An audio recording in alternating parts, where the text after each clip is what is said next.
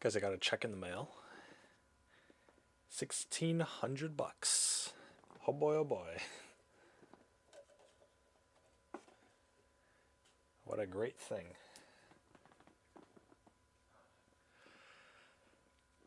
I think it was a tax return or something. $1,600. Oh my god. See, look at that. Look at that. All that stuff about, oh, it's, $400, the grilled cheese sandwich and the milkshake and the high class restaurant and all that. There you go. There's my money for it. Oh boy. $1,600 in check. There's a tax return. And technically I'm going to be using all that to pay off my college debt, but it's fine. It's fine, right? So fine. Anyway, I got a Pepsi. Got a Nitro Pepsi. I also had to go to the bathroom.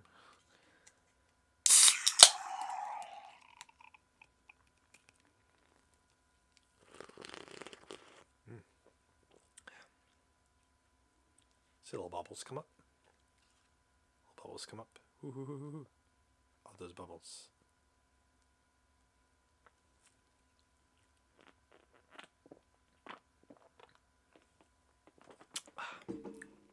It's pretty good.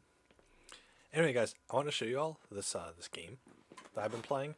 So basically, they have a phone version of this game too. So most of the time I play on my phone because I don't have my computer on. But it's easier to play on the computer technically. But basically, you start off with one character and you level them up, and then as you go along, you can unlock more characters. So what am I doing right now? So it's just one of those like phone games where you go idle, or you get to a certain point and then you gotta wait. Like, see, I was gone for 1 day and 14 hours, so so he's just been mining ore this whole time. So that's great. And then I can so I have 600 ore. Now I can go back to town, accept the egg quest. So this has also been going for me. And you guys don't need to understand any of this. It's just whatever. It's one of those games where you just do stuff and then you wait it out or whatever. So let's make that go faster. I'm good otherwise.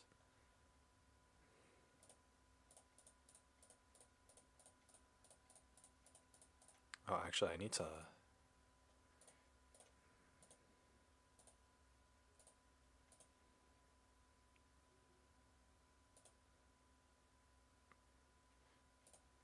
Actually, I'll do 3 right now.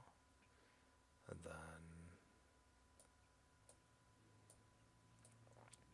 So right now I need a bunch of these gold bars. It takes a really long time to mine for gold. So...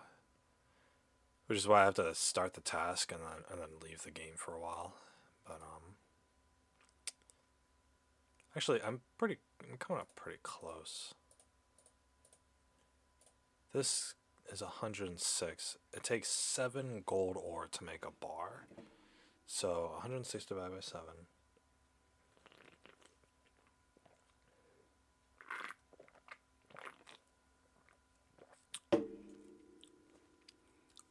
Is 15 with 1 left over. So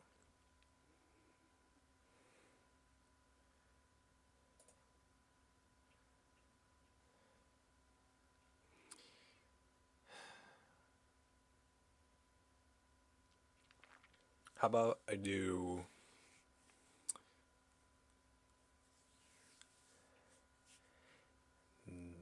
84, 91. How about I split it up into 90 per.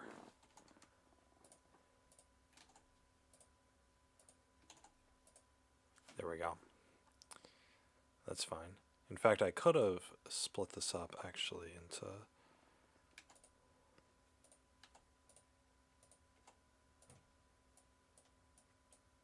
There we go. Now... So these take 7 ores to make a bar. So if I do it by multiples of 7, then it'll actually come out to be pretty good. And then I have double bar chance here. I have it at 20% chance of making a second bar, which is pretty nice.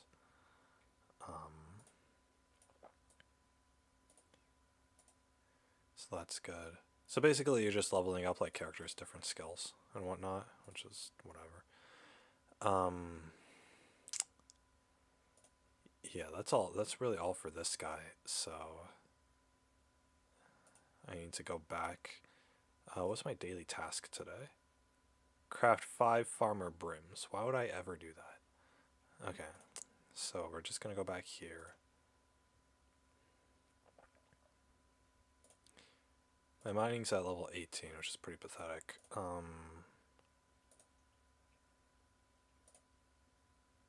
Get one of these. Then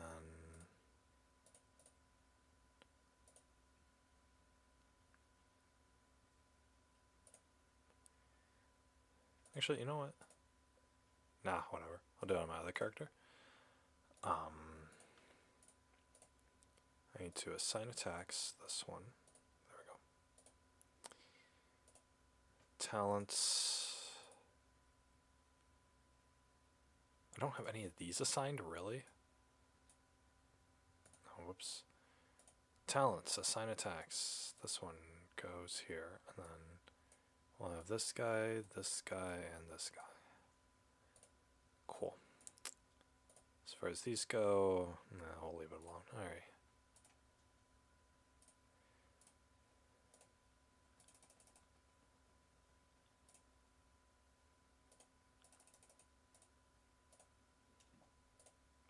So now he's 1 bar. Okay, so I'm just doing these very basic tasks for...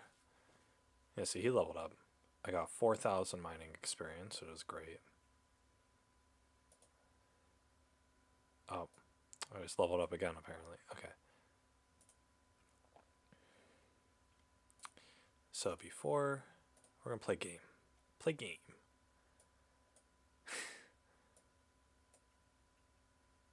Oh, god damn it. Okay. This is a little laggy. Basically, I just want a bunch of these gold bars. Or gold ore. So. Oh, come on. It doesn't really matter if you win or lose at that game. It's just, it gives you a little bit of a bonus if you actually do well. But yeah, this is one of those, come on. This is one of those mobile games where you either gotta wait before progressing much further, or you have to spend a bunch of money in order to progress faster. So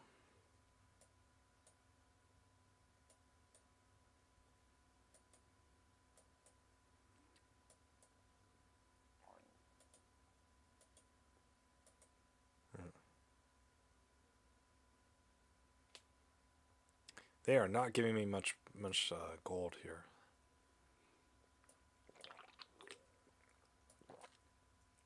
Ah, whoops. This is the boring side of it. No, honestly, I'm not going to play anymore. Here we go. So, with these, I can go here and go like this. Cool. I don't remember what the max capacity is. 370, okay. Is 370 divisible by... No, it'd be 7, so 364. 64, which means that would be 55 in each corner here.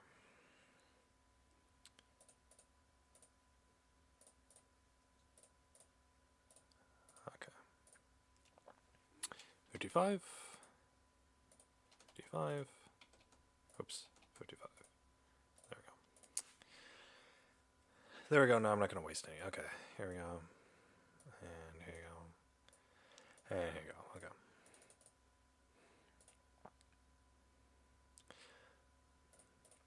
Oh, whoops. So, max cap. Level up. Hope you do. Once I get to level 25 in smithing, I'm level 29. Once I get to 25, I can unlock another. I can unlock a new item. Oh boy. This is one of the games where it's like, it's really fun to start off or to start out, but then you hit that roadblock where it's like, okay, I can't progress anymore without leveling up more, you know, waiting for this thing to finish or whatever. So then you, then yeah,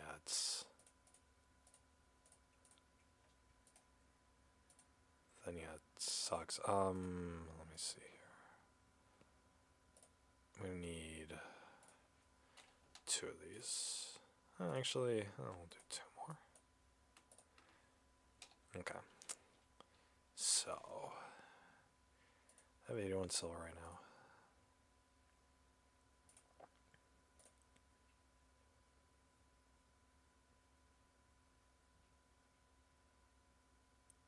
We're gonna go here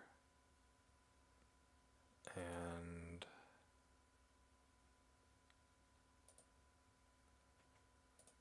there we go.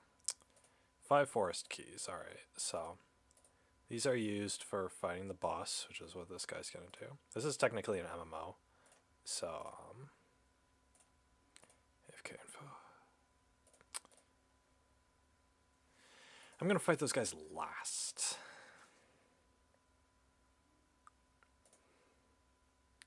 There we go. Got all those hot dogs. What the hell is this? Hey, that's cool. I didn't know there's a bow. Speed sluggish.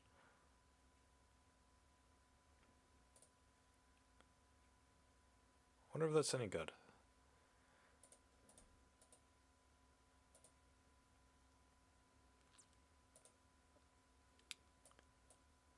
Bye.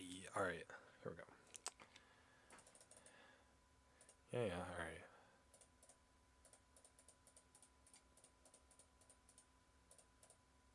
Okay, I can't put that away. What can I take out? Oh, we'll take out the bones.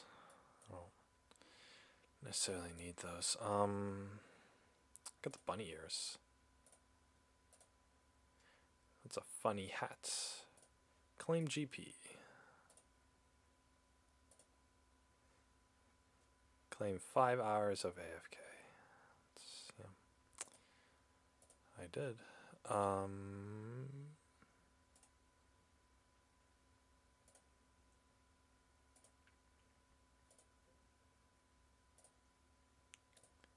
I can't really do anything as this class right now, other than redeem these.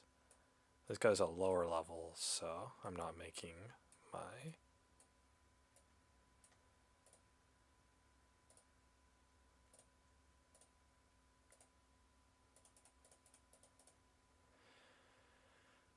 There's stuff here.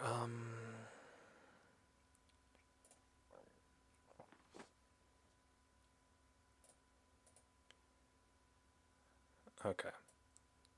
So I need 5 golden peanuts. Each golden peanut requires 100 peanuts and 50 gold bars. Which means by times 5, I need 500 peanuts and 250 gold bars.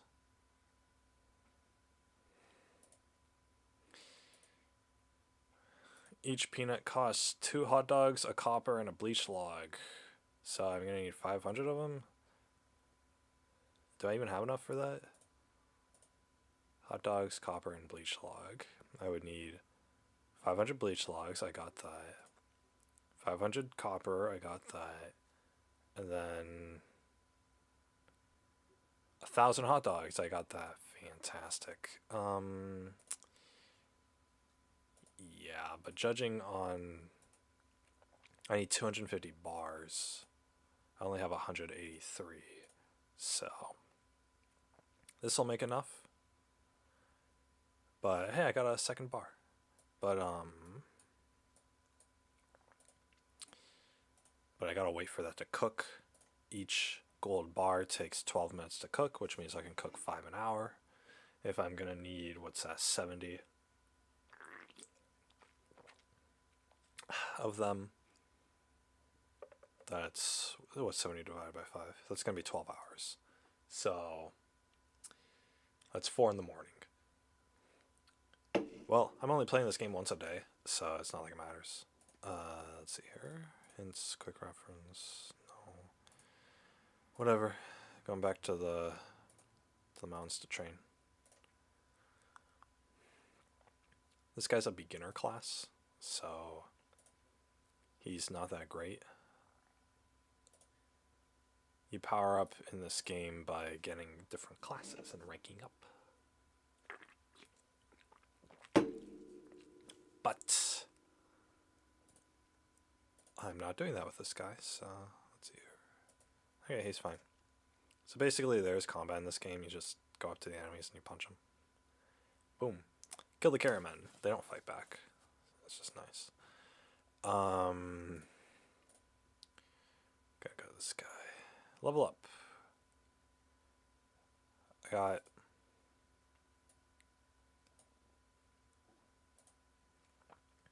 What is this? A little monument to the efforts of the most devious coyote, whose dreams were always just out of reach, and whose head often fell to the crushing blow of defeat.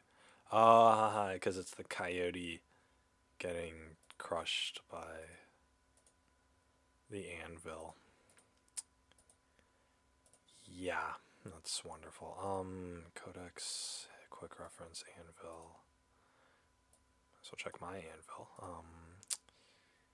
Yeah, no, so we're gonna go back to town. Do I have any space for this? I have space for that. Nothing else though. That's just fine. I don't know what the anvil's used for. Jorah the Anvil.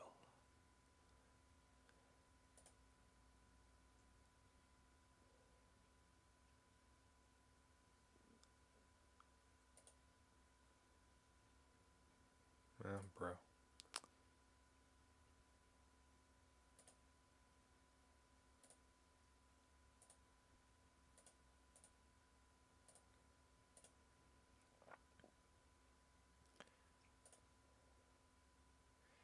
$5 per hour. Well, that's gonna get another one in a minute.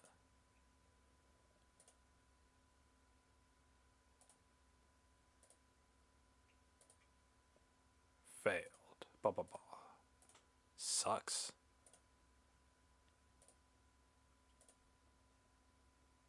Nice.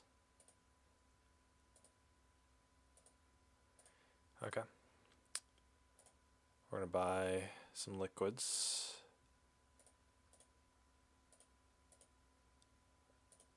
There we go. Nice. Alright. Pay to win. How much money do I have? 3.5 gold. Wonderful.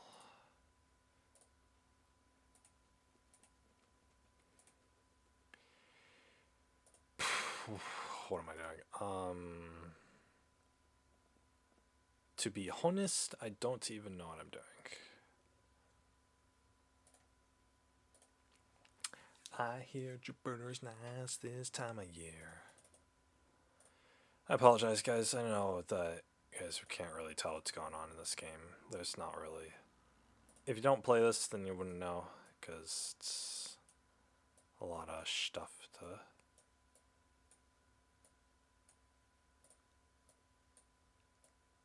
This is confusing stuff. Boom, boom. Boom, boom, boom, boom. Alright. This is what we're going to keep. And then... I actually want to see if I can buy...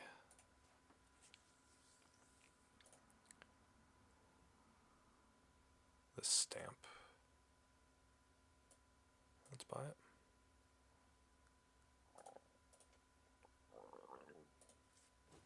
Hunk of junk.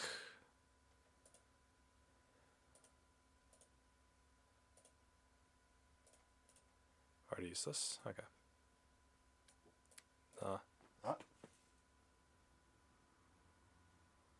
She made a throwing up sound, but good thing it work, stupid game.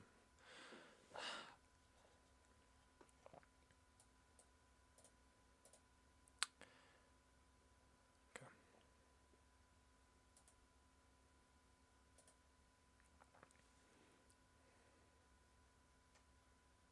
There, now it works.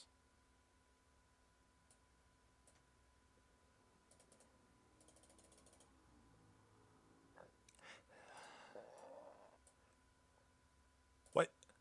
Okay. I did buy it.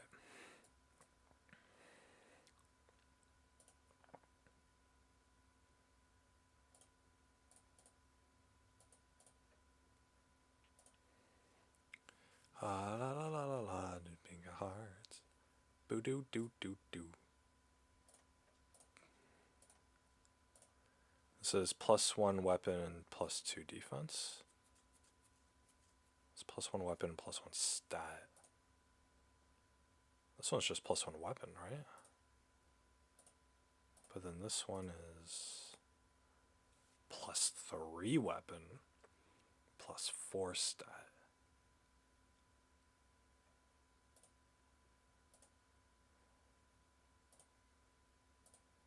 I don't need defense. I would like this, though. Okay. Now go up to stamp guy. We're going to see what this stamp gets us. Here it is. Base HP. Wasn't this one base HP? Yeah. Why is there 2 base HP ones? Oh, it upgrades by 2 per. Okay. And it takes little snail skins. Let's go get that snail skins.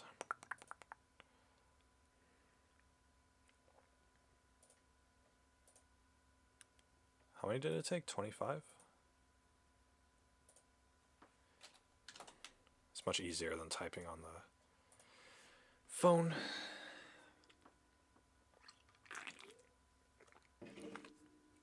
Increase level.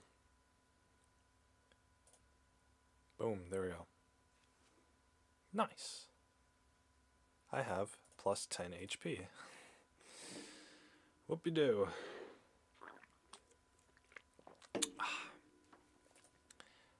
How many? I have 6 axe statues. How many statues do I need? I need 9.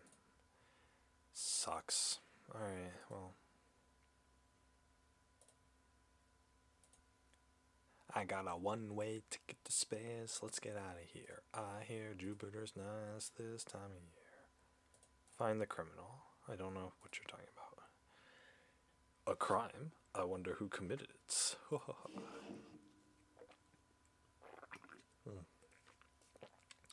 gonna do bug catching.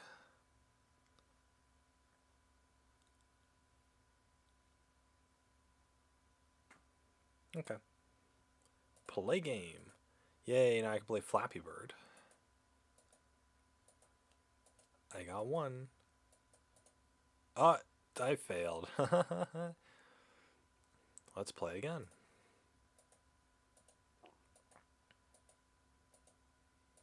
One, 2, oh boy, 3, oh my god, 4, 5, 6, 7, oh my god, will this be a new record? 8, 9, 10, 11, that's 11, new record. Fantastic. One more time, boys, one more time. 1, I don't want to play this little mini game anymore. 2,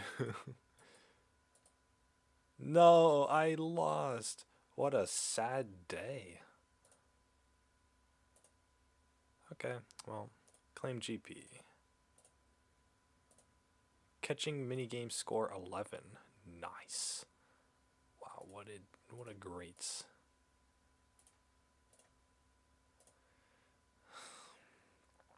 Bugs. I caught flies. Oh, great. That's such a wonderful thing, isn't it? Catching flies. I'm catching flies. Ba-da-ba-ba-ba. I destroyed a nest. And then I caught flies. I got a one way to get the space. Let's get out of here. 8,000 experience per hour. What's over here? Oh no. Okay, it looks like I don't have enough accuracy and I'm going to die as well. So, okay, I'm just going to go up here.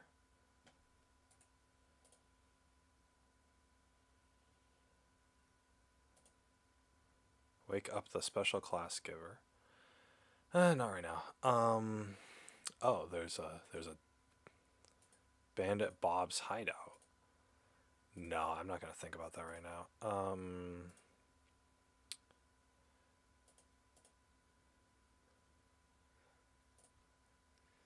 Accuracy for mages. Okay, so agility. I needed 225 here. There we go. And then I needed 64 defense. I currently have 55.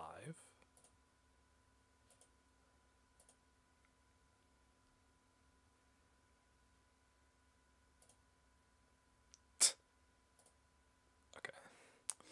Useless.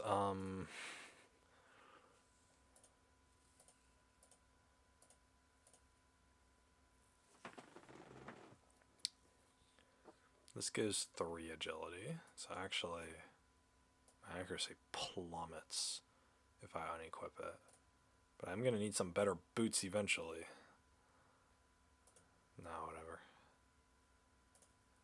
FK info. Oh, 61. Still.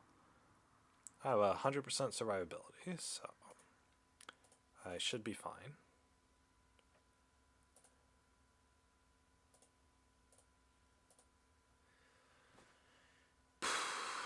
And I have like, oh, I have 20 pizzas. Alright.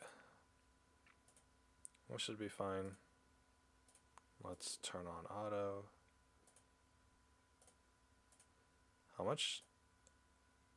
7,000? Well, whatever. We're going to Archer Man. Archer Man, he does the best that an archer can. 1,600 kills. See, to move on to the next area, I need 303 kills over here. But I got 1,600 kills here, so bam. Level 17. Whoa there. There's too much stuff. I got a one-way to get the spells. Let's get out of here. I hear Jupiter's dance this time of year. Turn the world on its axis. Hoping that anything happens. Sound in my heart. Here I go. Take a heart.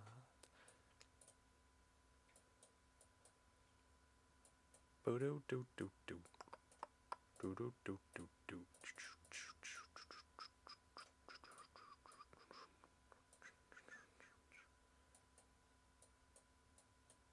There we go. Yeah, got a one way to get the spells. Let's get out of here. No room. Alright.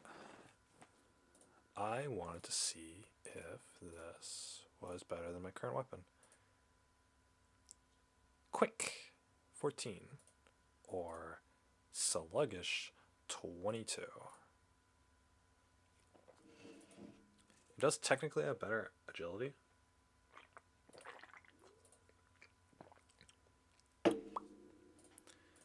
I want to see the attack speed.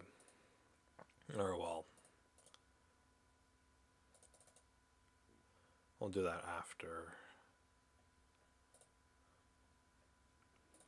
I get my stuff.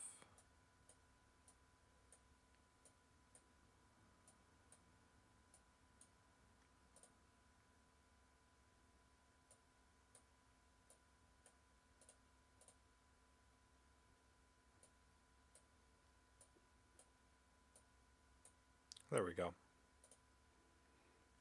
I'm just going to increase the experience we get from it.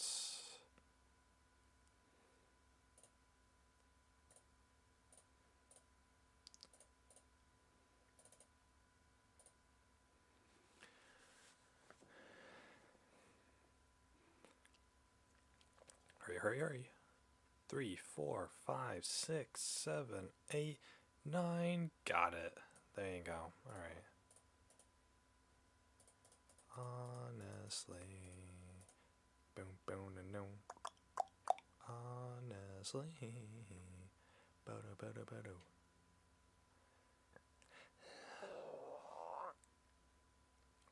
I gotta clear this. One day.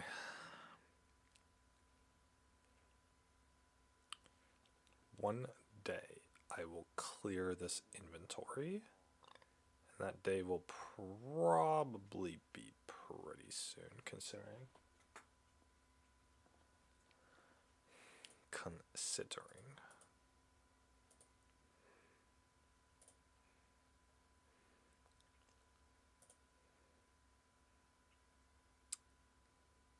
Okay, I was gonna test out the speed of this bow to see if it's worth it. Actually, I don't necessarily need to check out speed. What I can do is check out the AFK info.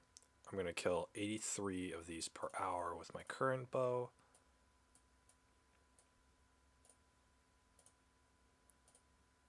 $74 per hour with the new bow. So, I mean, that tells me all I need to know. The carrot bow sucks. But how much does it sell for? 55 silver, that's a lot.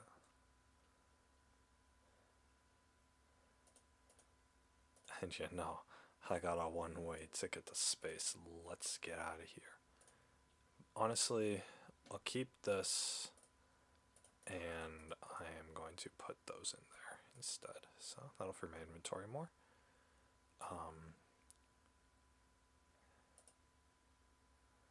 I will also take the axe and put these in here instead. That works out. Do I have a silver axe equipped? I do.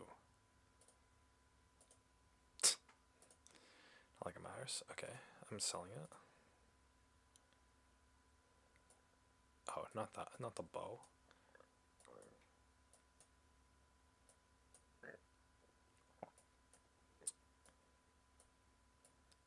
Sell the kebabs. Okay. So the bow guy shoots a bow. Oh my god. Would you guys have guessed? The bow guy shoots a bow. He shoots a bow like that, and then he goes like that, and then he goes like that. And that's all his skill set. Alright. What a wonderful game. This first map does 12,000 experience. The second map did 10,000 experience, because the enemies were harder to kill. And this third map does 8,000 experience. But my survivability chances, for some reason, 100%. So I needed 225 to hit them, right? Yeah. 225 accuracy. So we're going to go to talents.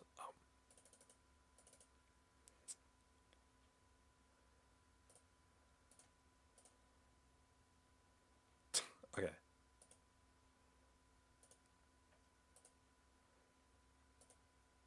Strength is for warriors. There we go. 226.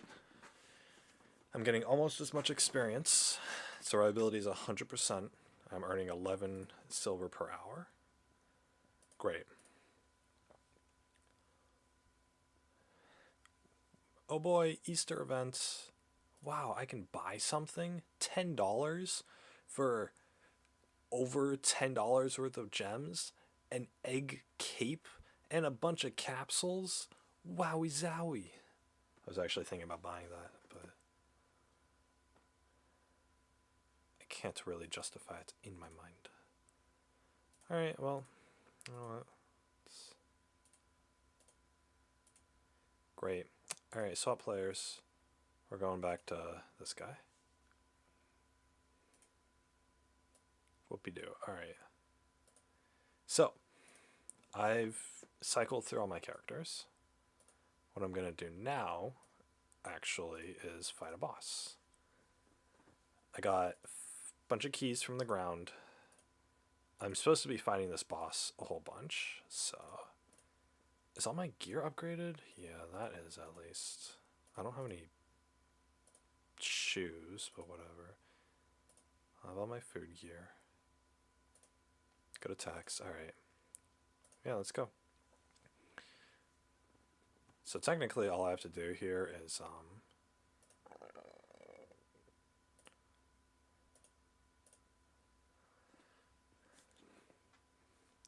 I say right here I dodge his sword attack. These silly little energy balls that he launches don't damage me.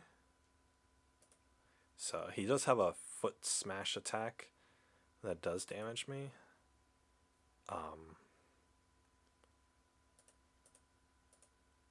And then that one damages me as well, but that one I can just walk to the side to bait it.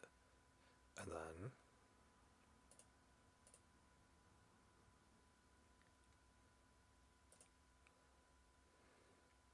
but then he does put up this healing thing.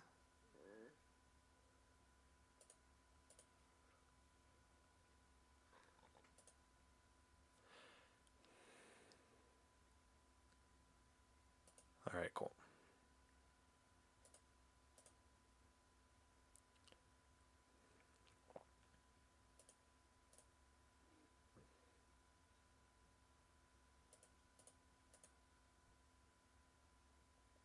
There we go.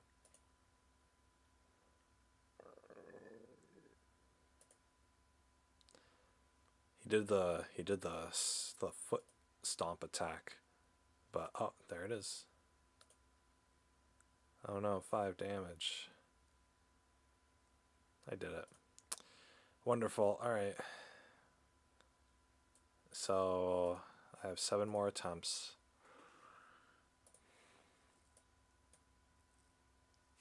I just need to recover my mana, and then I'll be able to attempt it again.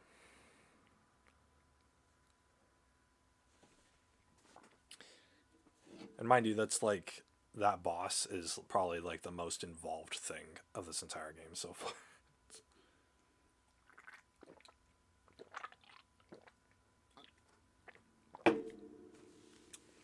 Unfortunately, I can't just AFK at the boss to kill him.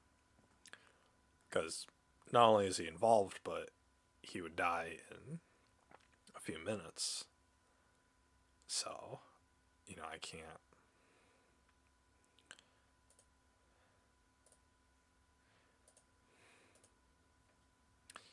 Whatchamacallit?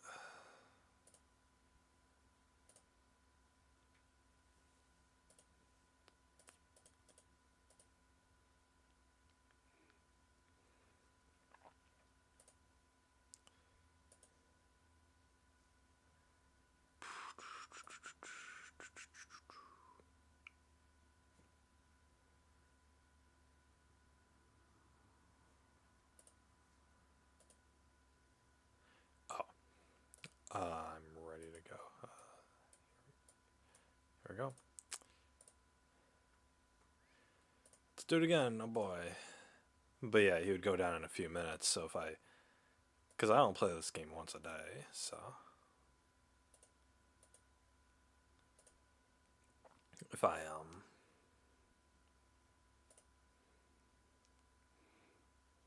oh no,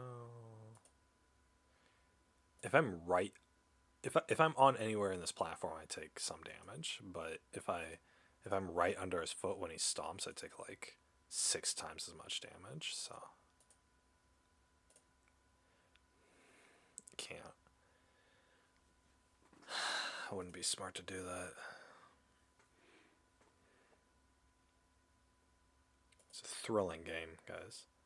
I only like this game because there's like a clear sense of progress, um, which I like. And then it's also with the fact that, I don't need to play this game a whole bunch, right? I only need to log in like once a day. So it's kind of like that gotcha game I was playing earlier, or last year.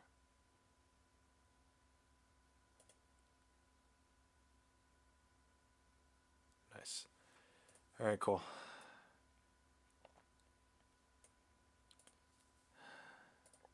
Oh, there's another spider. Is it gonna go under the thing? Nope. Where's my water bottle?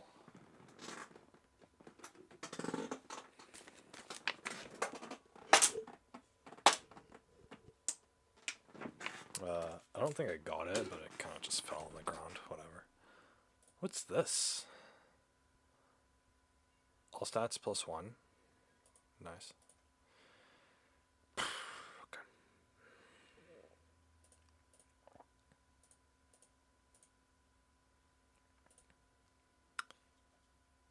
Alright, my health is fine. Or my mana is fine. Let's do it again. Oops. But yeah, I just like these games that,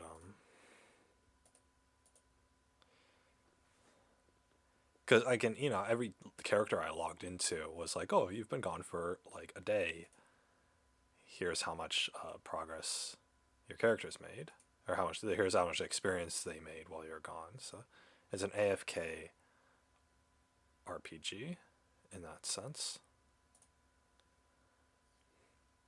Because there's stuff you got to do like this that requires you to be active in the game, but most of the game is about passive rewards that you get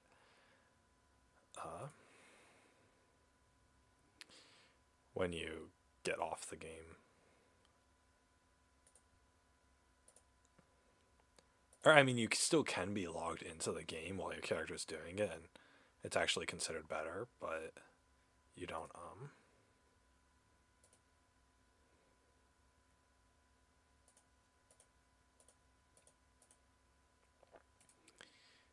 you don't always need to be active. Because a lot of the mobile games that I've gotten, um,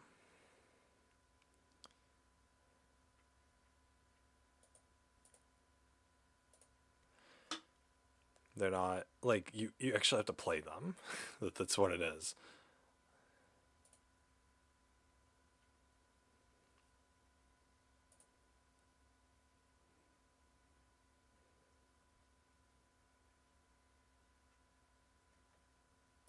I got an egg. Okie dokie. My inventory's full. Oh.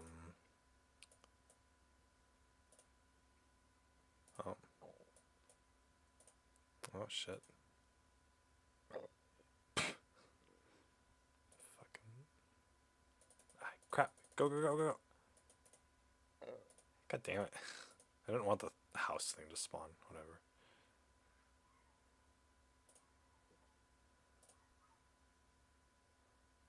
The house thing isn't here. Okay, good.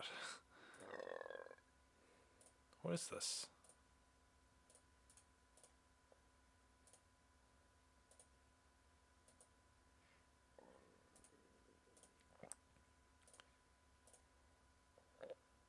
Restores 2,000 health with a 10-second cooldown. No, whatever.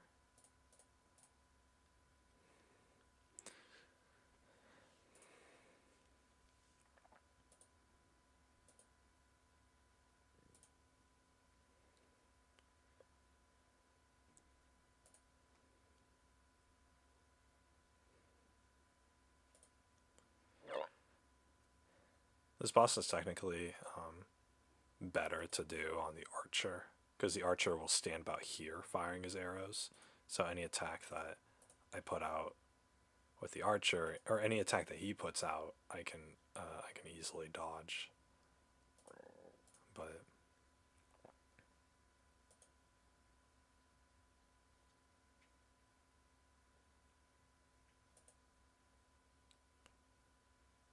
dang it, healed him.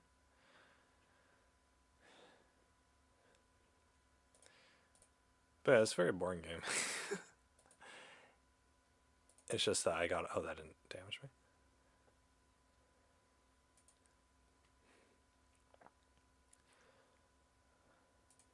There's a clear sense of progress when like you're actually involved in it. So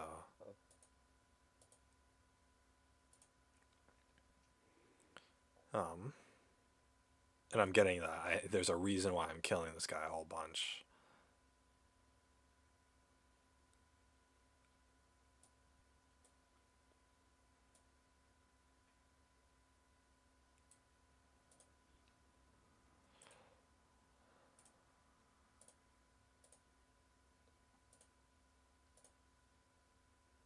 Oh, yeah, I'm part of the guild Homo. Also, it's kind of stupid, but whatever. I don't want to pick up the pizza.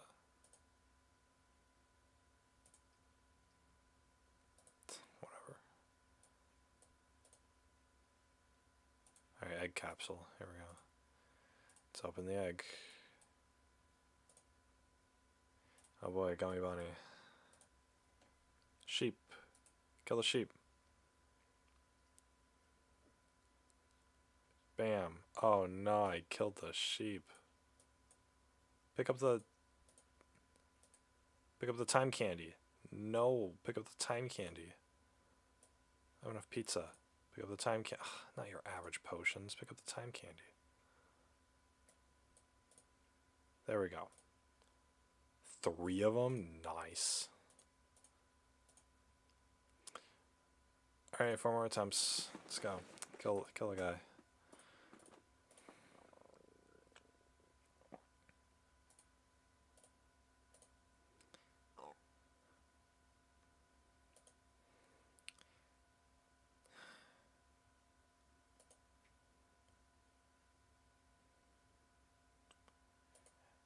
You typically only get 1 try on this guy per character, but they give it to you all at once.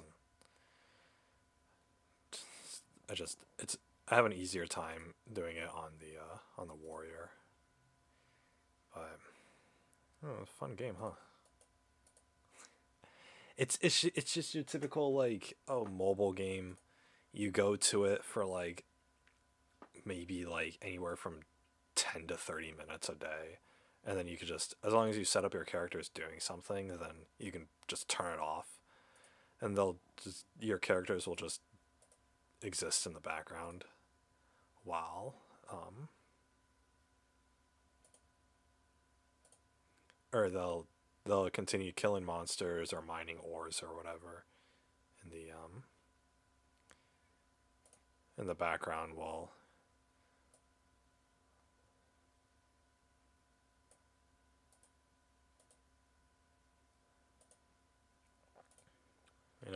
while you do real stuff. So I don't need these 8 boards. No, I don't want the nom witches either. God dang it. Oh my god, give up on life pants. I already have a pair.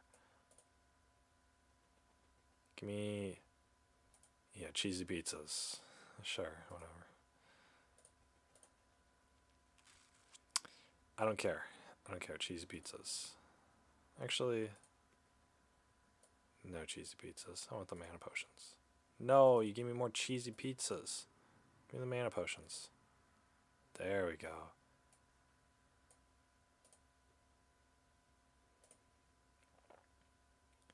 Can I eat a pizza? No, they're not going to let me eat a pizza? Oh, whatever. Alright. I should actually return. Okay. Put all my stuff in the chest.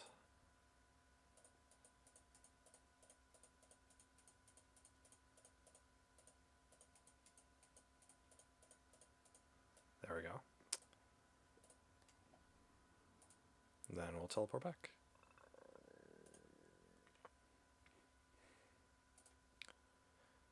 Ba-da-ba-ba, ba-da-ba, ba-da-ba-da-ba-da-ba, ba-da-ba-boo, boo-boo-boo-boo. This game is so exciting. Even I'm getting like I'm like involved in the game, but even I'm getting bored at like this specific thing of.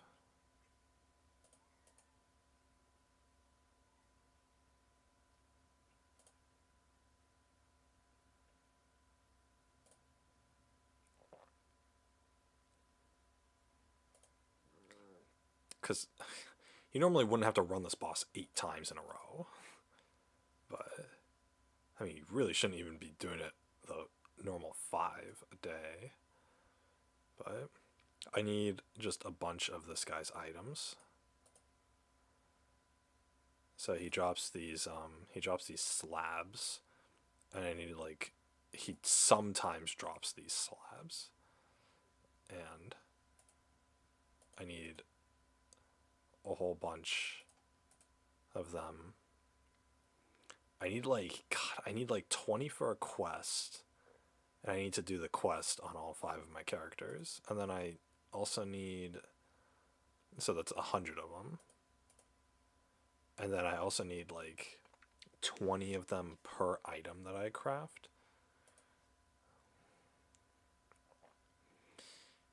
Of his, not to mention he actually gives a pretty high concentration of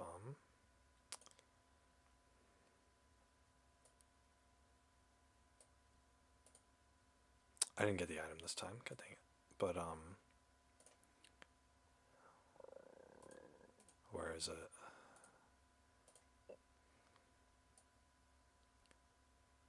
He gives you a pretty high concentration of gold, I mean, well, 10 silver.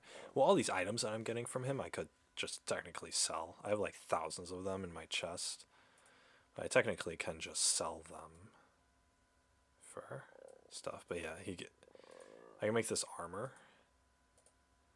And see, they require these slabs, which drop from him. A piece of rock from the big bad wolf himself. Careful, it's overflowing with green plasma energy. No, wait, that's just some moss. Ha ha ha. So anyway, this armor has a big amount of defense and some decent stats to them. So they have a lot of upgrade slots, which is good. But yeah.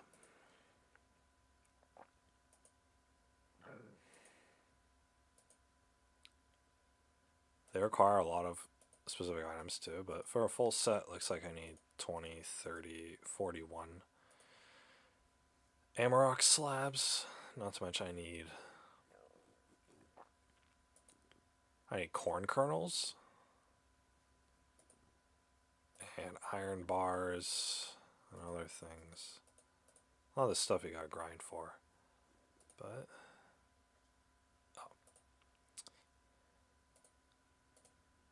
go go go.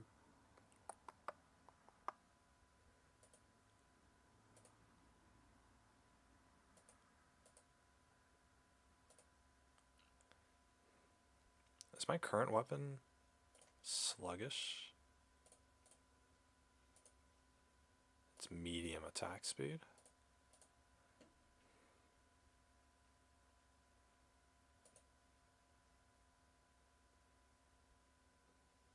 I don't really care about getting attacked, honestly. Oh my god, fine. Oh, that still hit me. Great. Oh my god, 3 times in a row, dude. Whatever. It's purely RNG. Whether he's gonna, depending on which attack it's gonna be. This thing heals him. So gotta destroy that as fast as possible. See, it already healed him once. Whatever. It's like the Millennia fight. the Melania fights in Elden Ring. Huh?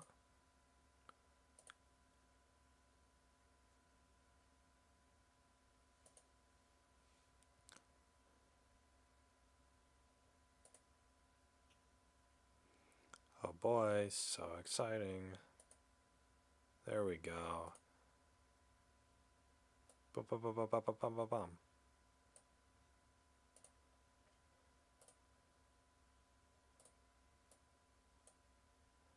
I got a one way to get to space. Let's get out of here.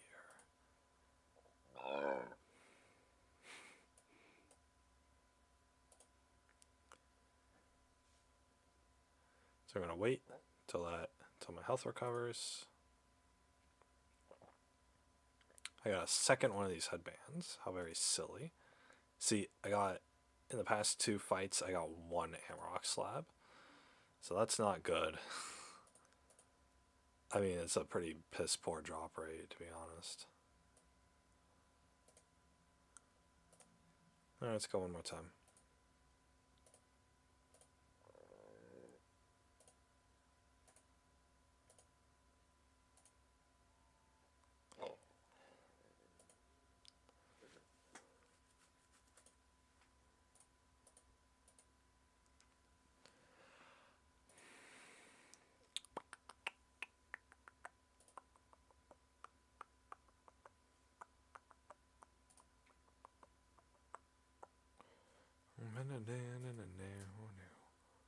I'm in the heart, you know how. I'm in the mud, in the mud.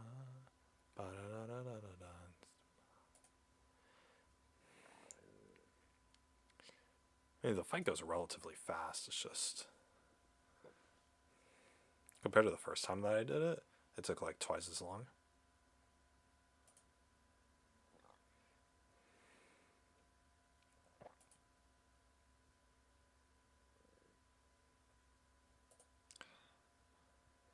We're gonna have to destroy this thing. I don't think I can beat it.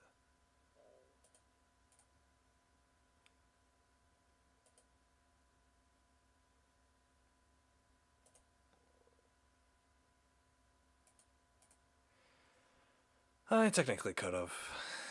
No, whatever.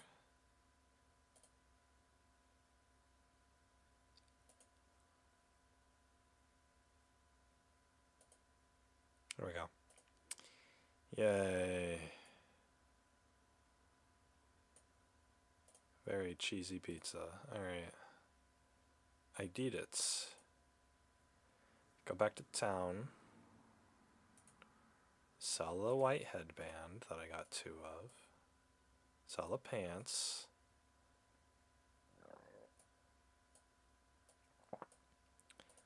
It's not really that worth it to be doing this, to be honest. But oh yeah, I'm gonna need to sell the sandwiches too.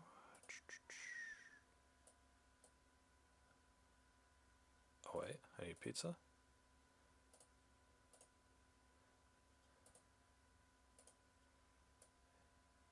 Pizza. And then, well, I mean, technically I don't. Should probably.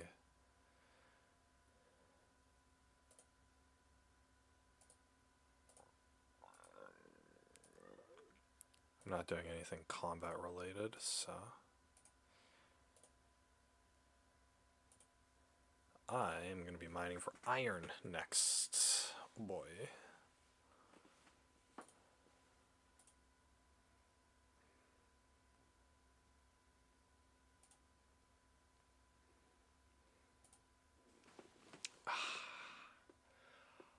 Oh. Piggy.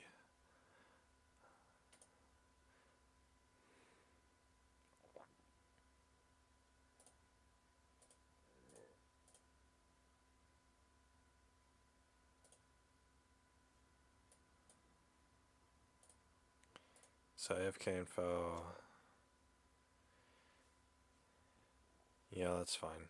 All right.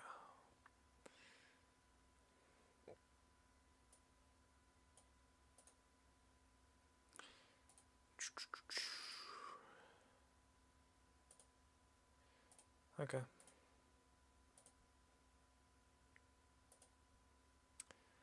So yeah, that's the game, I guess. Whoopie doo.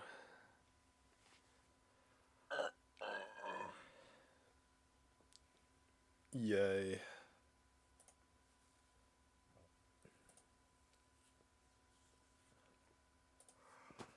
But yeah. Fun game. So this game, it's called Legends of Eidolon. It's on the Play Store on the phone. But yeah, it's actually like pretty cool when you're playing it yourself, but it's not a good game to stream. It's certainly not a good game to show other people. You start off and you got to kill enemy, or you just you do stuff.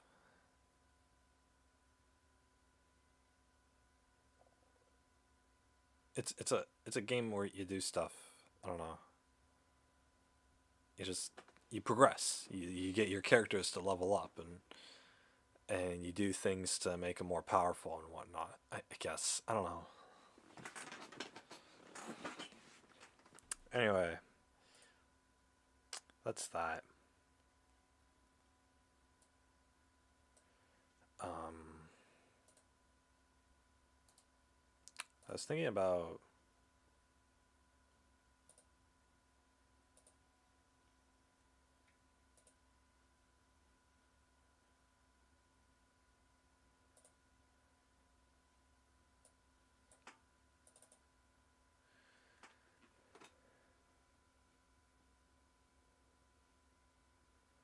Oh boy, what's the latest and greatest happening in Terraria? They're still updating this. All the news for PC, console, Switch, and mobile in one spot. I like how the one spot for console, Switch, and mobile news is the Steam page. But Steam is the PC platform, so it's like, oh, if I'm playing this on the Switch, right? How am I even gonna have heard of? Why would I go out of my way to go on a computer to go to the Steam store of Terraria in order to, and then just think about doing that in order to find some news or whatever, right? So the only reason I'm doing it is because I actually own this game on PC. But I haven't played it for years. You know what they say? April showers brings Terraria news. Is you could have tried harder on that. It's quite an exciting time for the PC. There's a guy riding on a toilet. That's wonderful. Team has made a lot of progress on the Labor of Love update over the past month. They're still updating the PC version? What the hell?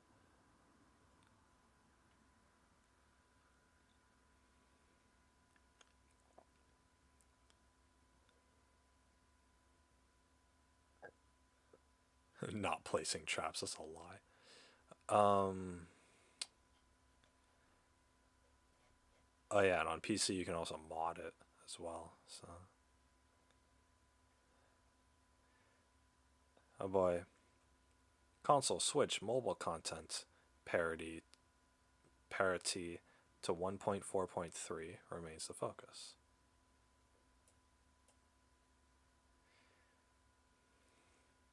Oh, they have there's a big deer boss from Don't Starve. That's nice.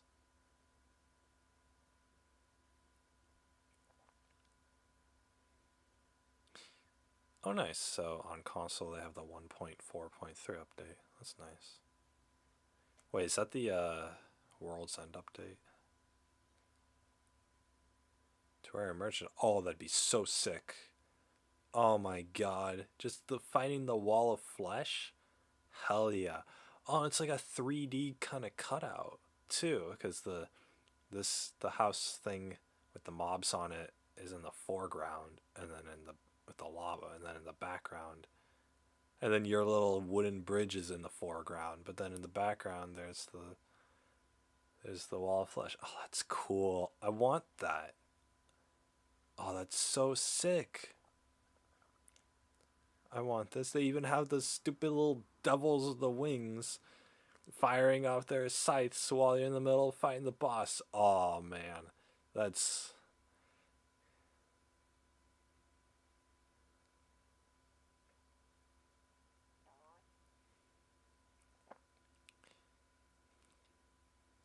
we'll have more information soon on availability. But we wanted this on your radar sooner rather than later. They better make enough of these. I'm sure this kind of thing would sell out. Although it has been like 12 years since the game first came out, so I don't know if yeah. Terraria and r/place. Fucking r/place.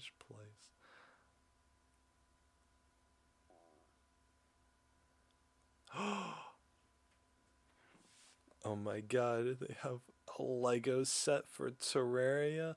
Oh my god, with your house in the up area, and then a elevator going to the underground with a little divot for a little cave that has a chest and vines and a glass heart. Oh, that's so cool. God, how nostalgic.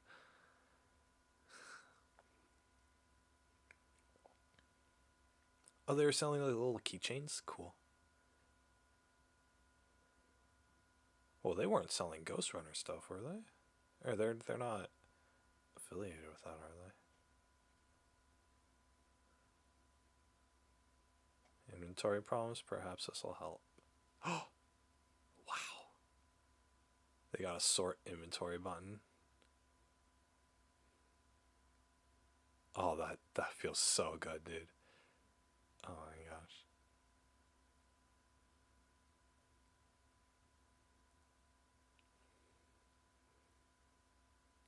Increasing the stack size of nearly every item to 10,000. Very nice.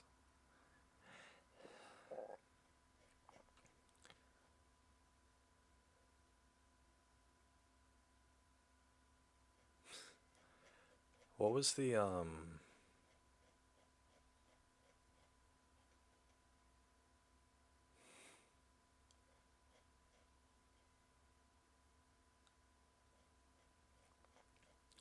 what was the update that I want that freaking wall board thing though.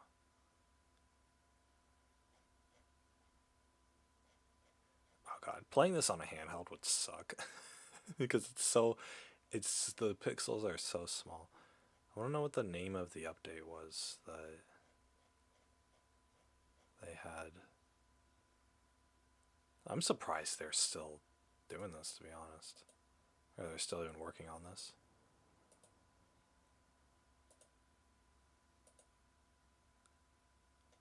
What was that? Nice. I don't normally buy merchandise, but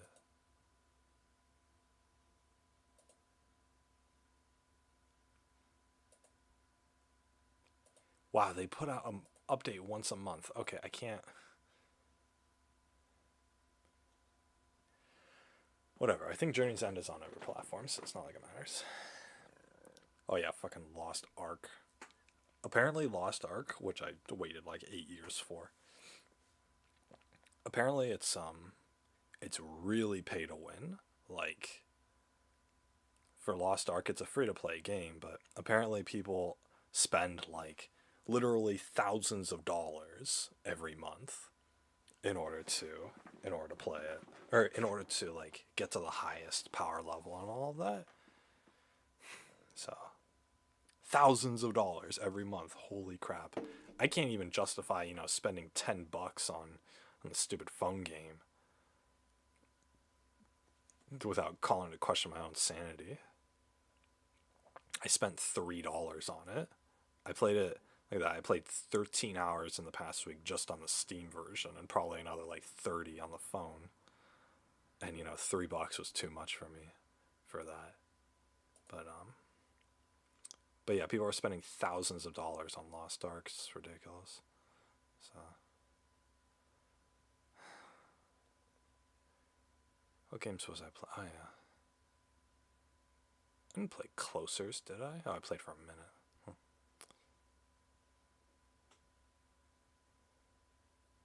Oh yeah, October was when I had. Oh yeah, Elion. That's right. I put 10 hours into this. Man, that game did not hold up.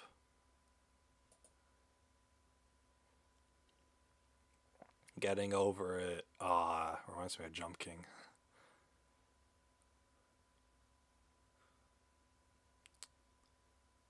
I downloaded these demos. Didn't even play them. Didn't even play the inside demo, or I played 20 minutes. The demo's only 20 minutes.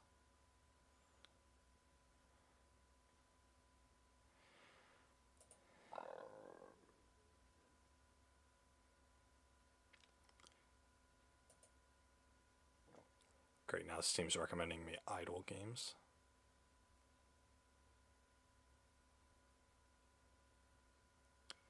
Blue Reflection. It's a game about anime girls. Oh my god.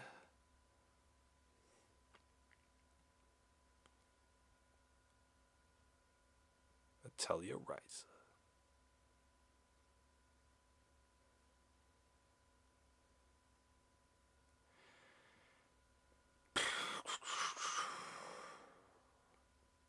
Oh yeah, I was gonna play an Atelier game. Oh, here they all are. I think I was gonna play Ryza. Wait, was I? Virus? Maybe. Ayesha. I was gonna play Atelier Ayesha. And Esha and Logi. Those were the two I was gonna play. I think, maybe. I don't know. Anyway, they never go on sale on PlayStation, so I'm gonna have to eBay them or something. Neo 2. And what was I gonna look up? I was gonna look up Jump King. Jump King. You've heard the legend too? There's a hot babe at the top of this mountain. For only $12. I think I got this game on sale on PlayStation. I want to kill myself. 10 out of 10. Very nice. Very nice. A friend of mine gifted this for me. He asked me if I was interested, and since I love video games, I just said, yeah, sure. As Viktor E. Frankl said, despair is suffering without meaning. This quote will be remembered throughout your playthrough, for this game is pointless. The game lures you about a hot babe at the end, but I'm pretty sure there's nothing but disappointment at the top. This game isn't the equivalent of pouring alcohol into your eyes and then wondering why it hurts so much. If only you did not pour the alcohol, you would have just been fine. But no, you decide to self-harm yourself through sophisticated means. While there are a lot more ways to injure yourself both mentally and physically without the use of such devices. Don't be fooled by my playtime. These 51 minutes feel like an eternity of pure frustration. This game will be remembered in a few years as a new form of biblical limbo.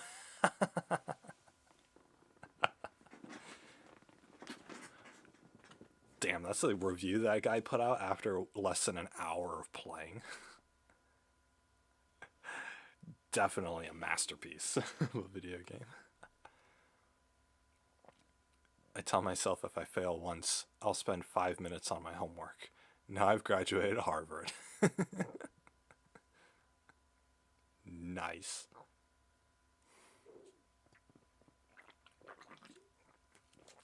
Family had to call 911 after reaching the top. All the blood in my body went to my penis.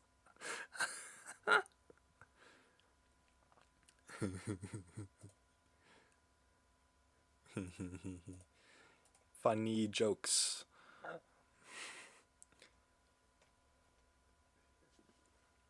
Very nice.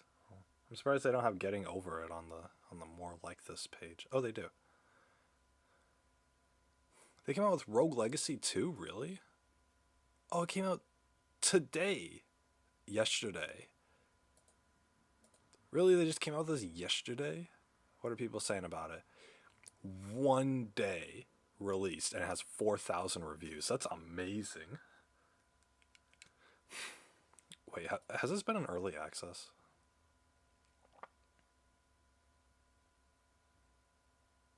Yeah, it has been in early access. Well, never mind then. Ooh. This looks kind of fun. I liked the first game, but I didn't play it too much because it was really gimmicky. Every adventure is unique, wildly new classes, revamped biome generation, true Metroidvania. This game looks, oh my god, that looks despairing. Hell yeah.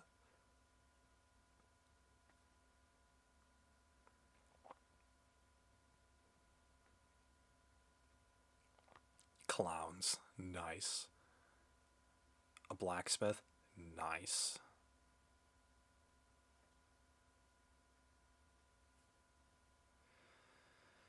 The platforming's top notch.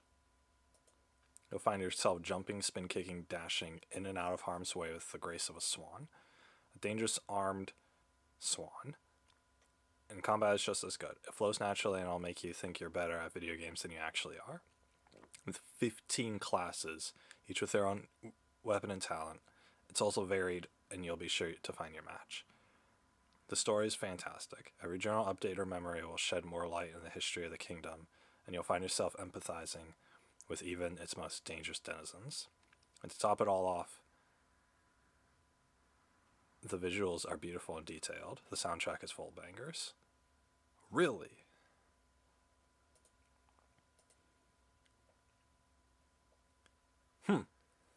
I mean, that pretty much sells me on the game. But, and this is a big but. It's a giant but. Rogue Legacy 2 PS5.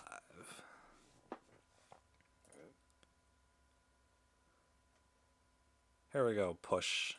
Nope. There we go.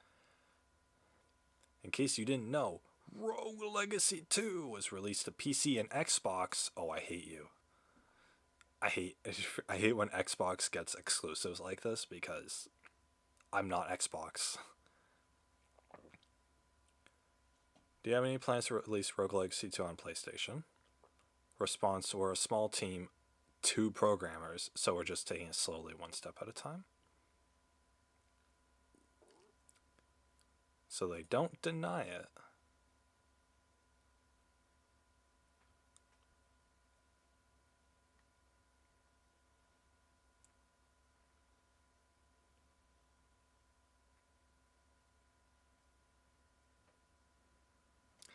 They don't deny it. That's for sure. Oh my god. All these messages I got. From Maria. Dude, Maria's telling me that it's 80% off sunglasses online. Order fast. Oh my god, and Raj Shri Upadhyaya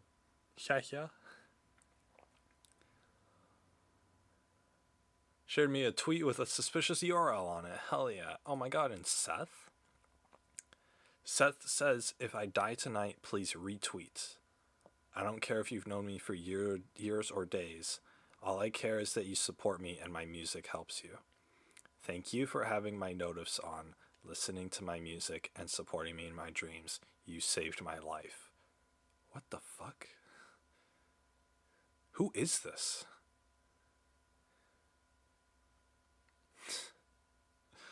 Freaking Twitter, man. What's happening?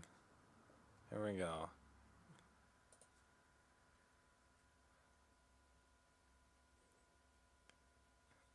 Anime girl gif. Feeling sick. I think I got the chills starting.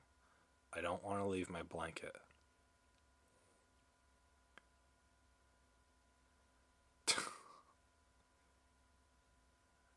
Oh my god. Like if you put your computer on the top of the desk, or retweet if you put it on the bottom of the desk. Oh my god.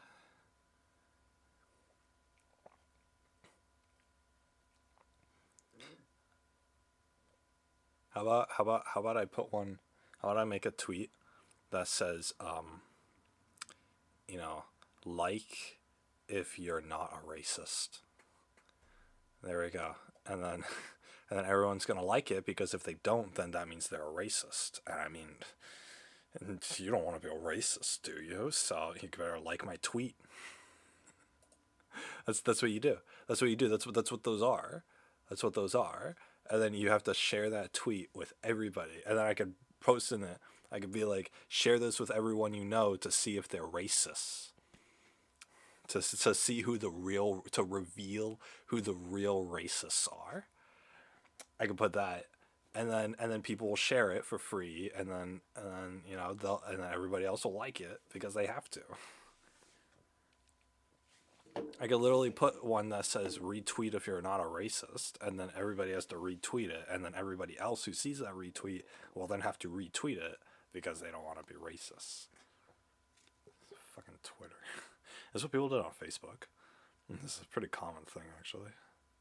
Maybe not to that level, but it was still like that. So anytime I see that kind of BS where it's like, oh, like if you do this, or comment if you do the other thing.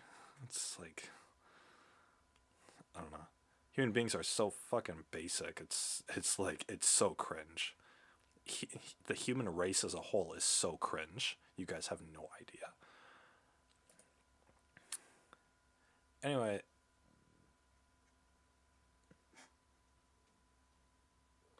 I'm thinking Rogue Legacy got an Xbox release because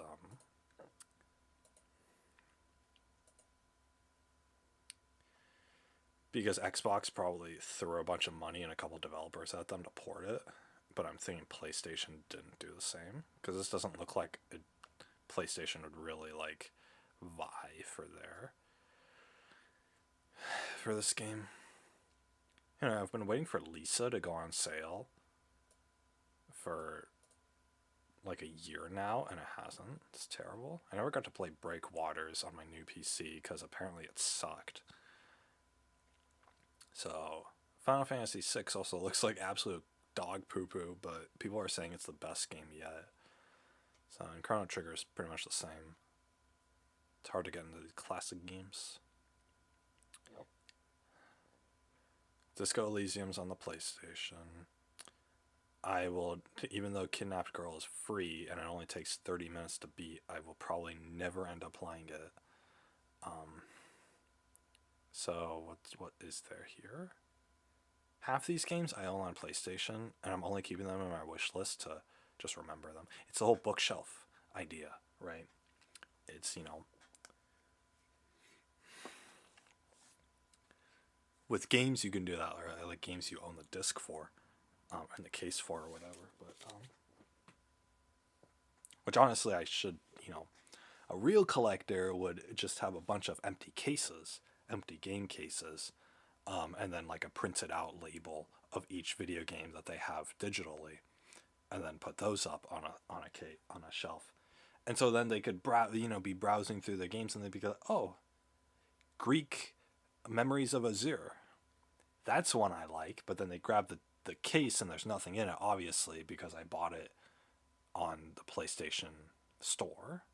So, but then it's like, oh, I remember that game, right? And I remember how mediocre it was. So, yeah, I could do something like that. But again, it's the whole bookshelf idea, right? When you see the thing that you did or the thing that you have, you remember the experience of it. So that's what I'm doing. Like here, I have Ori Will of the Wisps, and it's like every time I go to my wish list, and scroll down, I see this, and I'm like, and I'm thinking like, oh yeah, I remember Ori. That was pretty fun.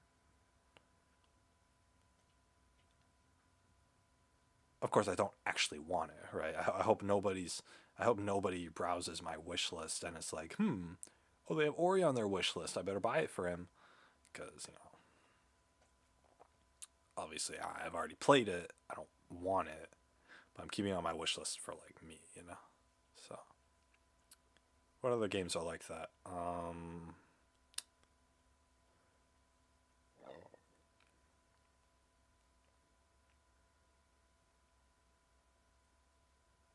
Like Cyberpunk, I would only play on the PlayStation. Death Gambit, RFL. I actually have this on PlayStation, and I've already played it on there. So, Kiwi, Kiwi, shush, you're too loud. Wizards of Legends, the same thing. Dark Souls 3. Kiwi, shut up. Shut up. I'm trying to talk. And you're interrupting me. Yeah. Yeah, you lie on the floor and curl from the side of my Pepsi. Yeah. But anyway, Dark Souls 3. I own it on fucking I give up. I'm not gonna like yell at her. And yes, what I've been doing, what I was just doing, wasn't yelling, because I can yell.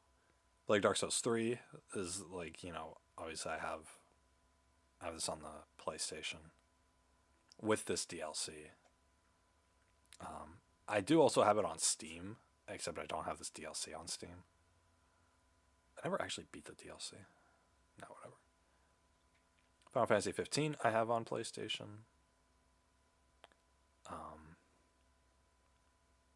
In fact, most of these games I would rather get on PlayStation than on PC, like Kingdom Come, Hob. A Hat in Time I already own. Fall of Light I already own. Darksiders 3 I already own.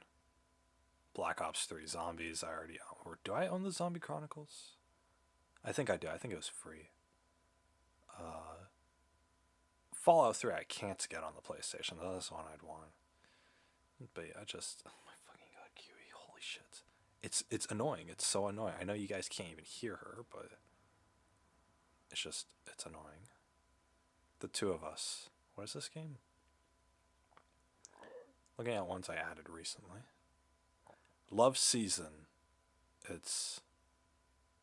Whoa. These are some raunchy images. I think sexual content, nudity, not safe for work, romance. I think I know what the game's about. Echo Beach. Why do I have a game called Echo Beach that's not even released and it's like this freaking... It's like this Undertale looking low quality game. Sunnyside? What is this? It's a farming sim. Where am I getting these games?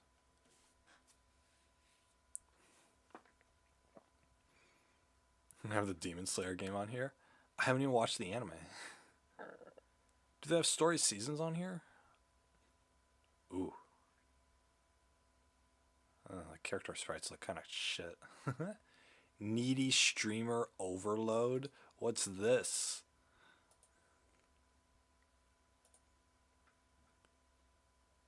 Why is this so hard just to exist? I don't even have the energy to be positive right now.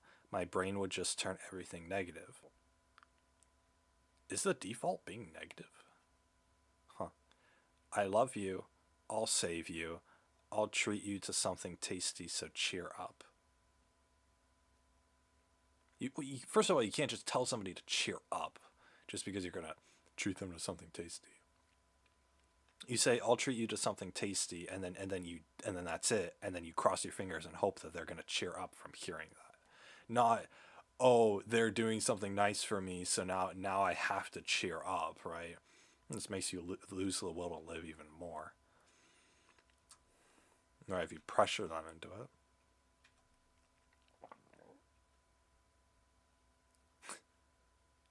I like how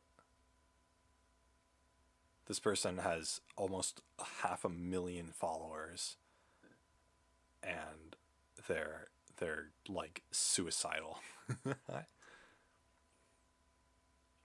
Kiwi, shut the fuck up! Hey, shut up! Shut up! Shush! No! No! Bad. No! No!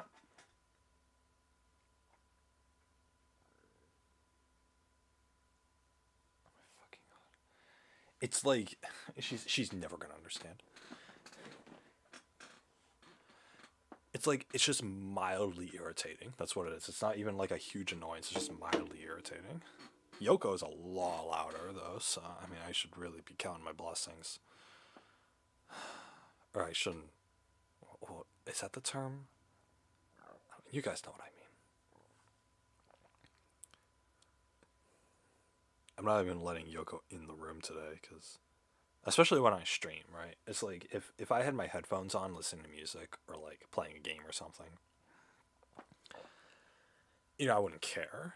But, oops. But but it's because I have my headphones off, just simply trying to talk. It's that's when I can hear it, and it's like I can't listen to myself think because it's just fucking noise in the background. Whatever. You guys know I get like so irritated. And it's just with the fucking cats, right? Honestly, if like a parrot was squawking in my room, I would probably find that less annoying than I find the sound of a cat slobbering all over herself. And the thing is, I would go out in my living room because we have 5 cats, right? I'd go out in my living room, and the other 3 cats would clean themselves, and I would stare at them while they're cleaning themselves. I can't hear anything. It's so quiet. Like I have to focus in on them just to hear the smallest inkling of noise from them cleaning themselves. That's how inaudible they are. So it's not just me. It's not just the fact that, it's I just get mad at cats cleaning themselves. No, my two cats slobber. They fucking Kiwi does it in like the mildest way. She fucking slobbers. But Yoko, she's fucking like she's like slurping. She's fucking like the sound when your cup with the straw is empty and you go like that. It's that loud to me. It's that loud, and it's just fucking Yoko. It's so annoying. And the thing is, like, I would know. Like, I would go out there to read. I would go out into the dining room to read, and I would hear Yoko. She would be a full room over, and I would hear her. She would be in like the living room, which is behind a wall, but it's still open space, and I would fucking hear her. Oh my god, it was so irritating. And it's just her. Like I said, the other 3 cats, they can clean themselves, and I won't hear a sound from them. But in comparison, Yoko just fucking like it's like it's intentional. Oh my god, it's so fucking annoying. I don't understand. I don't understand how like just fucking clean yourself quietly. So anyway, Kiwi is like picking up on that too. It's like she's progressively getting louder and louder as she slurps her body. So anyway, what is this? Is this like streamer management? Bringing happiness to the nerds floating in this electronic sea. Nice, cheery greeting, cute. Oh my god, a new streamer. Cute. God, you're so freaking cute. Got it. Weird name.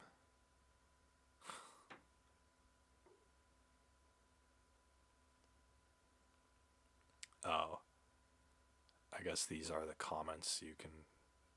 Oh no, she's moderating. She can delete the comments that are negative. She can delete the comments that are negative. Ugh, I hate that. Holy crap. Okay. Oh, threaten us more, Kangel. You've got my support. She looks promising. At the end of the stream, I will respond to the comments you chose. The fans love that. Aren't I so kind and generous? This person's full of themselves. That's what you are. Let's go to that popular place. That place popular with young people. I hate this. I hate everything about this.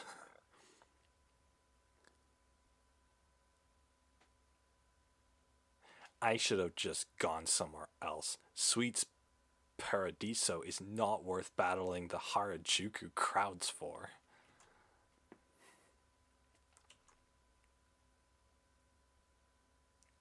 Went out for yakiniku today. Hashtag food porn. Oh my god.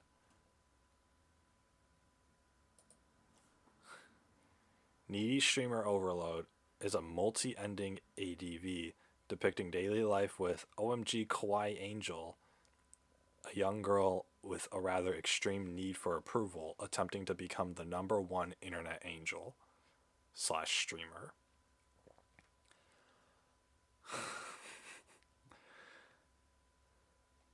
It really is a commentary on today's current atmosphere. Oh. It's this depressed goth girl who puts on this cute persona. I hate that. I hate that so much. I hate it because it's, she's needy for it. That's what it is. I don't mind people being needy, but if you're needy, don't go on the internet seeking validation from strangers, right? And it's the same thing with social media, right? It's the same people who, you post something to Facebook or to Instagram or whatever. Now it is Instagram. You post something to Instagram and you thrive on the number of likes that you get, the number of shares that you get or whatever. That's not good. That's not good at all. Like, it's okay to feel good about that. But the thing is, if you're actively going out of your way to seek that validation, that's not healthy and you're mentally ill. Like, you know, and not, those labels alone aren't necessarily like, I'm not saying those just a name call. It's the fact that these people are ill in the sense that they have this constant need for attention, but the way that they're getting the attention is completely superficial, right? People need attention, right? It's just as a general, like, most human beings need attention, but the kind of attention that human beings need is something intimate, right? It's something that you need from people who like you and who know you. That's what it is. You need people in your life to accept you. The human social aspect, or the social aspect of human beings that requires attention, it's based off of social acceptance. Social acceptance being, right, let's go back to caveman times, or tribes, right? Tribes of Indians or whatever. You need social approval in order to survive. And so human beings seek social approval because we need that in order to survive. So they seek social acceptance. And social acceptance, but that social acceptance comes from the community. That attention comes from the community of the people around you, whether it's the members of your family, or whether it's the friends that you have that are the same age, or whether it's a romantic partner who, is going to take care of you physically and mentally and financially and all of that. Or whether it's the entire community in general, right? You're popular amongst the community. Some people need that, right? They need to be at the top of the social hierarchy, which again is fine. I'm not that kind of person, but that's fine, right? If that's the way that you're fulfilling that. But the thing is, these people, right? You take some, and I am taking this game way more seriously than,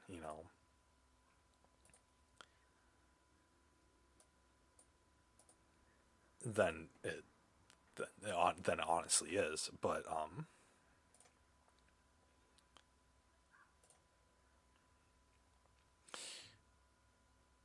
if you're a depressed teenager who just needs social, who your cure is to get social validation, you're depressed from a lack of social validation from the people around you. That's what it is. You don't have anybody close to you in your life who gives you that attention, which is, that's a common symptom, right?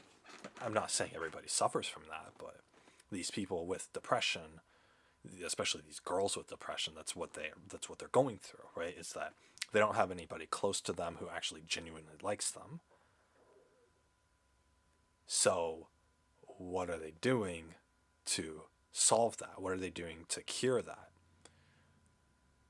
They're not, by being a streamer or being, a TikTok influencer, or talking to random dudes on the internet, on Discord or something, right?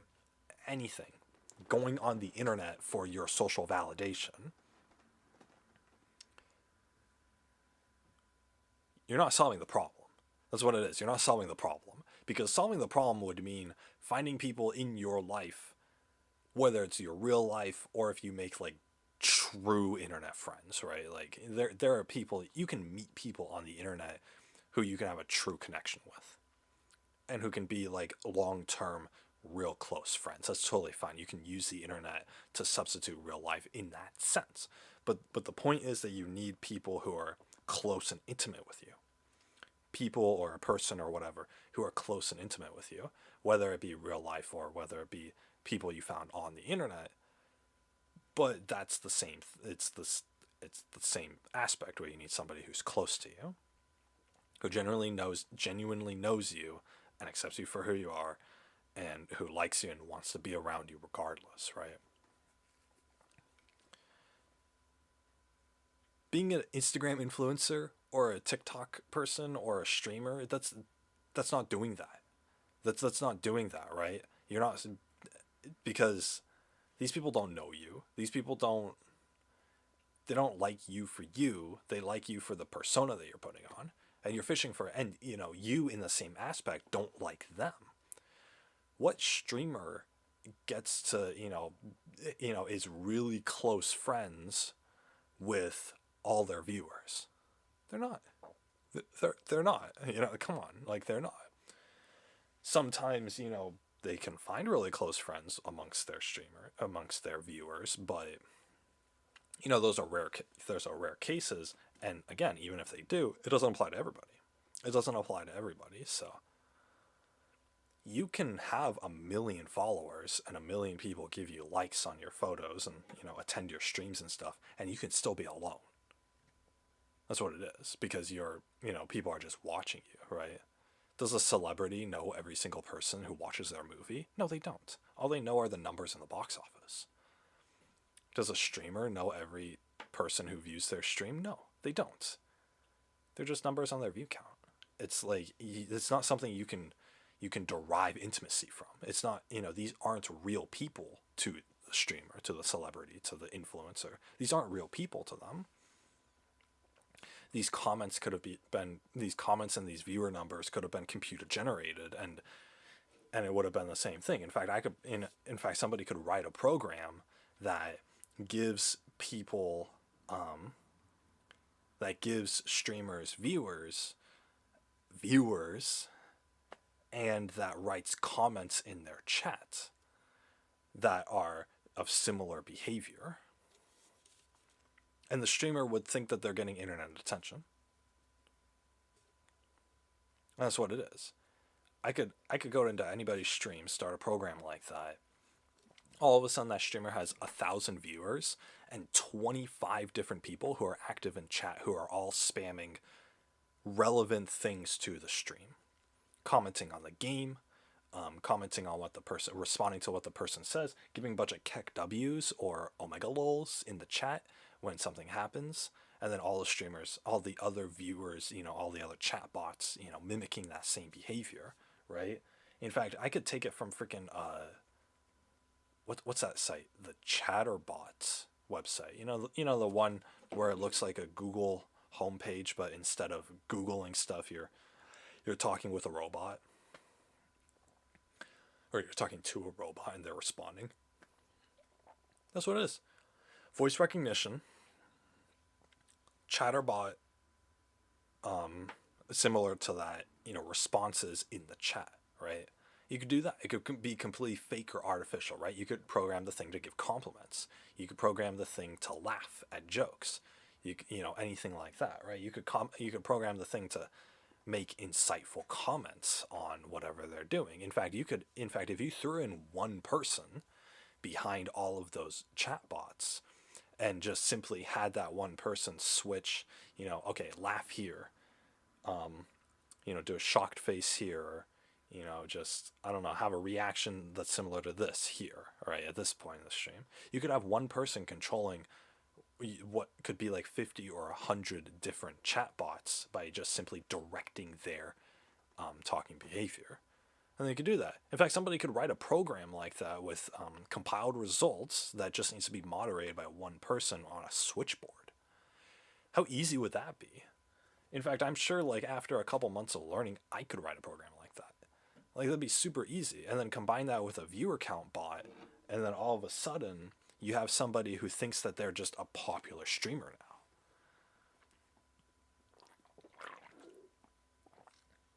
You could do that. You could trick somebody into thinking they're a popular streamer. And what's that going to do?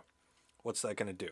They get this social validation of, hey, a bunch of people are paying attention to me. But guess what? It's all fake, right? It's all computer generated. But the whole point that I'm even bringing that up is that, it doesn't matter.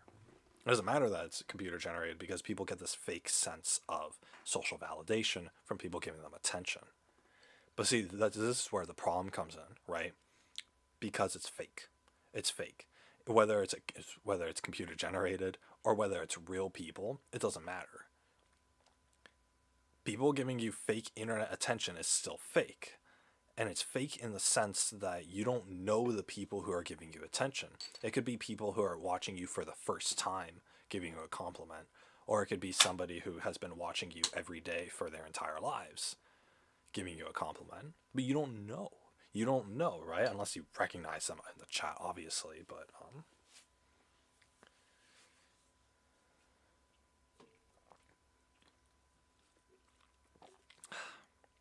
But again, it's not close friends, right? It's not people who you genuinely know giving you social acceptance, because social acceptance doesn't mean much from somebody who you don't know, from somebody whose social acceptance doesn't have any value. That's what it is. If you grow up around your family and your parents who, let's say you're in a normal family, right? And where the structure actually works and the parents love you most of the time. You come home from school with a A on your report card and your parents praise you and you feel good about that. The social acceptance that comes from your parents complimenting you on your achievements means more because it's from your fucking parents, right? Because it's from these people who you're seeking approval from. Whereas you show that report card to the homeless person on the corner of the street in your neighborhood, and you show that to him, and he's like, oh, you got an A, good job. That compliment means nothing to you. It means nothing to you, and especially it means nothing to you compared to your parents complimenting you. Because who gives a shit what a homeless person thinks, right? You don't like that homeless person, or, oh, you've never seen them before, or whatever, right? The person who's standing in front of you in line at the grocery store compliments you on your good grades. You don't care, right? Who is this person who's complimenting you, right? You don't care about their compliment because they aren't a part of the group of people who you know closely who will give you social validation. And the reason why those people's comments don't matter to you is because they themselves don't have an impact on your life. So why would the words that they say matter to you? You're going to care about the opinion of the guy that you have a crush on way more than the opinion of the guy who who, you don't even notice in your class, right? The guy in your class that you don't even notice and you forgot he existed even until he spoke to you, gives you a compliment. You don't give a shit, right? You don't care at all because he has no weight on your life, right? He has no impact on your life because you don't care about his opinion, because you're not trying to get involved with him romantically. You're not trying to be his friend. He's not your brother, right?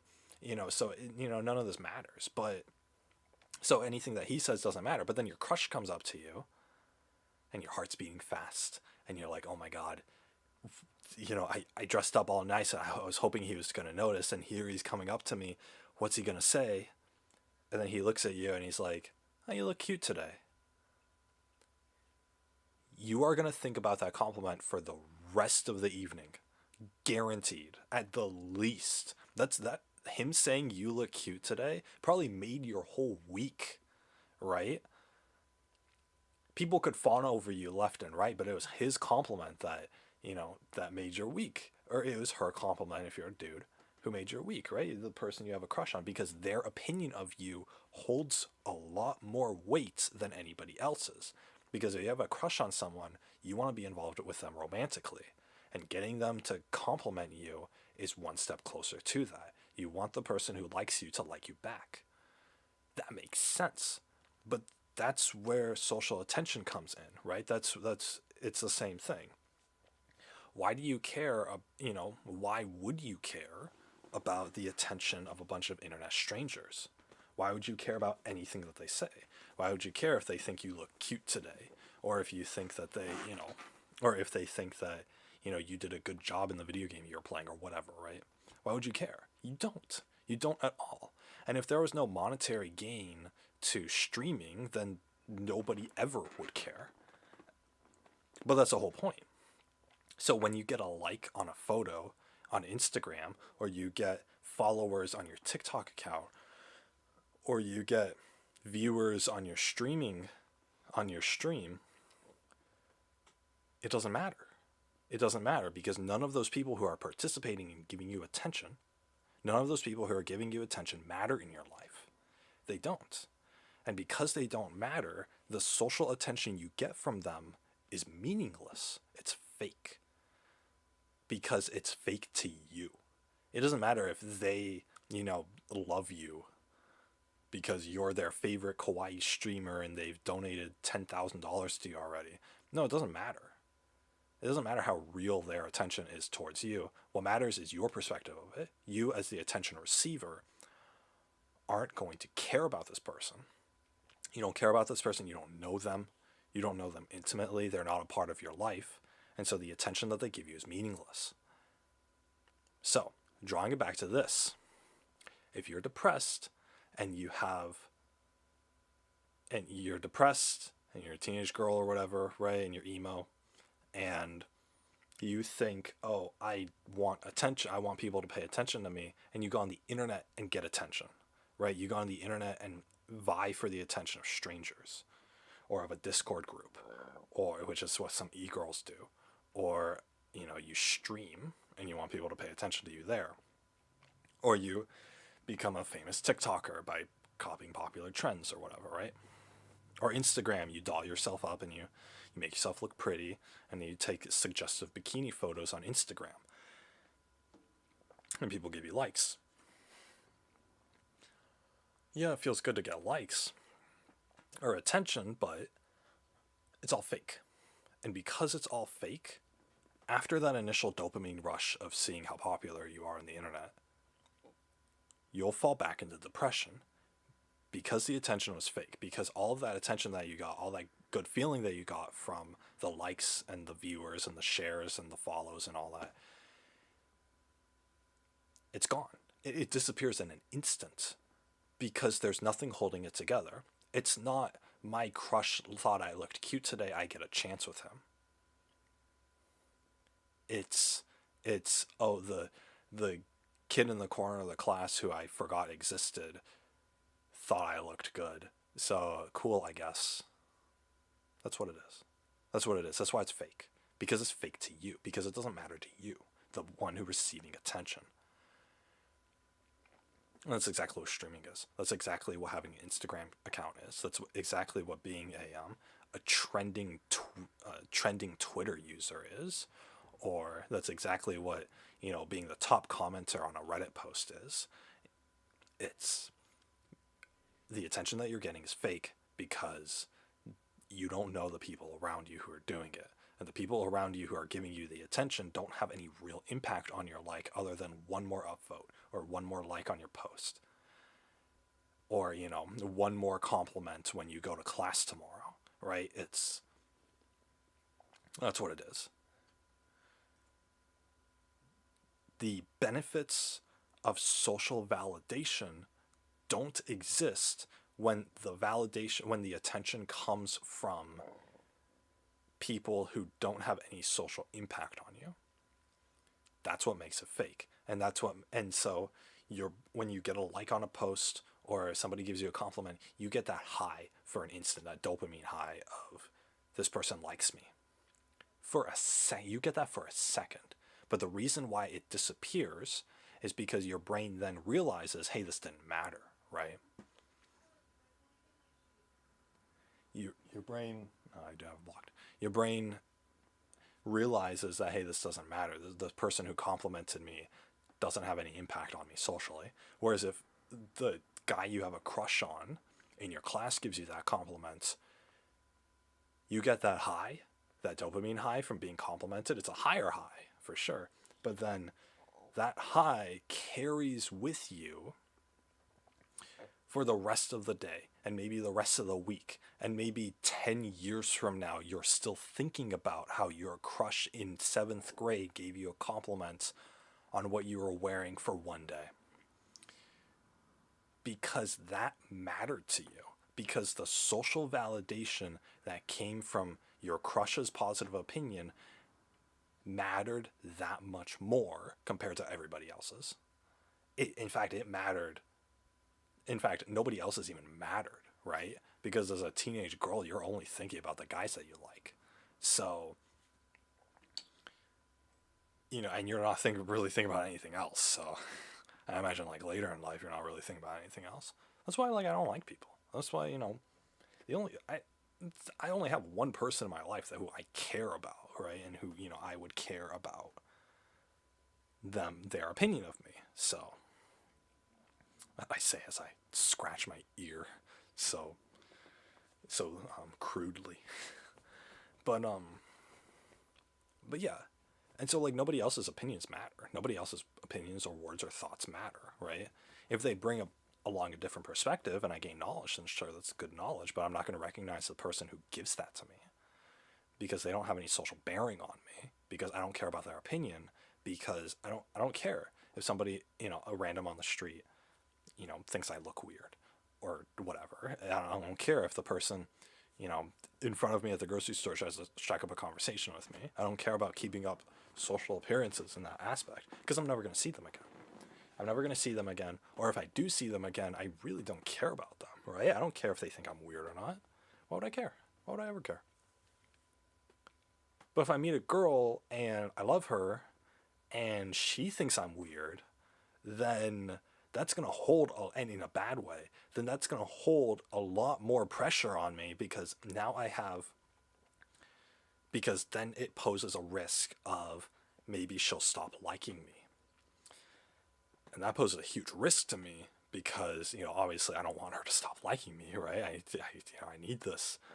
But, so yeah, because of that, I'm going to put in more effort in order to get her positive attention, her positive social validation of me, because that is very ingrained in the impact that it has on my life. She has more of an impact on my life than anybody else, right? Anybody else that you could keep up appearances for. So that's, that idea is where all of this is the problem with all of this, right? If the social validation you're getting from other people is fake because it's fake to you, because it's coming from people who don't have an impact on your life, then does it really matter? And is it really something you should be seeking out? The answer is no. It doesn't matter and you shouldn't be seeking it out. But people do anyway. Girls like this do anyway because this is a fictional video game. There are girls in real life who are exactly like this. They're goth and they're emo, they're depressed. But in their depression, in their misery, they think, hey, well, it feels good if I get likes on a Instagram post, so let's try to get more likes on more Instagram posts. Let's try to get more views on my TikTok videos. Let's try to let's try to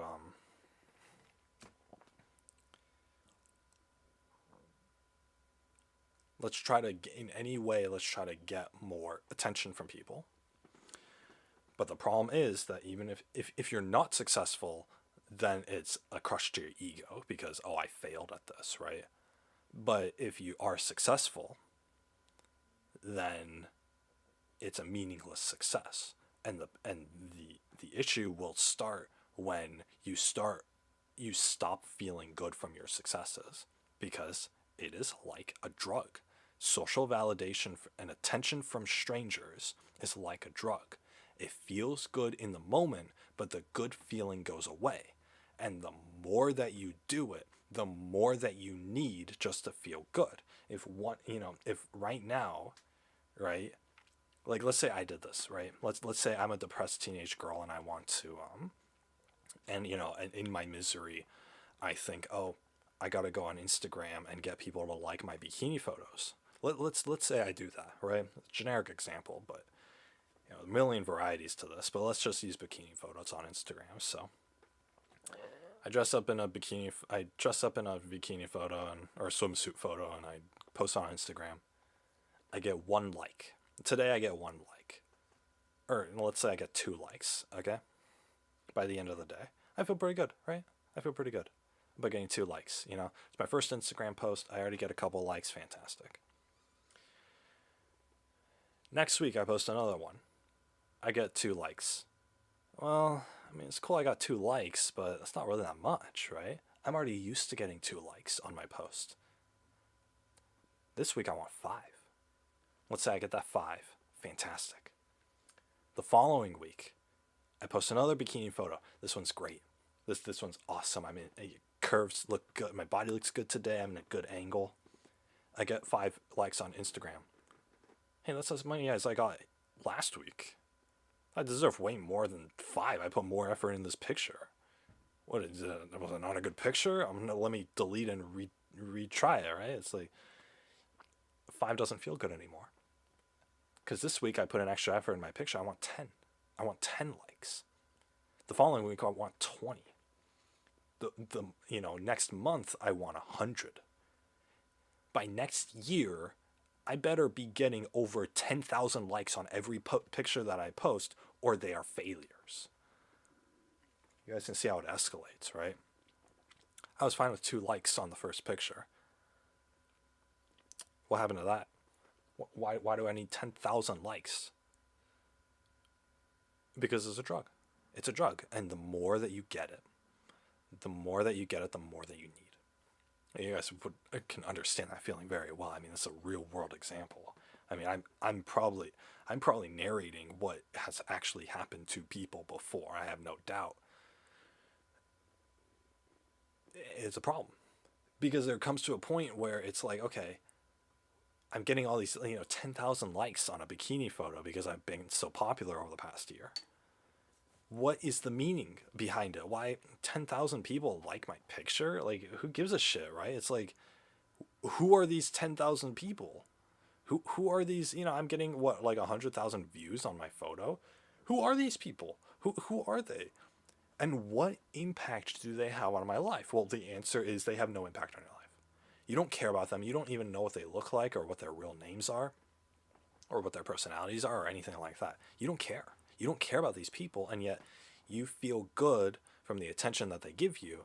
But because you don't care about these people, because the social impact of them liking you is 0, then the good feeling goes away, right? It's the same as if, the kid that you forgot was in your class at all came up to you and gave you a compliment.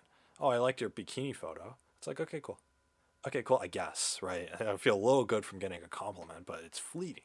It's a fleeting feeling because you don't care about him, right? Tomorrow, you're going to forget that he's even in your class again. because he has no social impact on you. Because from a evolutionary standpoint, we as human beings only care, we want attention, but we only care about the attention of the people in our lives. The thing is, we haven't evolved out of this, though, which is a problem. We haven't evolved to accommodate for the fact that the internet exists. Because, back in Native American tribe days, the attention that we would get from other people would be people in our community. People have a direct impact on our life. If the rich people in our community thought we looked good, then maybe we would be more liked by them, and maybe we would be more invited. Maybe we would get some of their money. Maybe we'd be invited to more exclusive events. Maybe we would have more power in the society, which would increase our survival chances, right? Maybe if you look cute in front of all of the hunters going out to hunt, and they think, oh, you look the cutest, then the best and the strongest one will actually take a liking to you. And that's going to increase your chance of survival and your kids' survival, right? If the best hunter of the group actually wants to mate with you, right? But the thing is, you couldn't get social attention from anybody outside of that group. You couldn't get any social attention or any social validation from anybody outside of your immediate community or your immediate tribe, because the internet didn't exist.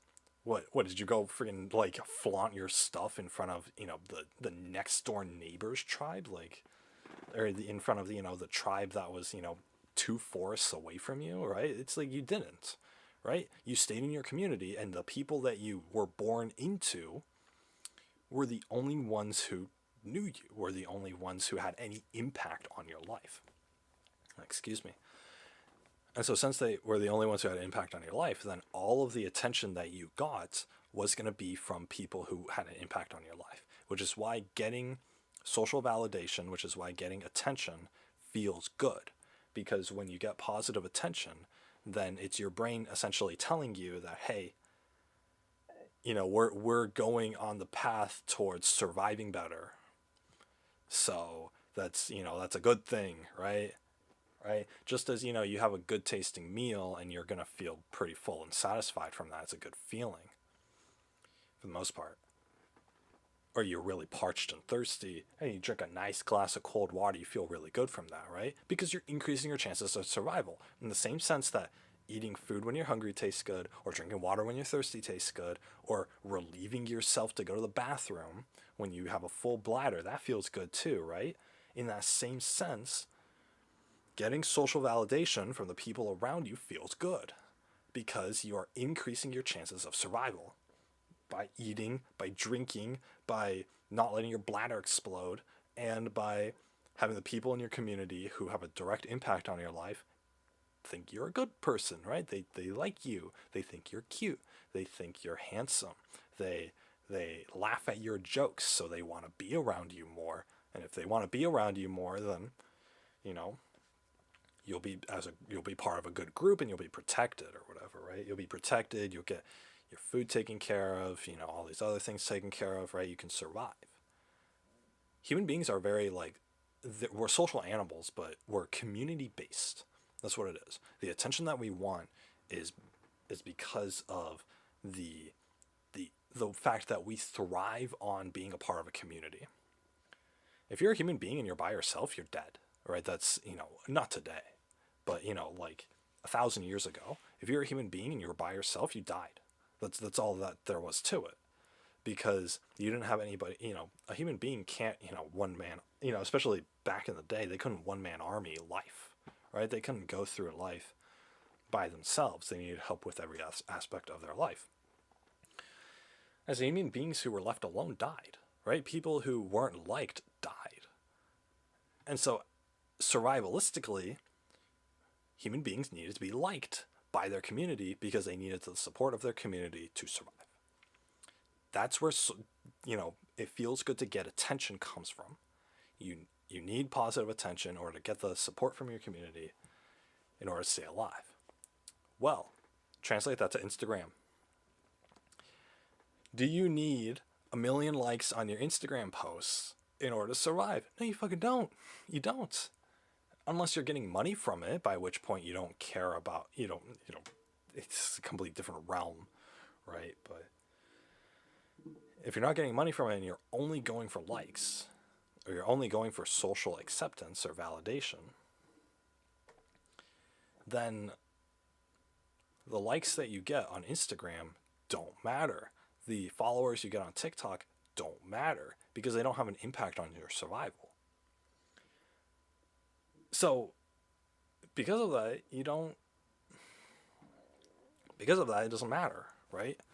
Or because of that, the social validation that you get, the attention that you get online is meaningless because these people don't have an impact on your life. And obviously, right, if you're telling funny jokes to a really close friend that you met on the internet and they laugh and they want to be around you more and you have a crush on him and eventually you two are going to get married off the internet, then great, right? That has nothing to do with this discussion because again, that's, you can have close and intimate relationships with people who you met on the internet and who you're communicating to via the internet. That's completely fine, and that's nothing to do with this discussion, right? Because those people have, that kind of person has a real impact on you, right? It's your future husband, it's your future wife, it's your best friend or whatever, right? Those are relationships that have a real impact on you, internet or not. Those are real relationships that have a real impact on you. So you looking cute for the guy on the internet you have a crush on is completely valid, right? Because there's a chance that, you like that validation that comes from his compliment to you because you want him to like you because you're going to marry the dude, right? Eventually. So that's the same thing in school, right? It's like you have a crush on some kid in some classmate in your middle school class and you're not going to marry them necessarily, right? But you're in that same mode, right? You're in that same mindset, and so the attention you get from that is very real. I don't know, maybe you will. High school sweethearts and all that, but most likely you won't, right? Most likely you won't, but it's still like it still carries that enough weight as if you were. So in that sense, that kind of relationship is more real than anything than fucking Instagram is, right?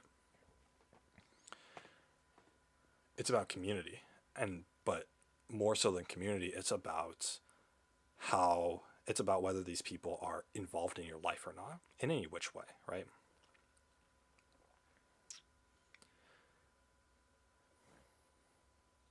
So, in that sense, being depressed and I don't get internet attention because, or I need attention, or whatever, and the only ways to get attention is from the internet or whatever. It's very like angsty thoughts because you're a teenager who you're at the cusp of like, hey, am I gonna suffer for my entire life, or am I going to or am I gonna figure this shit out? And most people don't figure it out, right? Most people aren't gonna figure it out, but you're a depressed emo girl. So from depression, you're as a teenager you try to find solutions, but the solutions you have aren't based off of real world experience because obviously you're not old enough yet. So the solutions that you find are whatever relieves the immediate symptoms, right? You're taking cold medicine for a cold without actually curing the cold, right? And in the same sense, right? I'm depressed. Why am I depressed? Oh, because nobody likes me. Well, how can I get people to like me? Well, I can go on the internet and pretend to be an e-girl and get, nerdy guys to give me attention and money, right? It's all fine and dandy, but, and again, it's not fine and dandy actually, but, realistically, but, in the moment, it's fine. But the thing is, what you consider is that, what you have to consider is that, okay, who are the kind of people that you need attention from, right? You don't just get attention. That's, attention itself is, it can mean multiple things, right? It can be multiple things. So the attention, obviously, as I just explained, the attention that you truly want isn't the attention that you're going to get off from internet strangers. So you think that doing something will, get you real attention when it really won't, right? It's going to get you fake things, or it's going to get you this fake feeling of this instant gratification of feeling good, but then, excuse me.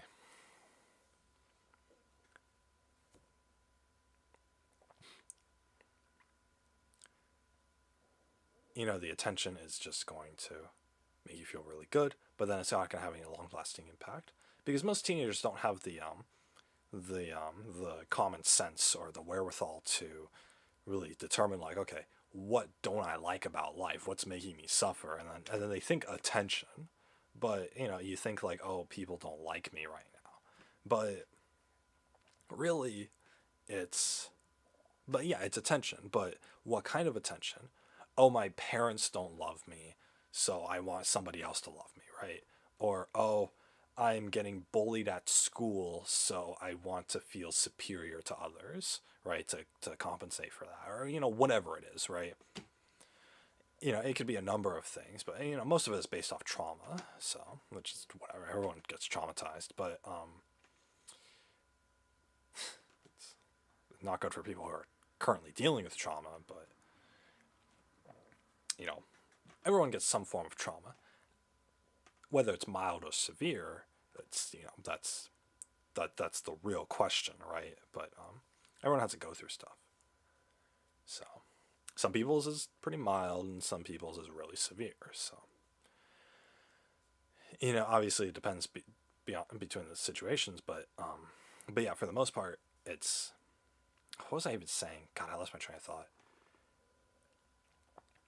As teenagers, you try to find a solution, right? A solution to your current problems, right? Like, take from me, for example, right? My trauma could be I was neglected, right? And it's not like nobody loved me, but it's just that nobody showed it. So, with me, it was like, okay, as a teenager, what did I want? Well, I want someone to love me, right? How am I going to get that? Well, my solution as a teenager was try to change into a person who somebody will love. Not a good solution, right? Not a good solution, but it's very similar to like what these people are doing for attention seeking, right? Yeah, you have a problem, and you think about the most like one line train of thought solution to it, and then you pursue that solution. And that wasn't gonna work. First of all, I couldn't really change, but I mean, what I did do ended up helping me a lot, actually. But yeah, it's just I couldn't what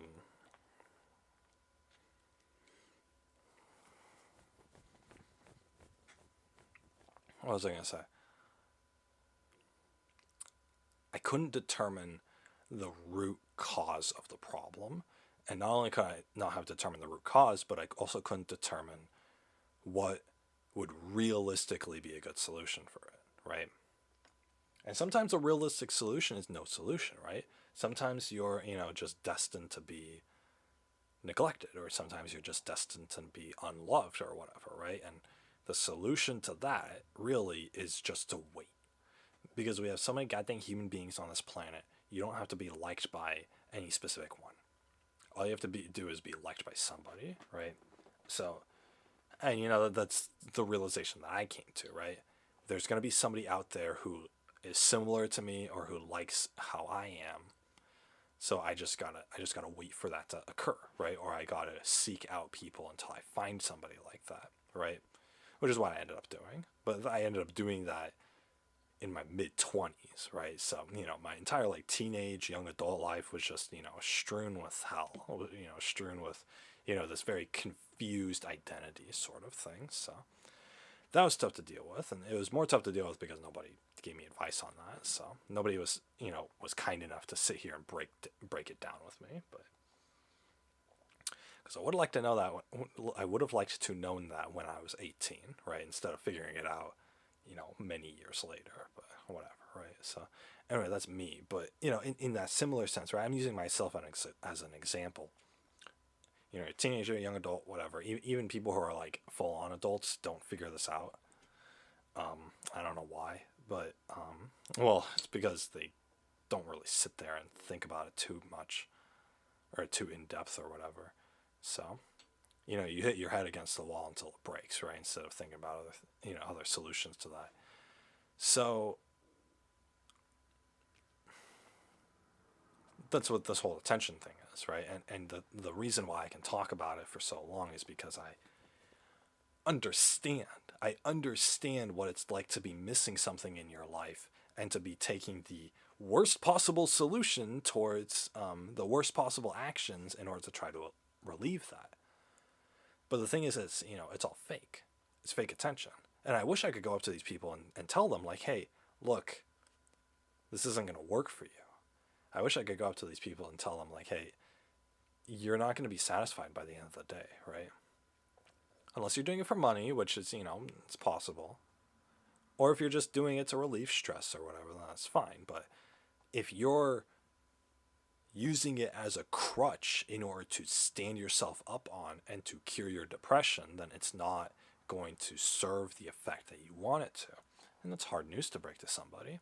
If you tell somebody that and you really get them to understand that, and they're in denial, and they get angry at you, and all 5 stages of grief, and at the end they're like, well, what am I supposed to do? Well, you provide a real solution to them, right?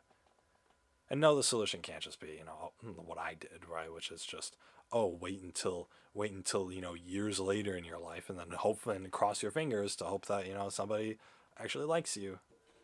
That's not a real solution. It's a solution I had to take.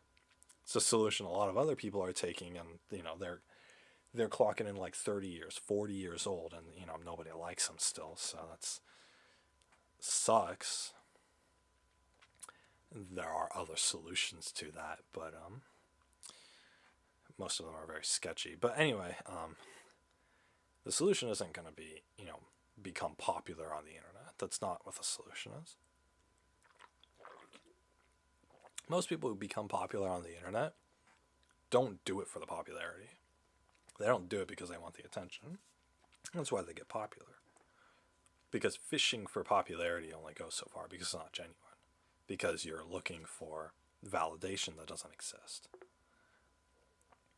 And that's what it is. You can't just say, I'm miserable, so I get bullied at school, and my parents hate me, and it's blah blah blah, so I'm gonna go on the internet and act cute until somebody likes me. You can't really do that, right? I mean, if you're going into it with the hopes of finding like a romantic relationship, and then you pick the first guy that gives that to you, then sure, whatever, right? But most people aren't that genuine about it. Most people aren't. Most of these e-girls don't do that. They fish for attention, and then they let it all be anonymous. They let it all be, of the same level. Oh, these guys are giving me attention. Or, oh, this one guy gave me attention, so I might like him. Oh, but this other guy gave me attention, and I kind of like him too. And, oh, this third guy, oh, and this fourth guy, oh, and this 10th guy. Right? And so then their values get struck down, right? Because then it's an oversaturation of attention. But again, the attention's all meaningless until they add meaning to it. But then the meaning that they add to it is kind of is also superficial, right? If you want romantic attention and you're seeking and you're dating a guy for that attention, only for that attention, then first of all, you're using him. But aside from that, you yourself aren't going to be satisfied with that, right? If an e-girl who went on the internet to get attention from guys is acting all cute and then has guys like her and then dates one of them, she's probably not going to be satisfied with that dude, because dude is just going to want to settle down. But the girl wants this constant influx of attention.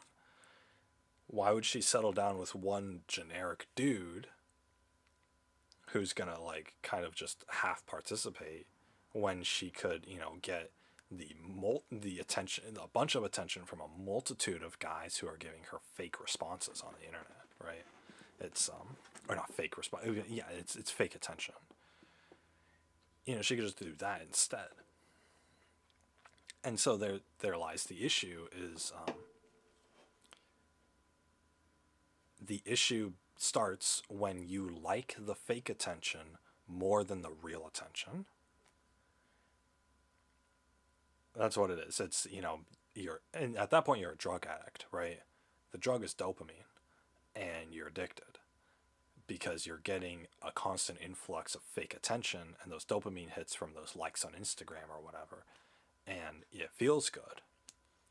But then you end up depressed because, oh, nobody knows me well. Nobody connects with me well or is close to me or whatever, right? Because you lack that still. The void in your heart still exists, right? It gets kind of fake filled with this fake attention, but then you constantly have to be going for that.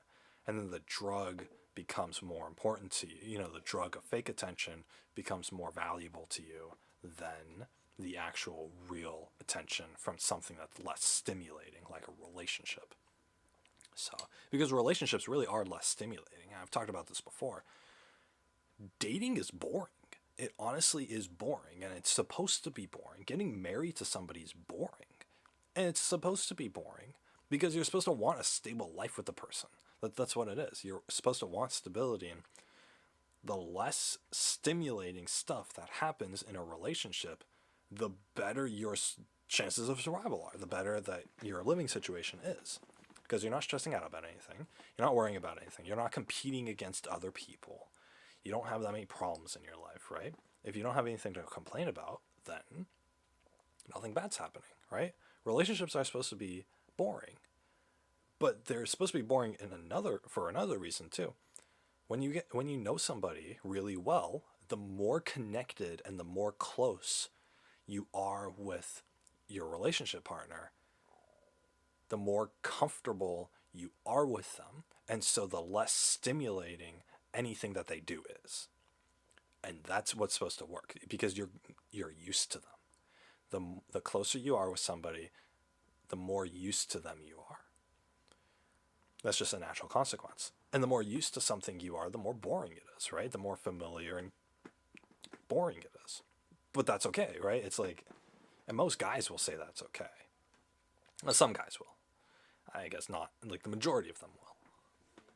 But I don't know about the majority of girls. I'm not a girl, so I can't really speak for that. But it's like when especially not these e-girls, right? They're teenagers and they get this constant influx of fake attention on the internet, like a drug. And they feel this drug, they feel that constant attention that they're getting from streaming or Instagram posting or Discord e-whoring or whatever it is. And then they got that constant stream of attention, and then after that, all of that, after years of that, right? Or maybe they go on Tinder and they sleep with a bunch of dudes, right? That's a lot of like stimulation. After that,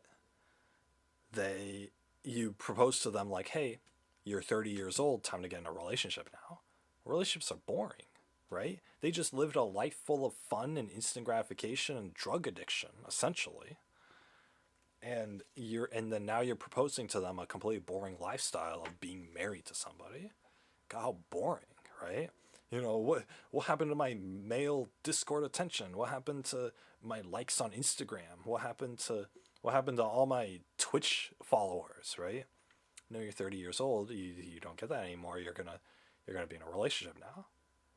Nobody wants that. Or these people don't want that. That's what it is. These people don't want that because they've lived a life of this fake gratification that was instant and it was abundant.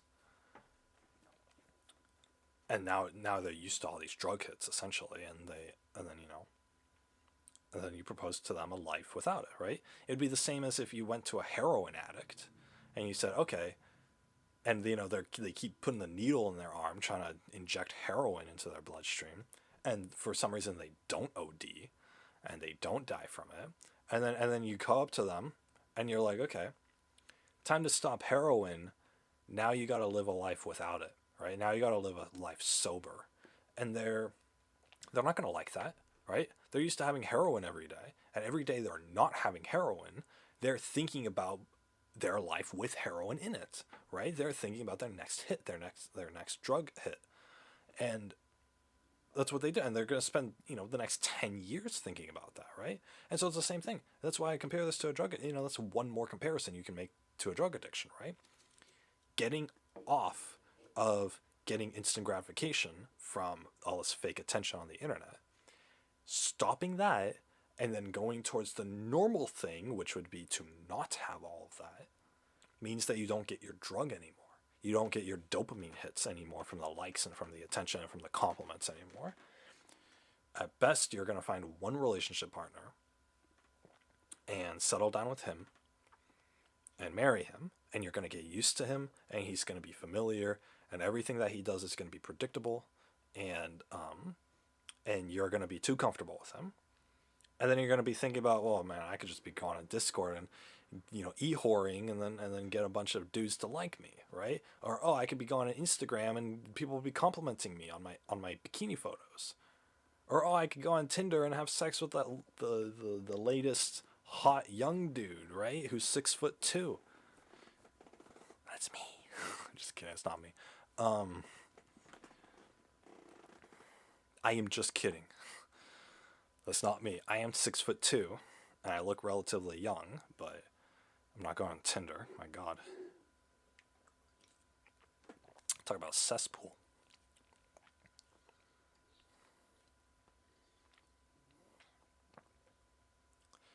You guys know I did go on Tinder once, and that was a long time ago. And what I did is I ended up swiping left, right? Left is the no swipe, I believe. But I ended up swiping no on all of them.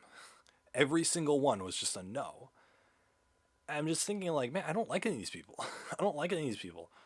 I look at them, they're either butt ugly or they're kind of attractive, but I can tell they're complete sluts.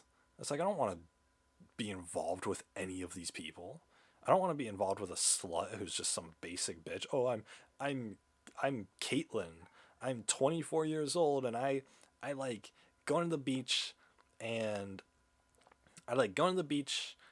going on vacations and watching Netflix at home. I'm thinking, you're such a basic fucking bitch. You have no hobbies. You have nothing interesting about you. There's nothing, first of all of that, but second of all, there's nothing that we could relate on, right? How am I going to have a conversation with this chick, right? So she gets a no swipe. Next girl, same exact thing, except replace vacations with dogs. It's like, okay, you like to go to the beach with your dog and watch Netflix with your dog. Wonderful. Next, come on, swipe no, right? So you're so fucking, all these people are they're either so ugly or they're so boring or they're so hoary or slutty, I guess. I hate all of them. So I've determined that the clientele of Tinder, I will not like any of these people. So I spent like an hour on the app. Just every single person, right? It takes like 15 seconds to get to know one of these people, right? Because they have a couple pictures, and they have a 1-sentence blurb about them, right, and their name. It's like, I don't like any of these people. And then, even the ones that I saw, they were like, oh, I'm such a gamer or whatever, right? It's like, no, you're fucking not. Yeah, you cosplay, but you're not a fucking gamer, right? We're not going to play Elden Ring together, right? So, bye. Right? This is way before Elden Ring came out, right? Obviously, I said years ago. But, what was the game at the time? Bloodborne? We're not playing Bloodborne together. But, yeah.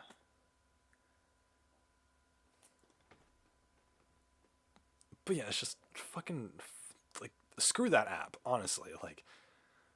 Any other dating website, it's like, okay, I can get to know the person a little better, right? At least write a full blurb about yourself instead of one sentence. But that's not what Tinder is. Anyway, so yeah, you'll never find me on Tinder. But, I guess it's okay to be boring as long as you're attractive, right? But anyway, what was I saying? Yeah, so, you live a whole life of this instant gratification, and then you have to settle, you get older and you have to settle down, you have to marry somebody, or, you know, maybe you needed a romantic relationship all along, but now you've spoiled yourself with a drug addiction, and now you can't get your mind to stop thinking about all the Instagram likes that you could be getting, or all of the male attention you could get on Discord, or all the whatever else there is. Tinder one night stands, Twitter retweets, TikTok followers, Twitch streamers, whatever, right? Anything. Anything. It's a fake. It's a fake stimulus, right? It's a fake dopamine hit of, hey, somebody likes me for like 1 second. But that's what it, so going from that drug addiction of a dopamine addiction to a marriage, which a marriage is the complete opposite of a dopamine addiction, right? Because it's the most boring thing ever. I'll say that again. This is coming from somebody who wants to get married. I want to get married. I know it's going to be the most boring thing ever. I know that the majority of the time, me and my wife are just going to sit around and do nothing. I'm okay with that. I'm okay with that. I don't care. I don't care if we're both mute, right? That's totally fine. I don't care, right? Because I don't need that kind of thing in my life. I know that I'm going to get more satisfaction just from having a wife to exist with than I would from anything else. So I know that that's going to be more fulfilling. But that's the key. It's more fulfilling and satisfying, but it's not more stimulating. That's what it is. In fact, I know that my life will be, even though I live like the most bland, basic life right now, I know that even that will get restricted when I get a wife. I understand that, and I'm still willing to give that up because having a wife's better, right? Having someone who loves me and who I love back is going to be a hell of a lot better than anything else, right? Anything else I could choose to do. But it's not going to be as stimulating, right? It's still going to be boring. By boring, I mean not stimulating, right? Not entertaining. And that's okay with me. That's okay with me. But that's because I haven't been poisoned by a dopamine addiction of a bunch of internet attention, right? I don't care about getting likes. Yeah, I used to post on Facebook and I used to get a few likes for my stupid jokes back in like 9th grade. People would like those jokes, and then sometimes they'd comment about ha, funny you are, Big Pasta, and I loved that. But I don't need that anymore. I don't need that. Why would I? Obviously it didn't get to a huge degree or whatever. I'm talking about maybe like 4 or 5 likes per post, so like nothing. But of course, this was back in 2009 when people weren't e-whoring necessarily. So, but yeah, it's like I don't need any of this, right? I don't need any of that. I certainly don't want it. Sorry guys, I am a little hot, so. Oh yeah, you are.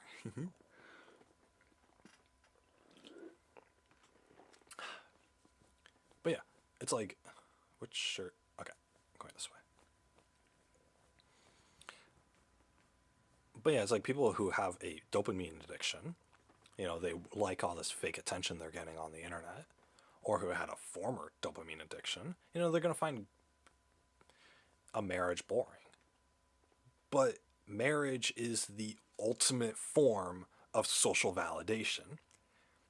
This person likes you enough to want to spend their entire life with you.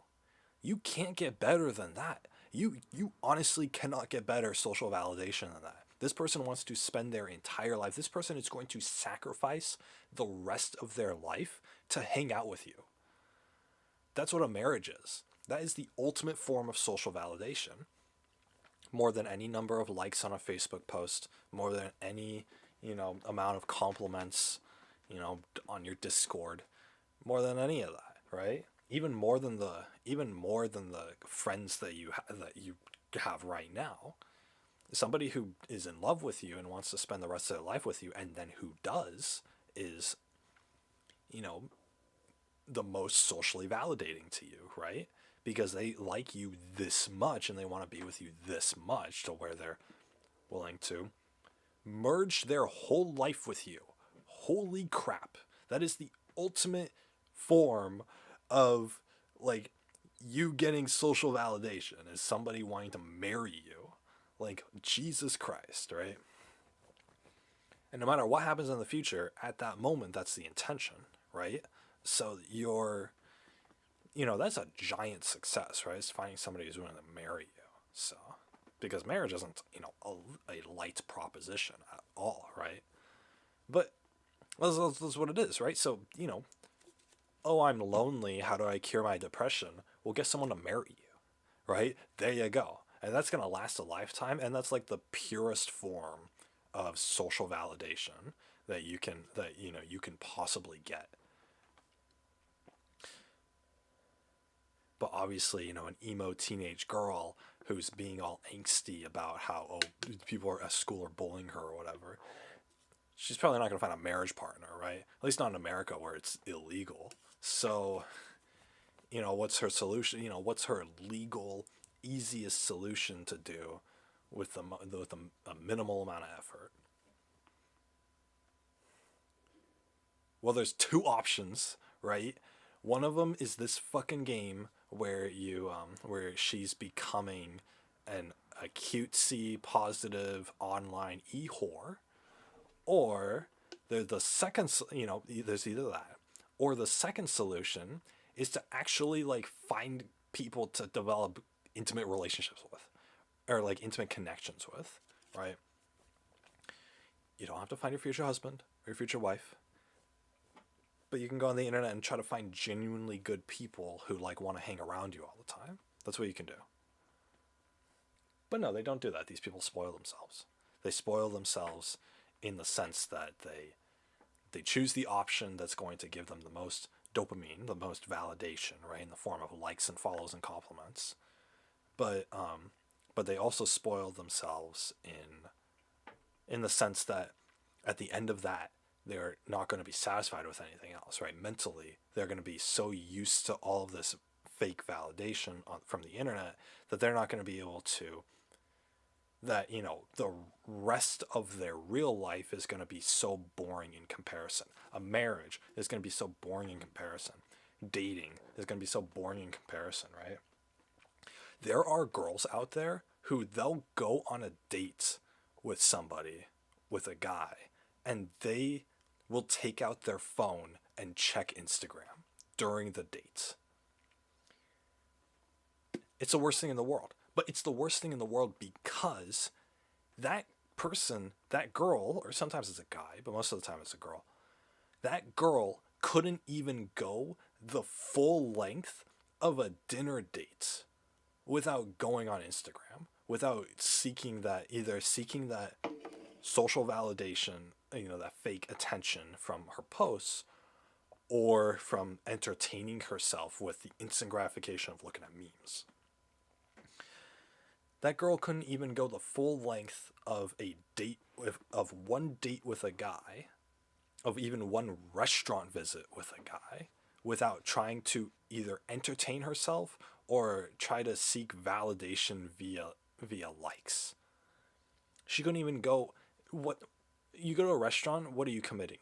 Like 2 hours maybe to dinner, and she has to go on her phone because she can't go 2 hours without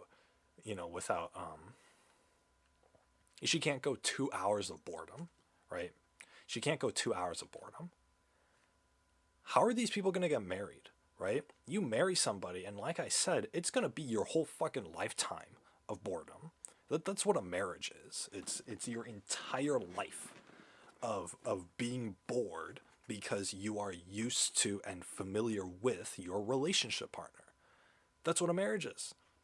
But the thing is, people for the past millennia have been able to satisfy themselves with their relationship partner. In fact, having a relationship was more stimulating than being single. For every single human being up until the invention of the internet. And then once the internet got invented, then all of a sudden marriage is boring. All of a sudden marriage is not stimulating in comparison to going on Instagram, going on Twitch, going on whatever, right? It's a terrible thing. All of our attention spans have decreased, and so therefore we can't find any, we're not finding satisfaction in the simpler but better things in life, like getting married. Because you guys would probably agree, getting married is probably like your best option, right? That's probably like the number one thing to do in life is to get married, right? Or at least to have a relationship partner who you both love each other, right? That's the number one thing to do. Not just because, oh, it feels good and, you like it and whatnot, and that's the apex of life, which, obviously all that's true, but also because that's what human beings were supposed to do. Human beings were supposed to find partners and get with them for objectively, for a survivalistic perspective, whatever, right? I know, like, if I was married, I go out into the world, I get fired from my job, and then I get in a car accident, and then I get diagnosed with cancer. No matter what happens to me, I can come home and my wife will still love me, right? She's my anchor. She's the one who will always be there for me no matter what other shit happens in my life. I could lose all my friends. I could, my boss could yell at me before he fires me. The people at the grocery store could think I smell weird. I mean, whatever could happen, right? And I will come home and my wife, the entire society can reject who I am. And I come home and my wife still loves me. She still accepts me. Not only that, but she'll support me through any crap that I go through, right? Emotionally. So at least emotionally. It's like, what better, like objectively, that's like the best thing in the world, right? It's like, no matter how crappy life is, here's something to make it better, right? Here's something that, grounds you. And that's going to be great. And I'm going to do the same for my wife, right? If my wife goes through whatever crap that she's going to go through in life, God knows what it is. But whatever crap that she goes through, right? She can come home to me and I will be right there next to her, holding on to her, giving her that hug, telling her I love her, all this sort of stuff, right? To support her through her hardships. And that's, obviously this works a hell of a lot better when, you're physically next to each other, but as it should be, right? But, online relationships are tough because it's really hard to, like, not only convey your struggles, but also to convey support for your partner, right? So online relationships, people say like, oh, they don't feel like they're intimate or connected or supported with their partner as much as like a real relationship, or as much as like an in-person relationship, which I can understand, right? It's like that. So obviously an internet relationship, you wait for it to transition to real life, and then once it's at real life, then you can provide that support to each other and all that sort of stuff. So then the real relationship can begin, right? So that's sort of what it is in regards to that. But still, right? It's like, marriage, my original point, marriage is pretty much the apex of life, because you get someone there who's, they're going to dedicate their life to you, right? But again, if, if you're a teenager and you go on the internet and you start e-whoring for likes and views and compliments, then from a bunch of fake people, right? These, anybody who you don't know personally is a fake person, right? That's pretty common sense. Obviously, they're a real human being, but they're not a real human being to you. You don't know them personally. They don't have any impact on your life, and so therefore they might as well not exist, right? In your mind, they exist to somebody else, and that's great, and so be it. They can go off do that or whatever, right? But when they come onto your Instagram post and they give you a compliment, it's like, who is this person, right? It's like, oh, cool, somebody thought I looked good, but that's about it, right? You're gonna forget about that, in the next 30 seconds. So, right? It's not. It doesn't mean anything, right? Which means it's fake, and so you have a bunch of people who don't exist to you, and they're giving you compliments and likes and comments and whatnot, and it's like, it's fake, but you get a whole bunch of it. That's what makes it an addiction, right? You get a little bit of it and you're satisfied. You get a lot of it and you're really satisfied, right? It's that addiction. You feel really good but then at the end of the day, you aren't satisfied because it all goes away, right? Because you're not going to care, right? You're not going to care about any of the people who complimented you or gave you likes or views or whatever. You're not going to care, right? In fact, you could walk away from the whole thing and it's not going to make a difference. You know, you could walk away from the whole thing tomorrow and it's not going to make a difference at all in your life other than you're not going to get your drug, right? You're not going to get your drug hit. So,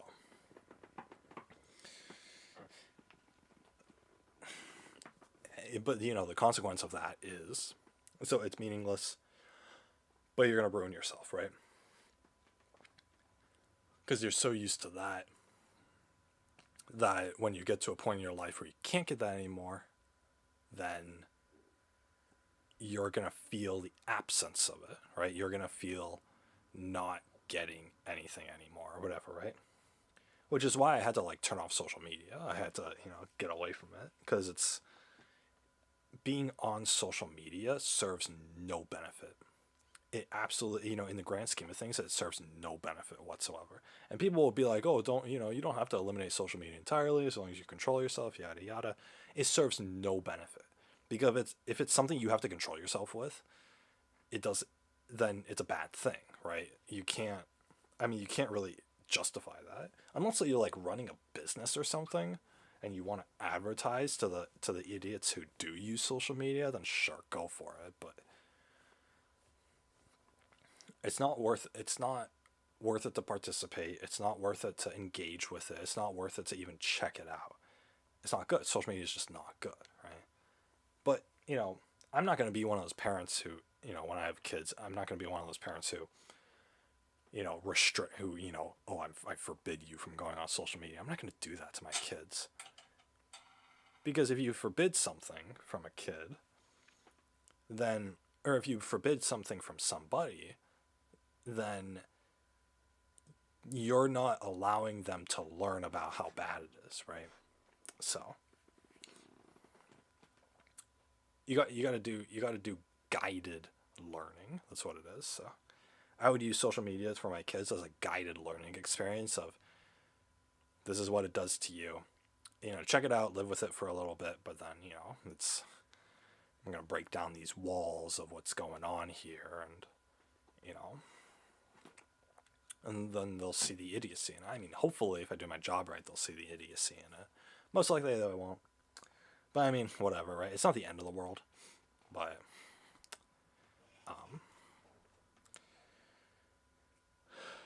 I mean, for most people, they won't do it to like a radical degree, right? It won't be like a real drug addiction.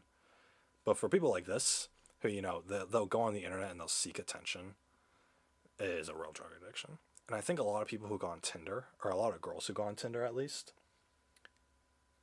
Tinder is also that sort of drug addiction. What's the drug though? It's sex. You have sex with so many people, and then, you know, it's the constant feeling of the pleasure, the physical pleasure, but also the validation that comes from it, right? These guys, you know, this guy I'm sleeping with liked me enough to sleep with me. It's like, whoop-de-doo. It doesn't take much to do that, right? Like, as a guy, like, honestly, like, if you pointed a gun on my head and said, okay, you gotta have sex with this girl, and they just pointed to literally a random girl, it doesn't matter if she's skinny or fat or good looking or ugly or whatever. He pointed a gun to my head, said, okay, you have to do it or I'm going to blow your brains out. I could probably do it pretty easily, right? It's like, it's not going to be that much of a pain for me to do it. I'm not going to want to. And the fact that I don't want to drives the fact that I don't do it. But if you pointed a gun at me and said, okay, you have to do it, I could do it no problem. Because it's such an easy thing to do. It's such an easy thing to go on Tinder and to be like, hey, I'll have sex with you. It's such an easy thing, right? Like it doesn't take that much to do it. I mean, the physical act itself is kind of a pain in the butt. But again, it's not like the most dire thing, right? So any girl who goes on Tinder and then, you know, gets guys wanting to sleep with her, it's not a big compliment. You were just the person who was there. For the guy, the guy is really just thinking like, hey, I want to stick my dick in something. Oh, here's somebody. That's all it is. They don't think, oh, she looks beautiful, or oh, she has such a funny personality. Oh, she's someone I want to spend my life with. They're not thinking a shred of that. They're not thinking that at all. Like I wouldn't believe it if you told me a guy was, honestly. Like that's like the guy, if a girl really attests to, oh, this guy really genuinely likes me though. I'm the only thing I'm gonna think is, man, that guy really convinced her that he likes her, huh? They don't do that. Any guy who goes on Tinder just wants a quick fuck. They're not going on there for the value of your character and personality. They're not. Most guys who go on Tinder know before even downloading the app that it's going to be a bunch of girls with loose vags on there, like, or what would you say? What would you call it? Loose pants. There are a bunch of girls who will drop their pants at the drop of a hat, right? If you can convince them to do so. That's what Tinder is. So it's not an evaluation of your character. It's not, it's a cheap thing to do, right? I can go on Instagram and pay a girl a compliment. It's a cheap thing to do. Do I actually think that she looks good? No. I didn't even have to look at her picture. On Tinder, you don't have to look at their picture either, right? You can just swipe right, and then you get messaged up. You don't even have to look at her face. And then you can say, hey, you're beautiful. That's all it takes. That's all it takes, right? Does the guy mean that? No, of fucking course not. But the girl thinks the guy means it. That's what it is, right? Because why would the guy give a shit? He's gonna say whatever he wants in order to get a quick fuck. That's all that it is. That's all that the guys on Tinder do. And I know because I have seen this dozens of times. This isn't new. This isn't rocket science.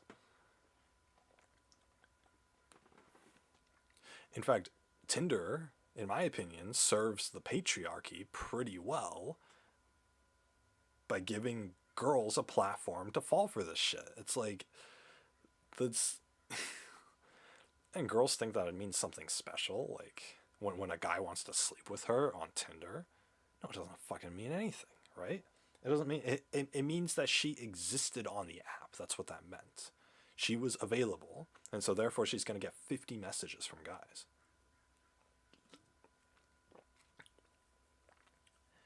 What a bunch of fake validation that is, right? And then, it's fake validation, and then she does it with the best looking guy that night who matched up with her. And then tomorrow night she does it with the second best looking guy. And then the third night she does it with the third best looking guy, right? And she could go on for infinity.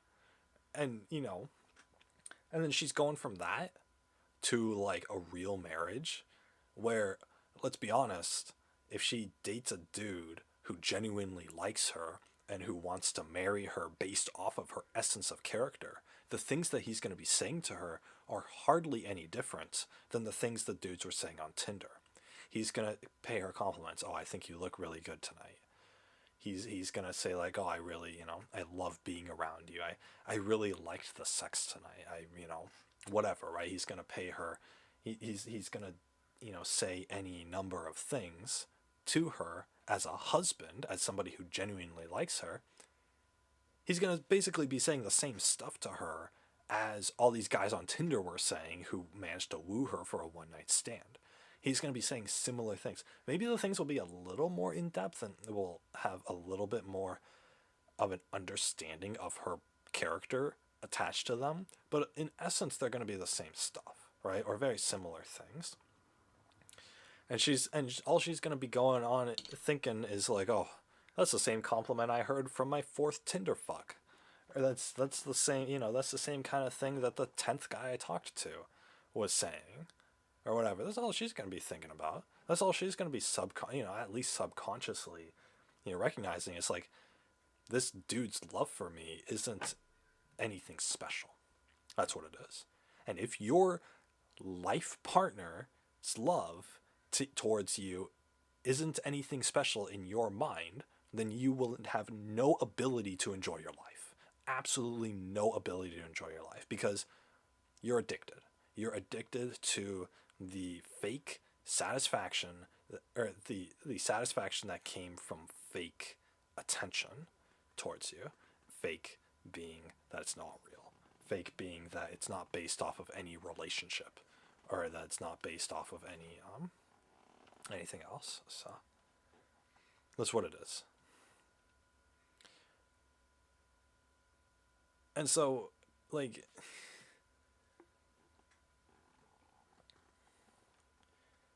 I don't know.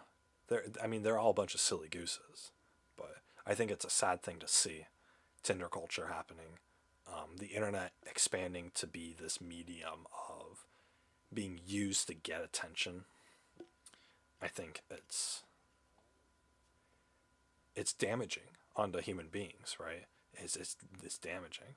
Instead of sleeping with 50 dudes off of Tinder, why don't you sleep with one guy who loves you 50 times? You're going to get so much more satisfaction out of that. Maybe not in the moment. Maybe it'll be kind of samey by the 50th time. But, compared to,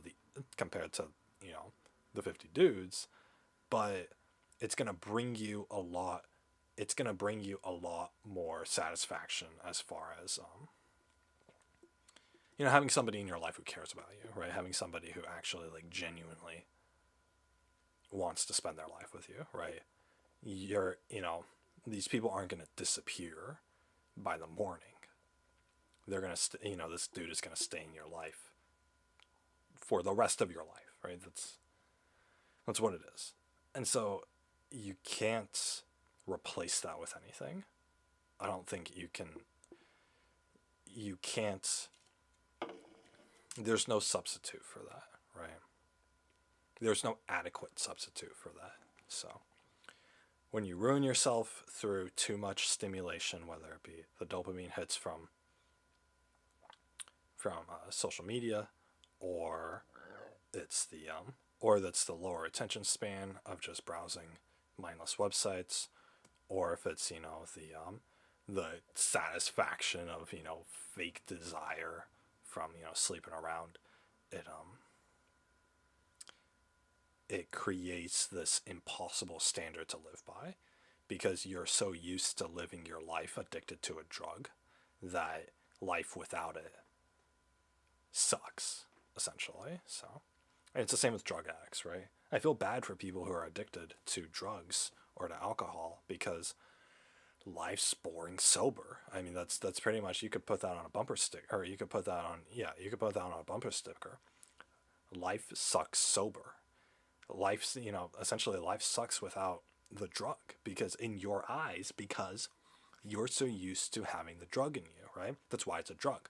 It's stimulating. And because it's stimulating, you feel better while it's going on. But only when you have the drug. When you don't have the drug, you don't feel good, but you don't feel that goodness, but you remember the time when you did.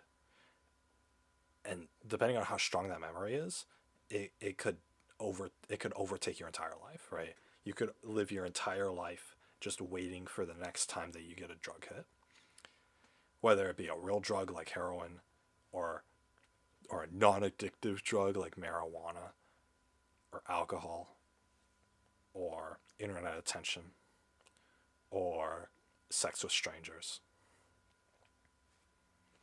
It's all the same thing, right? Life will only be satisfying for you if you take more of the drug. So that's sad, because you don't have to be addicted to heroin or cocaine or marijuana to still have an addiction. So the internet is probably the most legal addiction that there is, and the easiest to get into, and or the most common one to get into. I don't know, it's sad. It's honestly like sad. So anyway, that's what the story reminds me of, because even when I was growing up, it was there were a lot of girls who went on the internet to try to get attention. Not from like my school, but Just I would go on the internet to try to meet girls, right, as a teenager, and I guess I wouldn't really meet them. I would just check out what's going on in the online communities, and there were a lot of these girls popped up. And the thing is, it's very gradual too, right? Obviously, you're not, you don't start up your internet browser and think like, man, I'm gonna get a bunch of fake internet attention today. You don't do that, right? It's a very gradual thing. You go on and talk to one person, one stranger on the internet, and they give you attention. And like, okay, cool. Hey, it feels good getting this attention from them, and then they leave. And you're like, man, that was cool. I'm lonely again. I don't want to be lonely. I'm going to go on. I'm going to repeat. I'm going to repeat and try to get another guy to give me attention. And then you get guy number 2 to give you attention, right? Oh, that felt good, but he left. Come on, let's get more, right? Eventually, you get a whole bunch of people giving you attention. Eventually, you get a whole Discord group giving you attention. And it feels super good, right? But it's a very gradual thing into that, right? Your first hit of a drug is very minimal, but it feels kind of good and you want more of that, right? You're already addicted. You're already addicted. The instant you went on the internet and tried to get that attention, you're already addicted. Or, got that attention, I guess. You're already addicted. And it takes you really a lot of self-control, really separating yourself from that, right? In order to not be addicted anymore. Because you could say that, you could say that, the internet isn't addictive. It is addictive. But, it's the same people who are saying that marijuana isn't an addictive drug. It's like, yeah, you're right. It's not a physically addictive drug. Your body itself isn't going to relapse when you don't get it anymore. But it's still a fucking drug. And you can still be addicted to it mentally. That's what it is. It's mentally, right? Obviously, a non-addictive drug in people's sense is, if I locked you in a blank room without the drug in it, then you wouldn't die.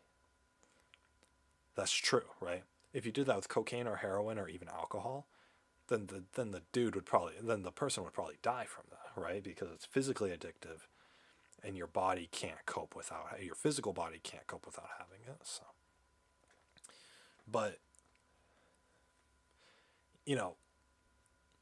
it's it's still a drug and it's still an addiction because you want it more and life sucks without it, right? That's what it is. You're gonna keep doing it at your detriment because you want to keep feeling whatever feeling it gives you, right? Marijuana addiction. Obviously, right? If you smoke marijuana every day, it's going to be really hard to adjust to the fact that you're not when you do stop, right? Life's going to suck. Same with alcohol, right? Getting drunk's fun. Not getting drunk isn't as fun as getting drunk is, right? Same with marijuana. Getting high is better than not being high. Getting a bunch of internet attention is technically better than sitting in your room alone, right? But again, it's a drug because it's fake. It's a fake feeling, and you're going to need more and more of it just to satisfy yourself. Until eventually you're never going to be satisfied. Until eventually it's not going to even feel good anymore, but it's going to absolutely suck to not have it. So that's what it is. You're going from, basically your whole life is going from a neutral state to this very high and low state. But then that high and low state eventually lowers to where it's, now doing the addiction or doing the drug is your new neutral, but not doing the drug, which is everybody else's neutral, is now your hell. Not doing the drug is your hell. You can't handle life if you're not on that drug. Doesn't matter what drug it is. You can't handle life when you're not on that drug anymore. That's what it is. Most people are up here. Most people are neutral, right? Just from mere existence, because they don't have the reference of doing a drug in order to go to. And I'm not talking about people who did the drug once and never again. I'm talking about people who need the drug. People who, want the drug so much and they're so used to life with the drug. They're so used to life with the internet attention, or they're so used to life with being high on marijuana or being drunk or whatever it is, right? A porn addiction, a gambling addiction, a video game addiction, right? It doesn't matter, right? They can't walk away from it because the second that they walk away from it, life sucks for them. But life doesn't suck for them but life isn't any different from a sober person compared to a normal person who never got addicted in the first place. Life isn't different. It's just your perspective, right? A sober life sucks because you know what it's like to feel better. But because you know what it's like to feel better, now you feel worse about having a normal life. But you can't be drunk all the time. You can't be high all the time. You can't be getting internet validation all the time, right? It's physically impossible to do that. And so your whole life is going to be these kind of moderately high highs, but a lot of lows, a lot of negativity. And the older you get, the more that you're not going to be able to handle that, right? Obviously, with a real drug addiction, right, you can just get drunk every night, but people build up a tolerance. People build up immunity to it. A lightweight person who's never had alcohol before can typically, they'll take one shot of alcohol and they'll feel pretty tipsy. 2 shots of alcohol and they're almost knocked out. Like it's that much of an impact. Compare that to an alcoholic. A real alcoholic can probably drink half the vodka bottle and not feel a thing. And that's how much of a tolerance they have to it. Because it takes that much more just to feel anything from it, right? But what's half a bottle of vodka gonna do to you? It's gonna kill your liver, right? You're gonna end up dead by the time you're 50. So, you're at least gonna end up in the hospital getting your liver pumped, whenever your alcoholism spills over into damaging your organs. So, I mean, that's what it is.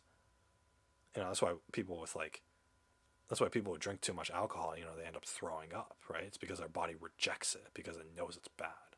So that's not a good kind of throw up either. You do that, every night, and you're gonna end up dead. It's like a regular addiction, but you do build up tolerance, right? People who get addicted to marijuana need more marijuana smoked every single time that they do it, gradually. Same thing with the internet attention, right? 2 likes on a post that you make is going to feel good the first time you do it. But years and years of doing it, 2 likes on a post isn't going to do it for you. In fact, that's going to feel like a negative to you, right? If you're used to getting 10,000 likes on a post and you get 2, just 2, or just like 20, then you're going to hate it and you're going to think something's wrong with you and, oh, why am I not getting likes anymore? Right? And you're going to start panicking. And you're going to start panicking even more, and it's going to feel like more of a detriment onto you, or it's going to feel more of like a real consequence onto you, because you are going to start thinking that, oh, I can't get my drug hit anymore, right?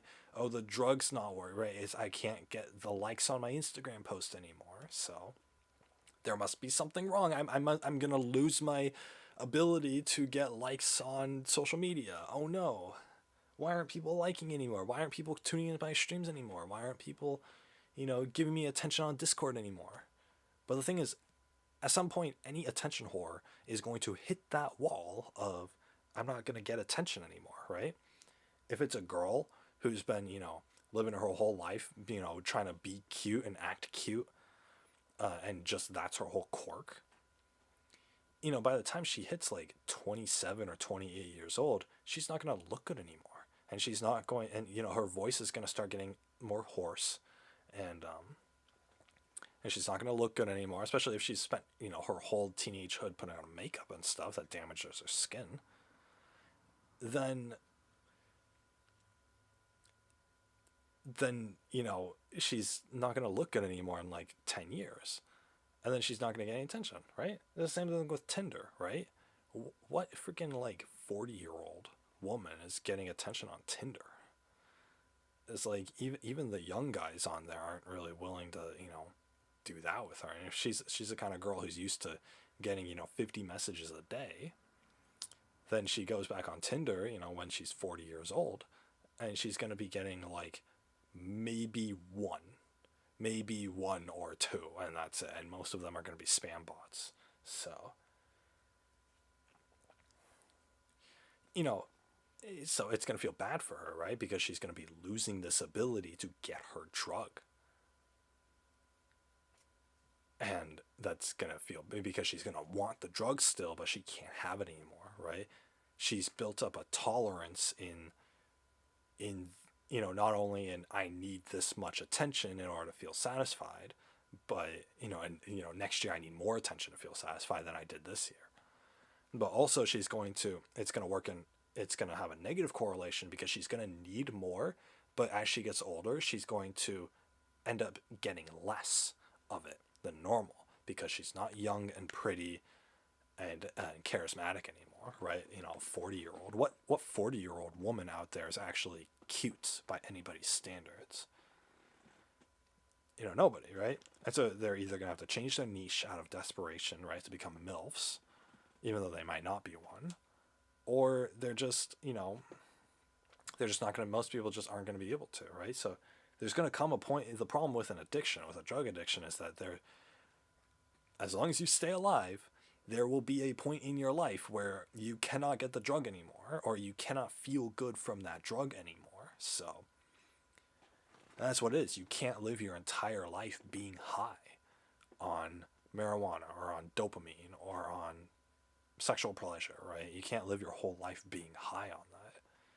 And so because of that eventuality, it's damaging to even start doing it in the first place, because the end to it is not going to be pretty. The end to it is going to be, you're going to live the rest of your life not being able to get it, but wishing that you could.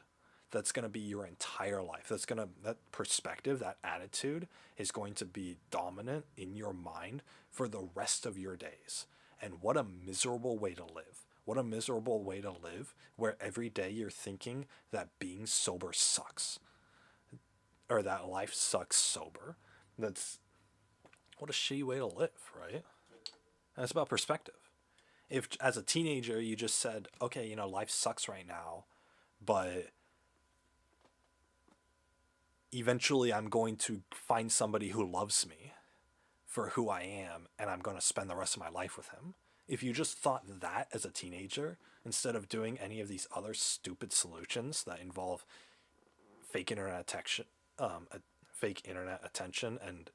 dopamine addiction, if you avoided that and just said, okay, I'm just going to deal with life sucking right now, so that eventually I can find a partner who I'm going to be happy with.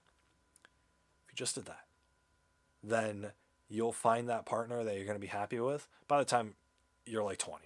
Like, guaranteed. Like, most girls who have that mindset as a teenager will find their life partner before they're 21. Like, guaranteed. Well, most girls who adopt that mindset will actually find it, right? It's especially with the existence of the internet, because you can use the internet as a way to speed date, which is what I did, technically. But you can use the internet as a way to speed date, or at least expose yourself to, or not expose yourself, but be exposed to more people out there, and then eventually find somebody who matches what you like, right? I mean, I'll use Final Fantasy XIV as an example. You like Final Fantasy XIV? This, I'm gonna get off this page. You like Final Fantasy XIV? Yeah, I'm 1999. What a great game, right? You like this game so much, well, maybe your future husband or future wife is also going to be playing the game. Join some guilds, join some raid parties, join some discords in the Reddit community of people talking about this. You won't find your future life partner tomorrow, but within the next few years of meeting people and talking to people, maybe you'll find one that you click with, and hey, maybe they'll happen to be single. That's kind of the hope there. So, cut out this game. It's so comfy. Just riding your chocobo through the open world. But yeah, maybe one of your party mates, right? Maybe you're the warrior, and this archer noticed how good of a warrior you were, and she messages you, and she's like, "Hey, you're a pretty cool party member," and then maybe you're like, "Hey, good job, team," and then she's like, "Hey, you're pretty fun to play with, want to party up, and you're like, yeah, sure. And then you shoot the shit with them, you banter with them, have a good time talking, and it ends up that you are in love with them, and they're your soulmate, and they realize that too, and then you get married. Wonderful, right? You eat dates, and then you get married or whatever, right? It's like in the game, and then because you can in the game, and then you can also get married in real life. So it's like fantastic, right? What a great way to meet somebody, right? In your fucking video game. It's like great. There are a lot of people who meet their significant others, like their husband or wife, in Final Fantasy. It's like a pretty common thing, and then they play together, or maybe they met in real life and then they found this game to play together, or whatever, right? And they grew closer because of playing this game. It's like it's great. It's great because it's such a easy game to expose yourself to that, to that sort of social community aspect of it. But yeah, just you don't have to be an e-girl. You just play a video game like this. I mean, who cares, right? It's like look at that. You get into a party. There's four other people that you could potentially talk to or conversate with or whatever, right? And you do that a million times over the course of playing your game because you can easily expose yourself to, God, I wouldn't say a million, but like I'd say over like the couple years that I was playing, I probably teamed up with gods. I would say like 8 to 10,000 people over the course of the couple years that I was playing. So some of them were talkative. Some of them, struck up conversation or whatever. Some of them had funny jokes that I laughed at. Of course, I didn't pursue any of them or, even try to be friends or anything like that. I had a friends list, but it wasn't like I never like talked to anybody. I had no reason to. But still, it's like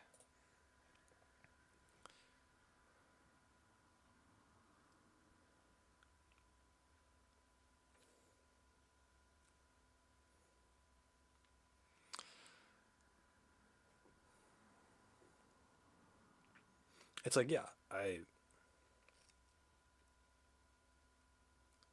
you can just do this. This is a whole community. Look at this. 4,000 hours.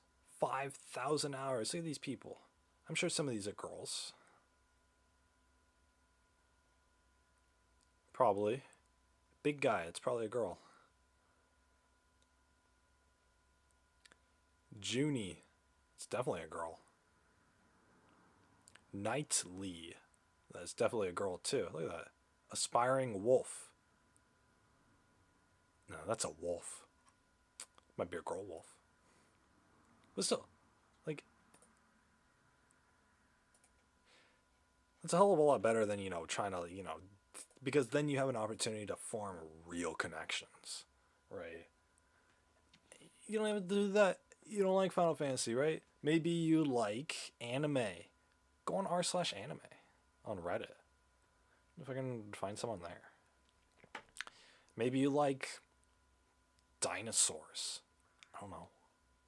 Go on a dinosaur forum. There are people talking about dinosaurs.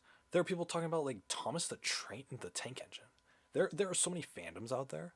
Oh my god, you like Steven's Universe or Doctor Who or Supernatural? Oh my god, you go on Tumblr. Go on Tumblr, they're obsessed with that. You like fan fiction? There's so many fan fiction websites out there. There's so much fan fiction out there. Holy crap. You like, I don't fucking know. You like wearing adult diapers?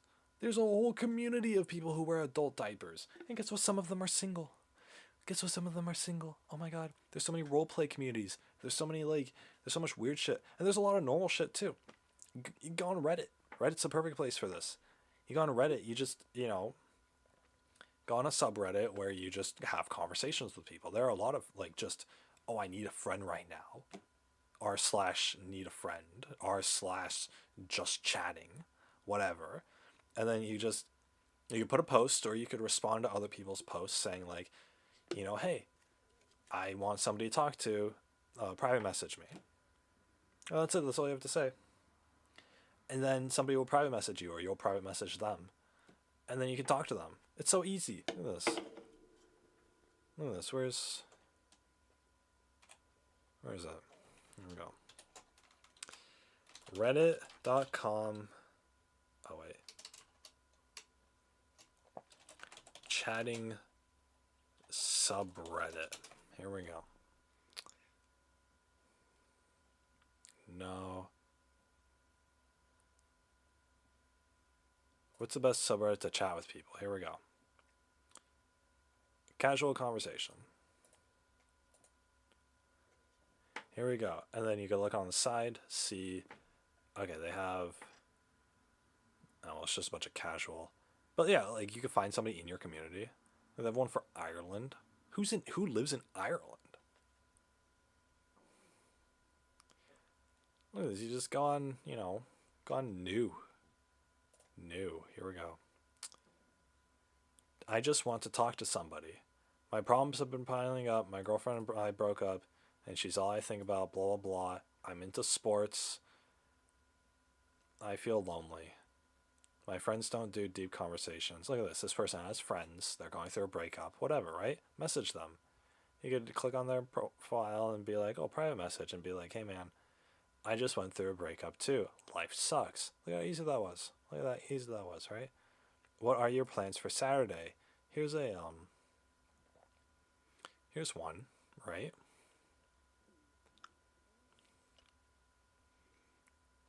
Look at that. For the first time in forever, I'm looking at a free Saturday to myself, and I have no idea what to do. There you go. You just strike up a conversation with them.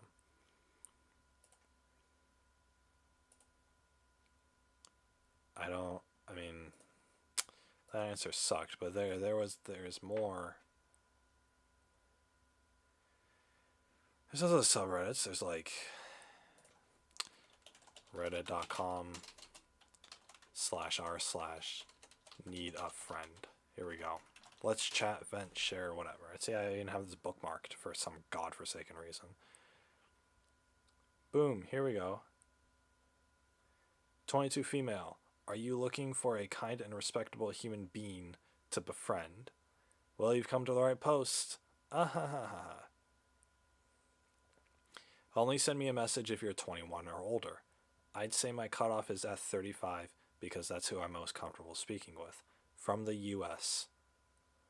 And absolutely no not safe for work or hates. There you go. Look at that. I found a girl to talk to. Oh my god, you're a girl and you want a guy to talk to? Here's a 26-year-old male from the United States. Have you ever been complimented on your voice? If so, I want to chat. Looking to voice chat. Look at that. Easy peasy, right? I can message him and be like, hey man, I've been told I have a voice like a narrator. I was given that compliment 10 years ago, and I still think about it to this day. Let's talk about it. Just bored and looking for a platonic chat. Look at that. Platonically. Look at that. Friendship. 25 plus age group. Or age Discord group. Look at this. An 18-year-old female. She's getting a bunch of nudes sent to her. 21-year-old female. She'll get relatively less nudes sent to her. Life is hard when you don't have someone, so let me change that. 17 male. That's illegal. Looking for friends interested in tech. See, look at this. There's so many people. This is just, look at this. These, within the past 2 hours, there's 1, 2, 3, 4, 5, 6, 7, 8, 9, 10, 11, 12, 13, 14, 15, 16, 17. Within the past 2 hours, there were 17 people who posted to chat on this one specific subreddit. Look at that. Oh boy. I mean, not all of them will be a hit, but look at that. It's so easy. You just go on the subreddit like once every 2 hours, and then, or you pick somebody to talk to. And then it's like, so like people who are like going through high school or college or whatever, and they're so lonely, it's like they can just go on here and talk, right? It's like, and then, oh, maybe eventually, obviously you don't have to go into every conversation thinking that, oh, it's going to be a hit. In fact, you go into most conversations thinking it's going to fail, but still putting an effort anyway. It's like what I did, right? I just did this with a different website. And then, there you go, right? It's like you don't need, like, how, like, low effort, right? You don't need to be, vying for people's attention on the internet. You don't need to be some e-whore on a Discord server in order to get, like, get attention, right? Or to get whatever, right? In order to fulfill that actual desire, right? It's a want versus a need. And a lot of teenagers think about what they want rather than what they need, right? Or what's going to be good for them. And for the vast majority of people, what's going to be good for you is an intimate, close connection with one human being. That's what's going to serve you the most purpose. You're going to find that human being, guy or girl, and then you're going to, and it's going to be great, right? It's going to be great. But then after that, you can decide where you want to go with your life, right? Hey, at least somebody cares about me. Now I don't feel so teenage angsty anymore. Of course, this is all for freaking. Most of this is adults in their 20s, so this would be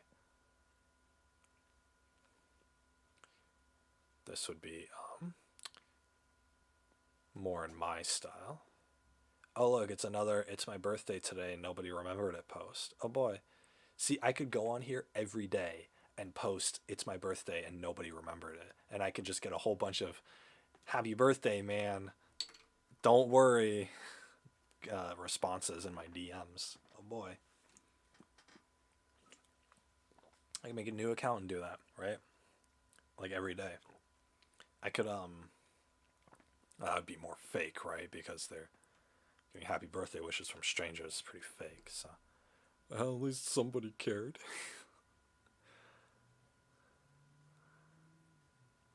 See, like, I wouldn't talk to anybody who's like 21. It's hard to, like, I don't know, it's hard to relate to people, I guess, just mostly. I don't know.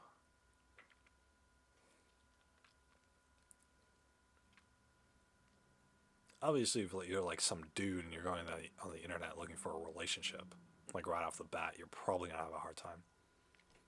Oh, I'm M. Are you F? No. Skip. The stranger has disconnected. Stop it. God damn it.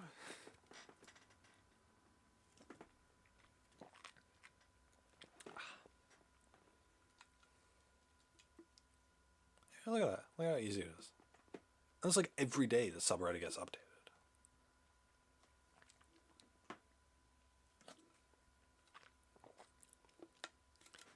And they have other subreddits too. Meet new people here. r/pen pals. r/r for R. What does R for R stand for? Internet friends. Gamer pals.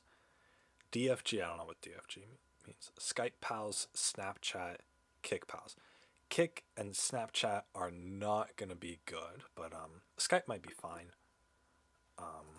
I used to use Skype. I don't know what the community on Skype was like, but whatever. Can I go dark theme? Do I have to log in to change my theme? Settings, dark mode. Why would they? If dark mode is the only setting, why would they make a setting category? Why wouldn't they just make this dark mode? Whatever. Dark mode. Come on.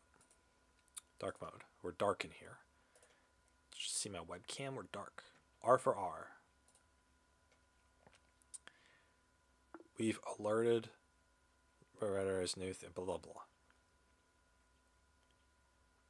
R for R stands for Redditor for Redditor, and it's meant to be the de facto Reddit community for people meeting people for almost anything. That's fellow students, dating, playing music, marriage prospects, pen pal. I like how dating and marriage prospects are different.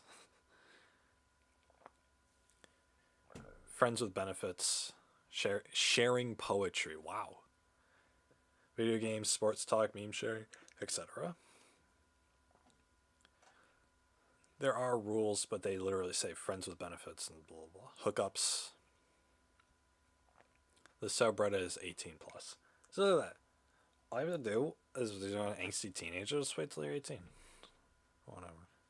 I mean, for a guy, it's a lot tougher because being 18 doesn't necessarily mean that the guy is going to be desired.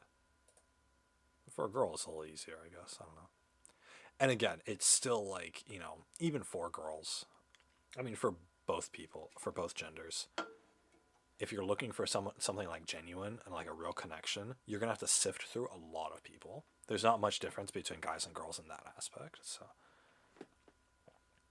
you're going to have to sift through a lot of people, and you're going to have to find people who you think you'll have a connection with, but then eventually end up learning that you don't. You're going to get a lot of that.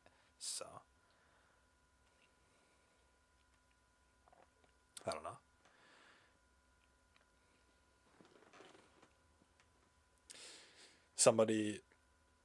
Somebody who I met on the internet, like, God, like 2 years ago, I think, over 2 years ago.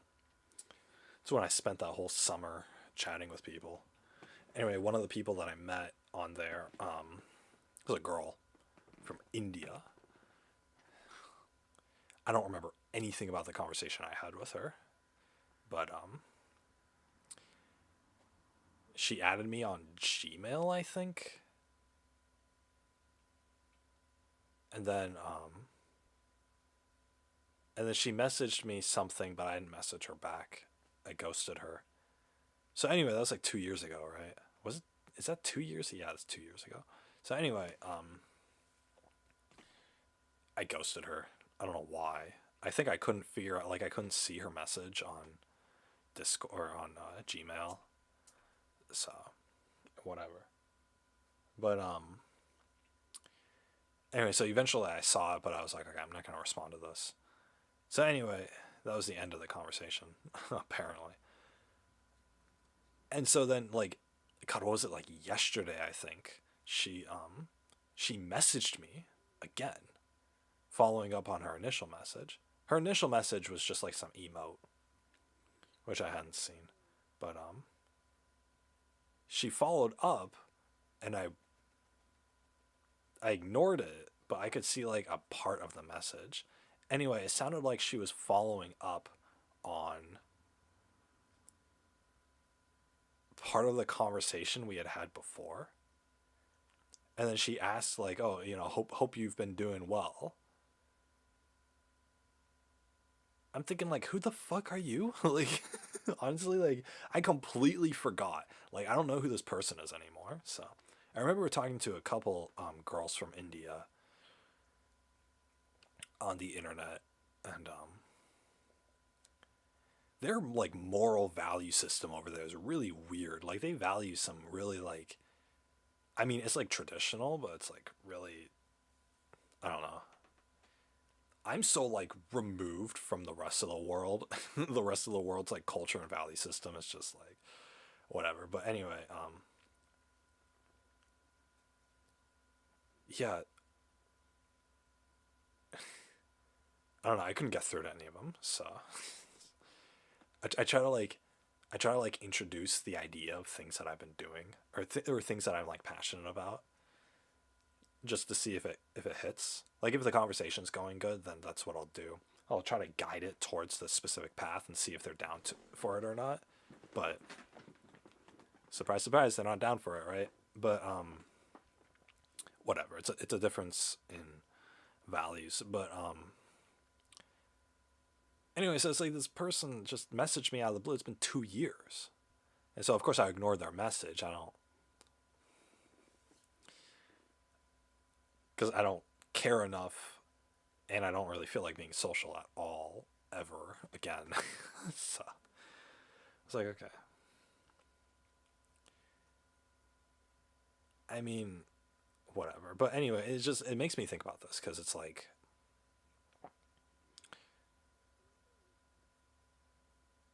um, what was I even gonna say in regards to that? I don't know. It's just weird. It's a little jarring hearing from people of your past before. God, I don't want that kind of pressure on me. Ugh. This is an easy person because it's like, okay, I had one conversation with her and then I ignored her. So afterwards, so it's like whatever. So I think I don't know. What was I even talking about with her? She probably wanted to leave the country, honestly. I don't know why people like I guess I was one of them. I want to leave the country.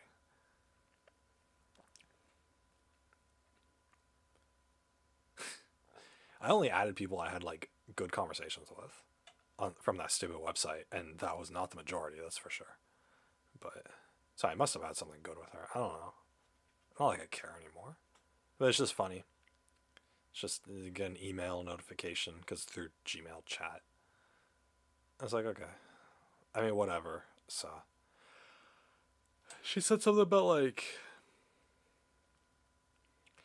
her favorite pastime would be to eat this like specific Indian dish alone. And that was her message. And I was thinking like, what the fuck? Like you're messaging someone like 2 years later with something like that. Like, I don't know. I figured like, okay, maybe she went through a breakup or something, right? It's like, and she's trying to message other people, but she's still in this like limbo state of like, oh, she wants to be by herself. She doesn't want anybody to bother her with the kind of nonsense that she just had to experience or whatever, right? So she's like putting it out there and she's trying to gauge like, okay, does this resonate with him? Maybe I can complain about my stuff with him or whatever.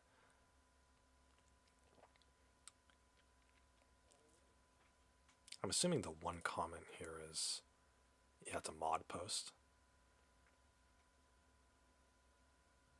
This post has been locked, as all posts are.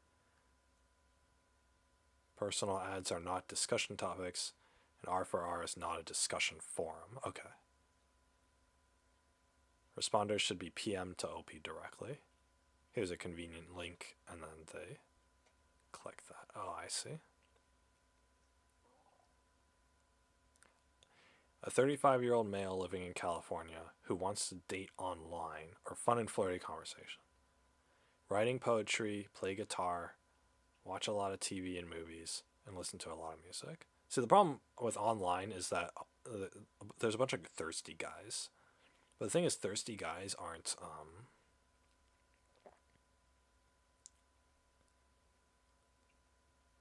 they're not good because they don't have anything genuine about them. That's what it is. They're typically horny, and they're mostly Indian, but some Americans too.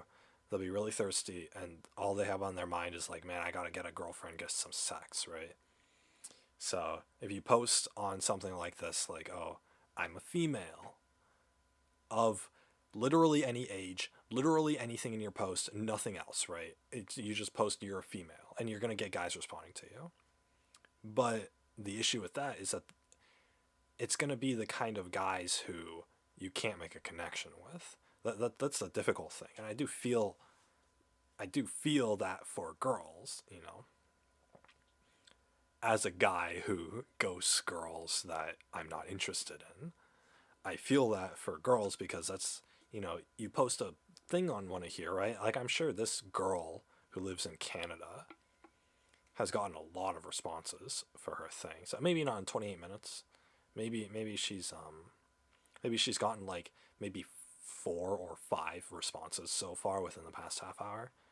But it's like most of them are crap, right? Most of them are crap, and they're gonna go along with whatever she wants to do for the night, and then after that they're gonna be thinking about like, okay, how can I turn this into a relationship? Ha ha. And then they're not gonna be like these genuine connections because they're gonna be obliging her. They're not gonna be. They don't message her because they. Oh, I love.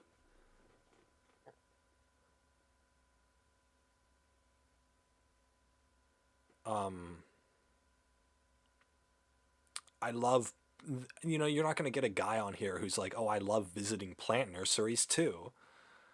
it's like you're gonna get a guy on here. He's typically gonna like video games, so that's a pretty easy one. But then it's gonna be a dude who won't really have much in common beyond that, and then it's gonna be difficult to,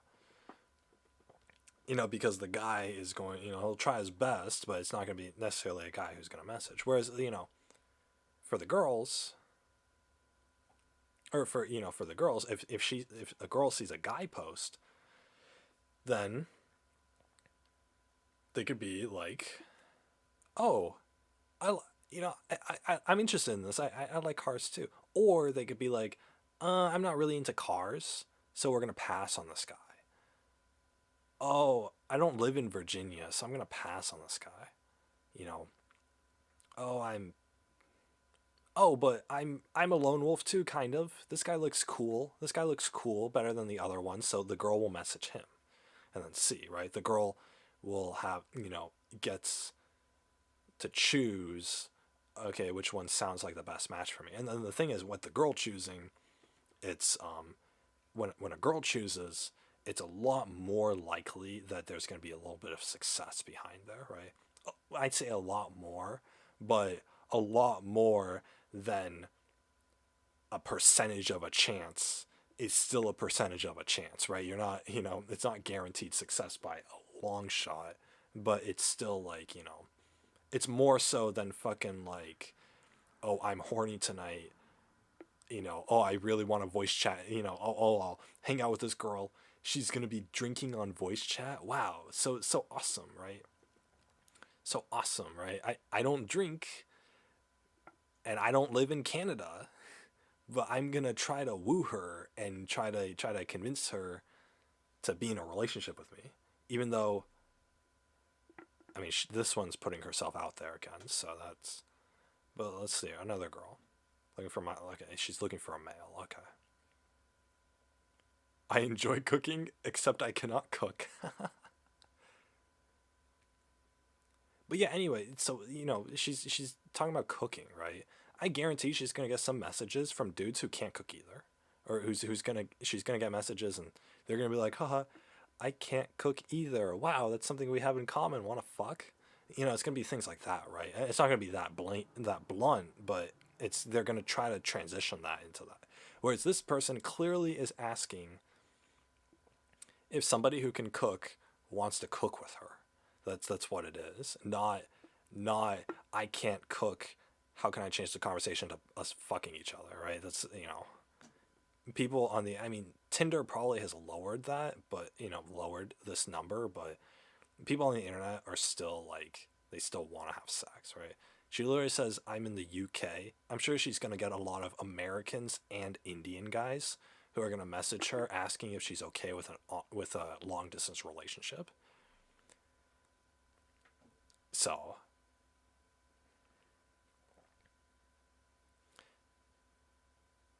yeah, anyway, it's the whole point is that girls are going to get guys who aren't a good match for them, trying to eventually, that are going to like try to force the conversation. And of course, girls who are posting on here are going to have to sift through whether they know better or not. They're going to have to sift through this, right? There's a lot of naive girls on the internet who give the benefit of the doubt to a lot of these guys, thinking that they're going to be genuine when most of them aren't.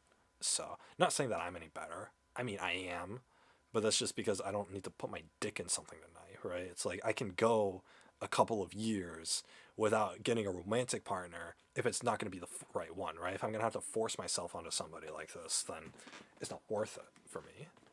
But I'm the minority, right? I'm the minority. I'm a guy looking on the internet for a genuine relationship. That's the minority of guys. Because guys who have to go to the internet in order to find this stuff aren't, and who are willing to actively look, these kind of guys aren't, willing to wait, essentially, right? These are the kind of guys who wish they had success on Tinder.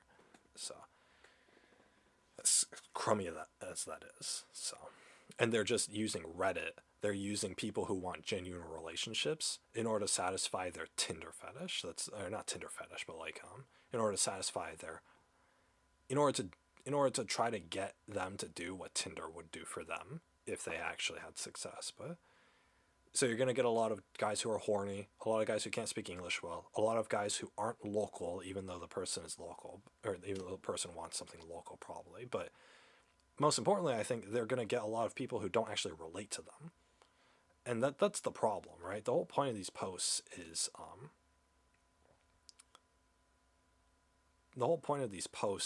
to find a girl who, or is to find a person who you relate to. So, or who you can connect with. So if a girl has a lot of guys messaging her who aren't really going to connect with her, even though they read the post, or God forbid, guys who don't even read the post, then it's going to be hard to sift through, right? So, unfortunately. Whereas, on the other hand, do the opposite. Girls are a lot less immediate about it, right? So, a girl looking through all the M for F posts, they're gonna take their time, and they're only gonna pick the ones that are like appealing to them, which means the ones that they're more likely to form a connection on. So, which means that the guys posting on here are gonna have a lot less success, but than the girl, or a lot less hits than the girl, but they're going to have relatively the same success rate, which the guys and the girls are most likely not going to have any success finding exactly what they want. So it's just the difference will be the guys won't find anybody ever, or they'll find very few people overall, whereas the girls will find a lot of people who don't work. So that's the difference between the genders here. So, and some girls might like the attention, right? Again, it's like that game, right? It's going to be fake attention. Posting yourself out there and getting a bunch of people who don't actually give a shit about you, or who don't actually match your character, or who connect with you at all. That's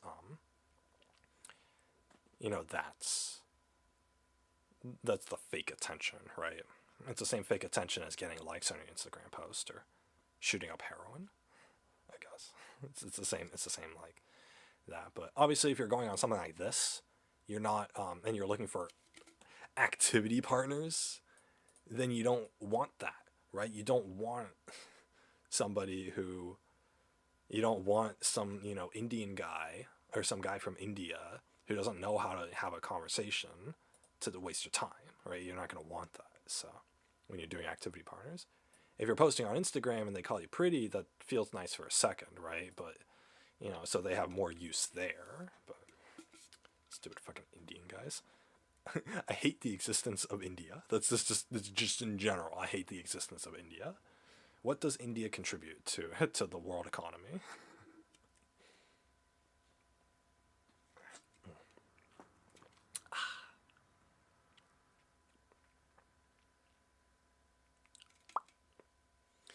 But yeah, anyway, so silly.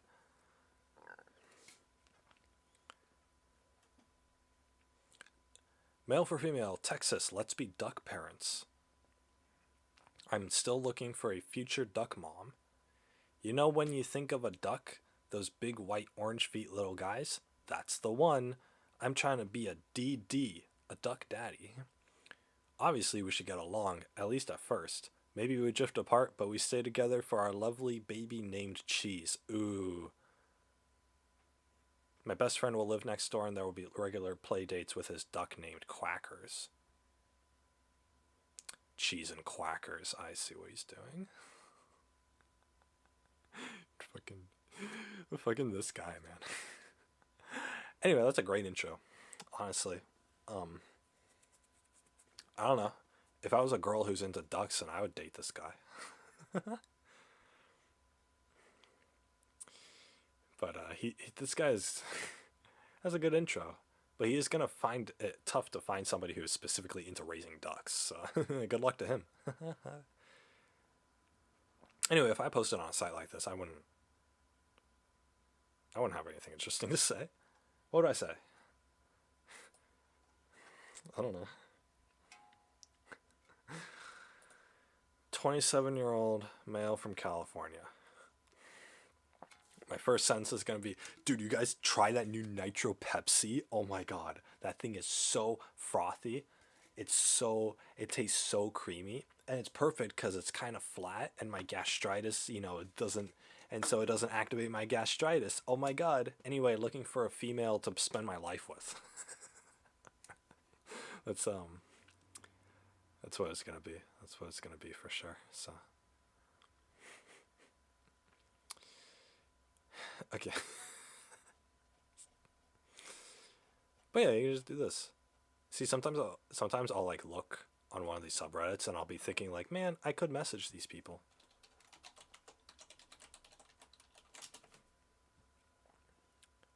But yeah, I can go on PS and friends. And look at these people. Look at these people. Down for Diablo 3 on PS4. Wow. If only I owned Diablo 3, then I wouldn't. Then,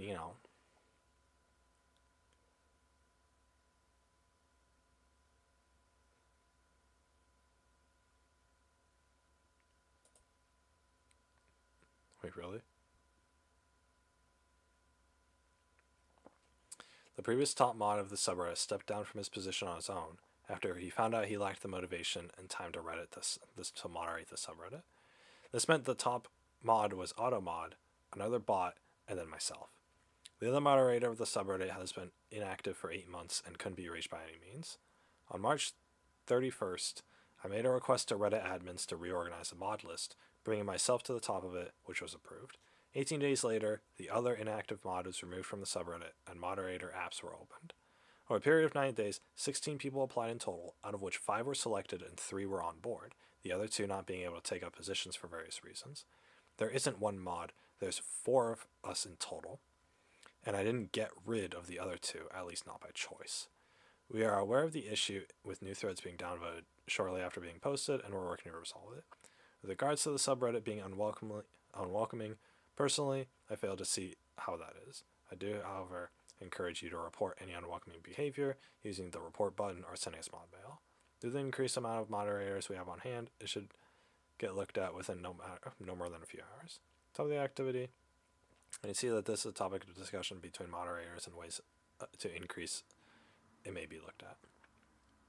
At the same time, statistics say that the number of times the subreddit is viewed per day is steady from day to day, and that we are always noticing net gain in members from one day to another. So I'd say it's not as bad as you're portraying it to be. I'd appreciate your consent. Man, what a good mod. He actually addressed this person's accusations. Nice. He probably felt the need to defend himself, but I am going to log in. My name is Ron Paul Memes, and I do have a free award. Very nice. So I like how this mod responded in a objective but still defending way. We're going to upvote him, and we're going to give him the Wholesome Award. Thanks for being a great mod.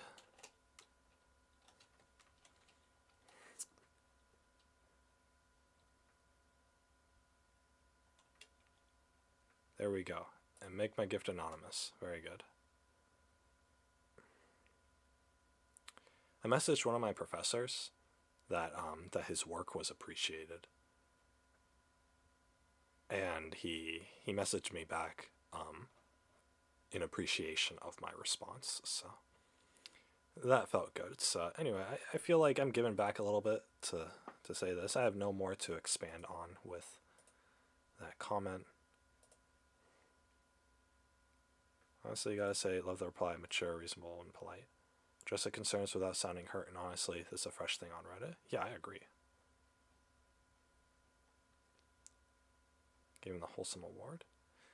See, if I had said something similar to this in my private message, then that would have been fine, but I did I did make it anonymous, so he might have thought, the mod might think that,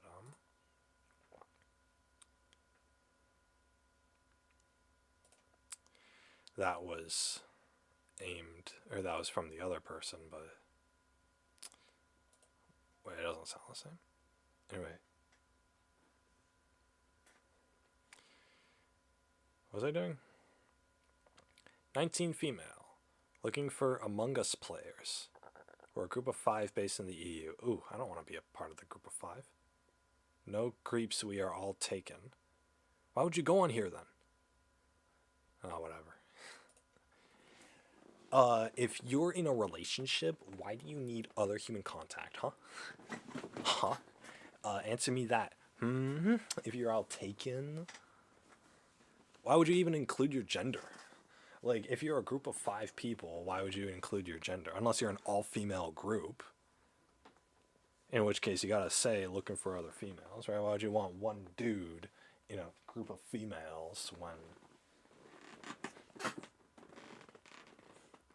I don't know, it's a poorly worded message. Whatever, she's 19, she doesn't know how to speak. I get that. Okay. I still have a belly button. Alright. Far Cry 5, Rainbow Six Siege, looking for Gamer Pals. What does he play? He plays Final Fantasy 14. Well, it doesn't matter the rest of the list, to be honest. He only plays Final Fantasy 14. He doesn't even say... He got a lot of responses. I genuinely wish your best.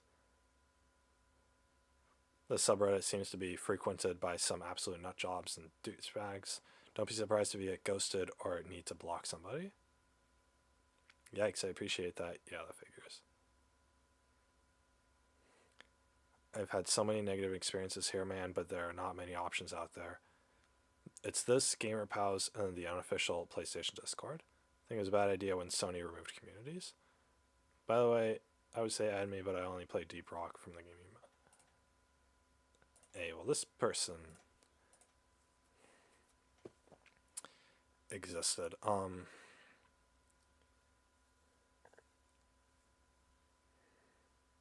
Fellow anxiety sufferer here.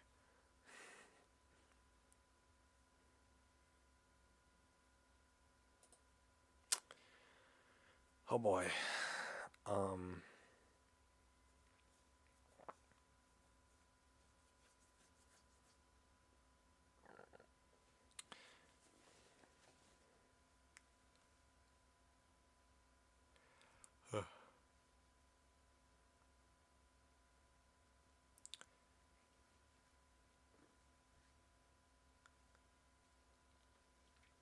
I think I posted on here like once. It was years ago. And I got a couple people to add me. But I mean, I played with a couple of them, but nothing else really came from it, so.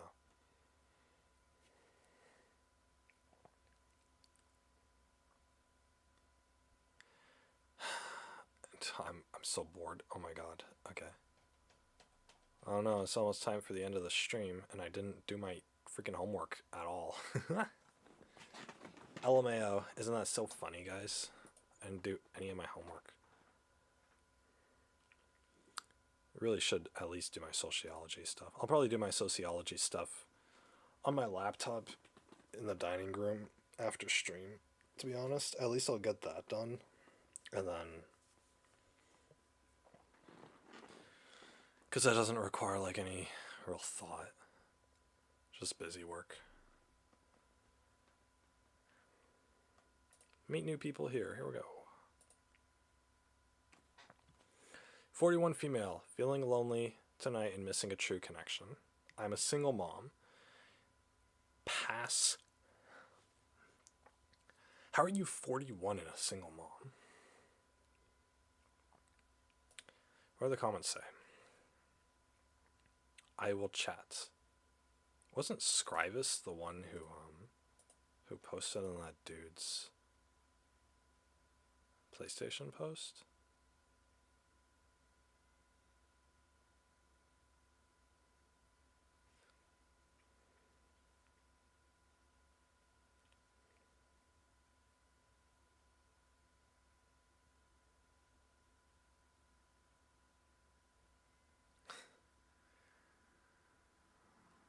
This person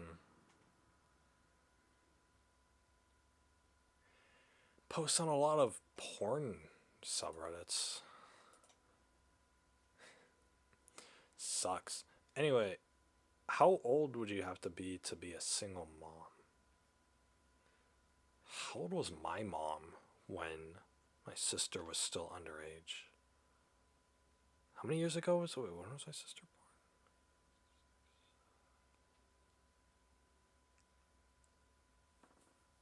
2013.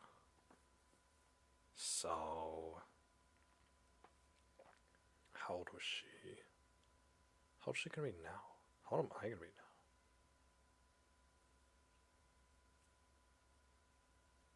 Wait, no.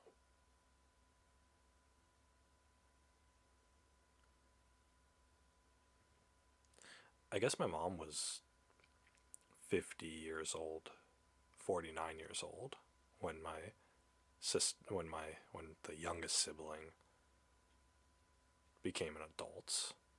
So, I guess at 41 you still could be a single mom technically. So, I've had that kid for a long time though. Her kids are probably teenagers.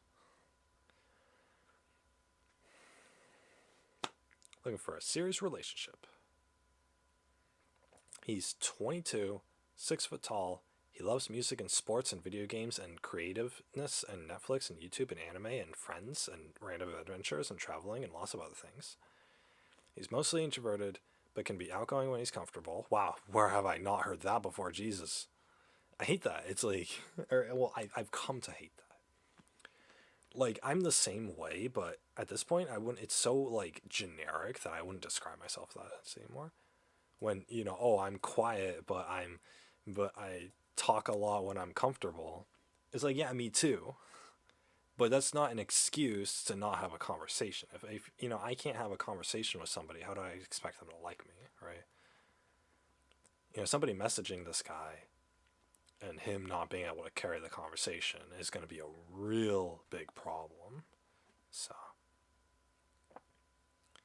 he's unemployed due to an injury, but he's going to start working part-time. See, if I was doing something like this, I'd make the whole thing a joke, right? And that's what I've done before. I have a profile on a pen pal website where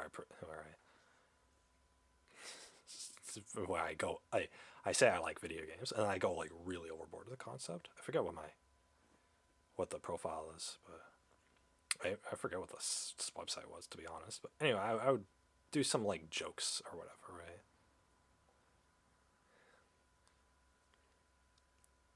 Because this is like,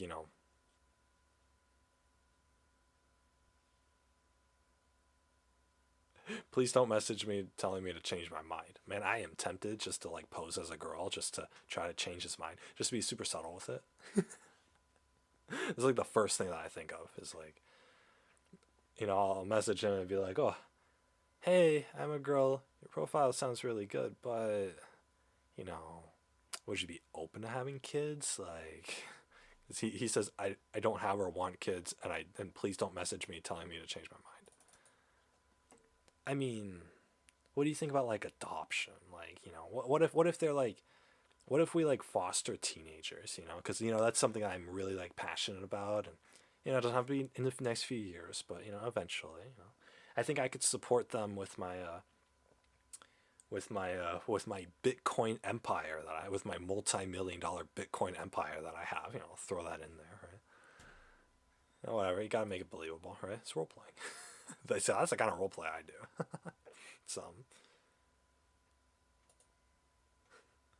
It's where I trick people into getting triggered. That's the kind of roleplay. It's so evil when I put it like that. But that's I don't know.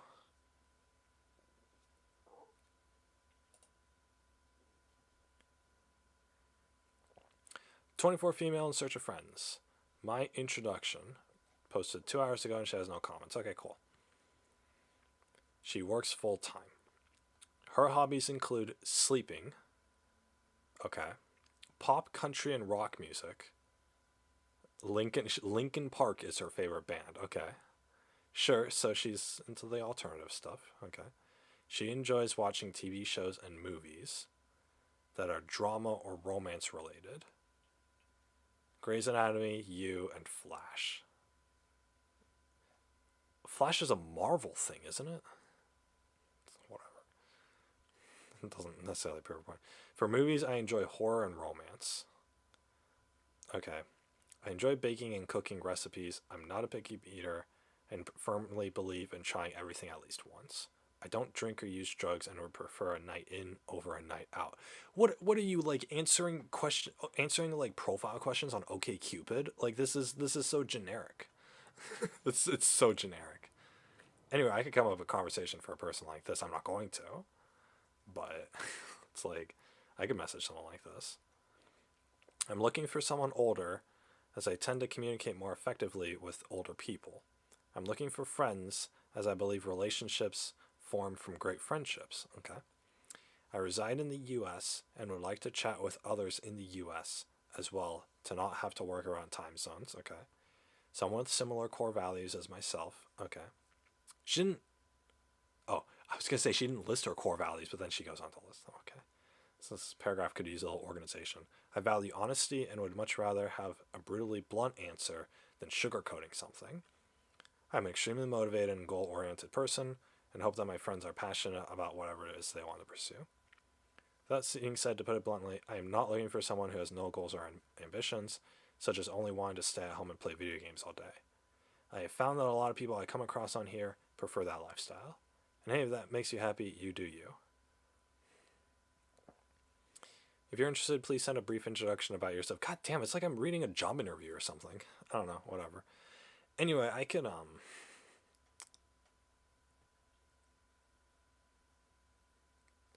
I am not into video games or anime. Politically, I lean right. I don't discuss this because it's a big issue with a lot of people, especially on Reddit. Due to the number of creeps on here, please send a picture of yourself fully clothed.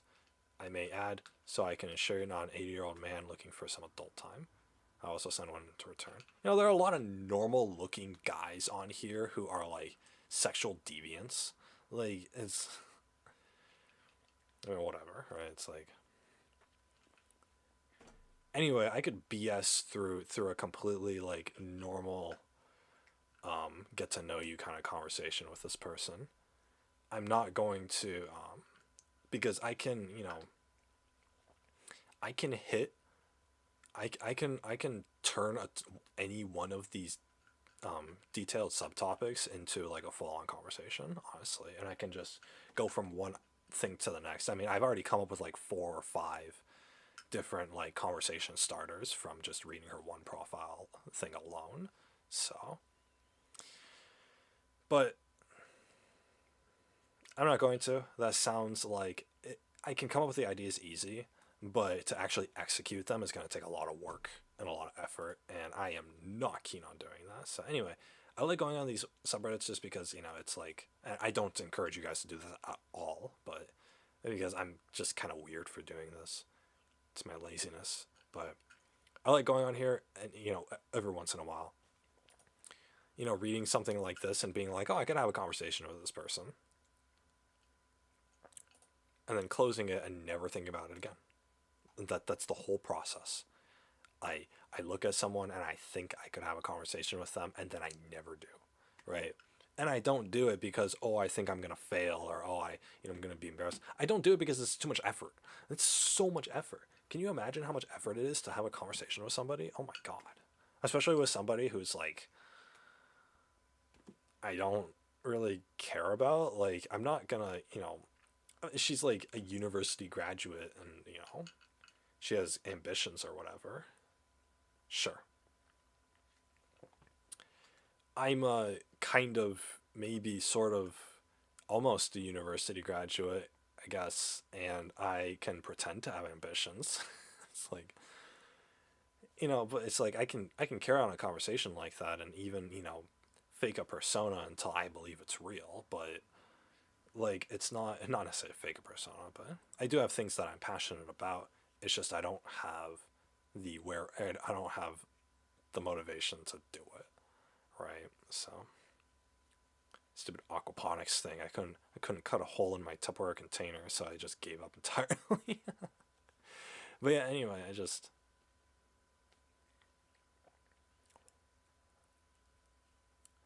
like, I don't know. I could spin it any which way, and it'd be acceptable. So, God, she was talking about It's not that like I'm interested in this or anything, but she was she was talking about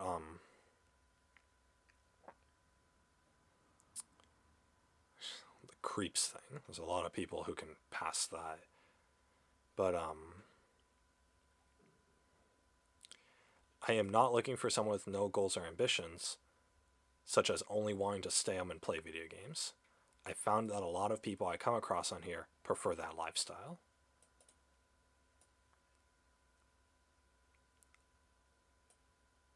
I cannot imagine portraying myself as somebody who only wants to stay home and play video games. That's what I want to do. That's like my main ambition in life. Like if I won the lottery tomorrow, if I won like $1 million tomorrow, I would create my entire life and my entire financial situation so that I can maximize the amount of times I stay home and play video games. To the ideal where I'm going to spend the rest of my life in my bedroom. That's what I would do. And I'm very passionate about that. But I would never present myself as somebody who wants that. I would never present myself to any person that I talk to. I don't care how much or how little they're going to get to know me, or I'm going to get to know them, or they're going to be involved in my life. I would not portray myself at all in that vein. I would never. I got mint. Why would I? It's like, well, not because it's like socially unacceptable. I'm not like, I don't care about filters or anything like that. It's boring. It's boring. Even I find that boring, right? What am I going to get to talk about with, the fact that I get to stay home and play video games all day? That's not even like, that shouldn't even be a part of the conversation. If somebody directly asks me, what are your life ambitions? What a boring answer that would be. What a boring answer it would be for me to say, oh, I just want to stay home and play video games all day. Oh, I don't really have any ambitions besides, I just like playing video games. And, oh, ambitions would cut into my video game time. What a boring answer. If somebody's asking that question, that's not the answer that they want, right? And it's certainly not an answer that's going to have a good conversation with it. So I don't know. If I'm truly that boring of a person to where, like, I full-heartedly believe I am going to do the bare minimum in life and just play video games all day. That's like, I wholeheartedly believe that that's going to be my future. But the thing is, I don't necessarily want to have that future. I don't necessarily, I'm not going to give up on life just because that's going to be in my future. There are things that you can be passionate about that don't have to do with playing video games all day in your room.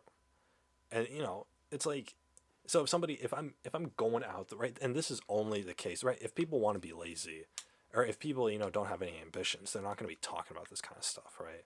But for someone like me, I don't have any of these ambitions, but I can still find myself talking to people about them. So because of that, because I could have conversations with people, in those conversations, I will never portray myself as something boring. If there's something truly boring about me, I will try to spin it in an interesting way. Or I'll try to, or either that, or I'll try to steer the conversation towards something else, but that's still on topic, right? So I cannot imagine so with that in mind, I cannot imagine the kind of people who say this stuff to this girl. Oh, people want to stay at home and play video games all day. Or, I can just imagine a guy talking to this, like, politically right, college graduate, full-time working girl, and, saying, oh, I just want to stay home and play video games all day. I can't imagine that. Because it's, for a guy to do that, because that shows so little social awareness. Obviously, this girl is not going to accept that as an answer, so you need to give an answer that isn't technically a lie, but that still portrays yourself as interesting, right? you don't have to tell her the truth, but you don't have to tell her a flat out lie either, right? Talk about something you're passionate about that doesn't necessarily have to be a life ambition, right? What are your goals in life? I don't fucking know. I want to visit all of the abandoned theme parks in America. There's my ambition, right? Or, what, that's not me, right? But I knew somebody who had that as an ambition. The person I knew who had that ambition would spend the rest of their life in their room playing video games. But if asked, they would talk about their love for abandoned theme parks. That's an interesting answer, and that's something you could talk about with somebody, right? Because that's something that is worthwhile to have a conversation about. Abandoned theme parks, and you know a little bit about your own passion or your own interest, and that's fine, right? What are your life goals? What are my life goals, right? I want to build my own house on a plot of land in the Midwest. There we go, right? That's me, right? That's my ideal. And I want to save up money so that I can afford to do that, right? It's not a lie. In fact, that's something that I would do given the time and resources to do, and that's I could consider that a life goal. But I'm not unique in that, right? I mean, I'm unique in maybe that specific desire, but me building my own house on a cheap plot of land out in the countryside, what is all that for? It's so that I can spend the rest of my life afterwards playing video games in my room or in my custom house, right? Just playing video games all day, right? Or being in my home theater, right? That I built cheaply and I can live frugally with the rest of it, right? I'll fucking invest the rest into Bitcoin and then just retire off of the revenue earnings. It's like that's as far as my ambitions go, but building my own house has a lot behind it, and that's a lot to talk about, right? And hell, this girl is leaning to the right politically, and she, has this sort of stuff or whatever. It's like she could probably contribute to a conversation about that, right? Maybe she herself doesn't want that, but she thinks that's a novel idea, and she could imagine herself doing that with me, right? Pull her into the conversation, right? Involve her into that idea. It's like talking with people is, this doesn't it's not rocket science. It's, but this is the kind of conversation where you like get to know somebody. That's what this is. So I mean, obviously, right, I'm not saying that me, messaging this girl is going to work necessarily. But I'm saying, like, if the conversation got to a point where we were comfortable speaking with one another and this sort of thing came up, I wouldn't screw up my answer, right? Why would you screw up your answer like that?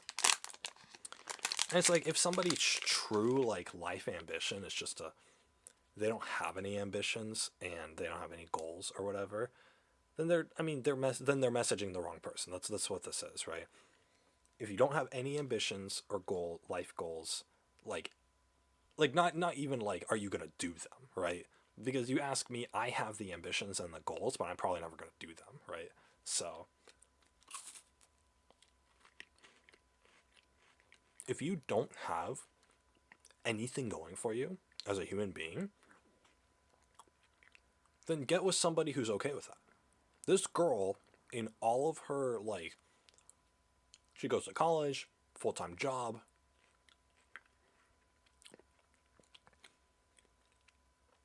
She has, like, the most basic ass, like, typical, I work, I go home, sort of normie lifestyle.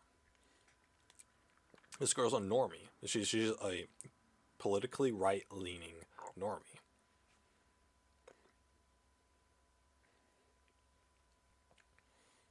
She is clear. She didn't even have to talk about the whole life goals thing. I read this kind of post and I'm thinking, like, she's not gonna want some bozo loser who plays video games all day. That was my first thought before I even got to, before I even finished her freaking hobbies, right? I was thinking, okay, she's not gonna be okay with some dude who's like who eats Cheetos and who doesn't shower ever, right? She's not gonna be okay with somebody like that. Or who eats Cheetos in his basement while staring at the video game screen 16 hours a day. Who, has a crappy sleep schedule because he stayed up too late he stayed up till 4 in the morning playing, some worthless game, right? He played Counter-Strike or something. Alright. Bro. So it's like,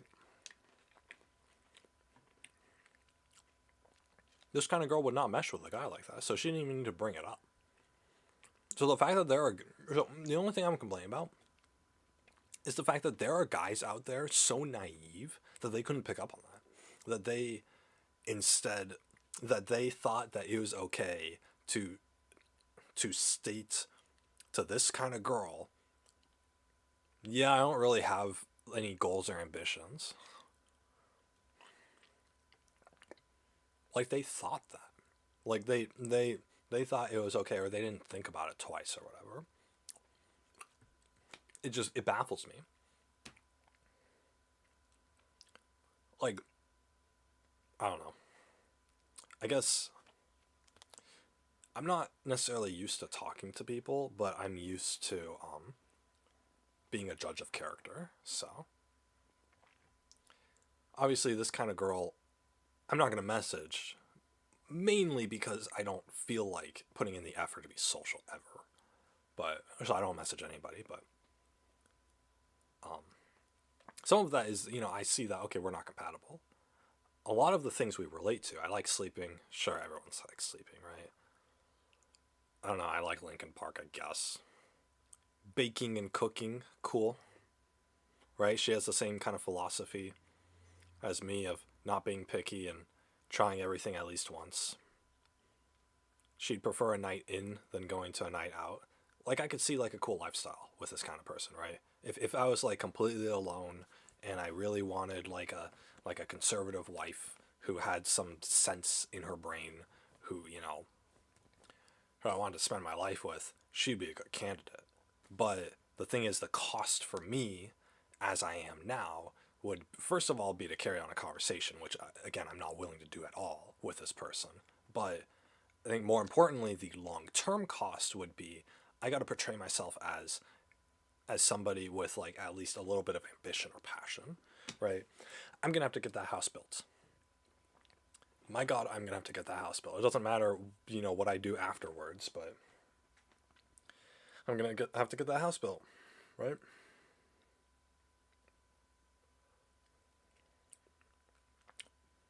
But I mean, whatever, right? And then after that, who fucking knows, right? I'm gonna be spending the rest of my life maintaining a farm, right? Because that's what I'm passionate about.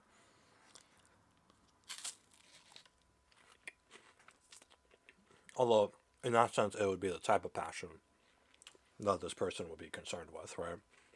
Maybe she doesn't want to live on a fucking custom built farm with me. That's totally fine, right? But then I would put in all that effort to fulfill that ambition, and then she would still reject me. I was like, okay, that's a lot. It's a lot of effort. And again, I wouldn't go into this thinking like, oh, everything's gonna be a success, right? Oh, she's the one or whatever, right? God forbid. But not even close. But it's social practice, right? How far can I get in a conversation with somebody like this? That's what it would be. How far can I get? Is it going to die at the first message? Or am I going to be able to spend the next 6 hours talking, getting to know each other?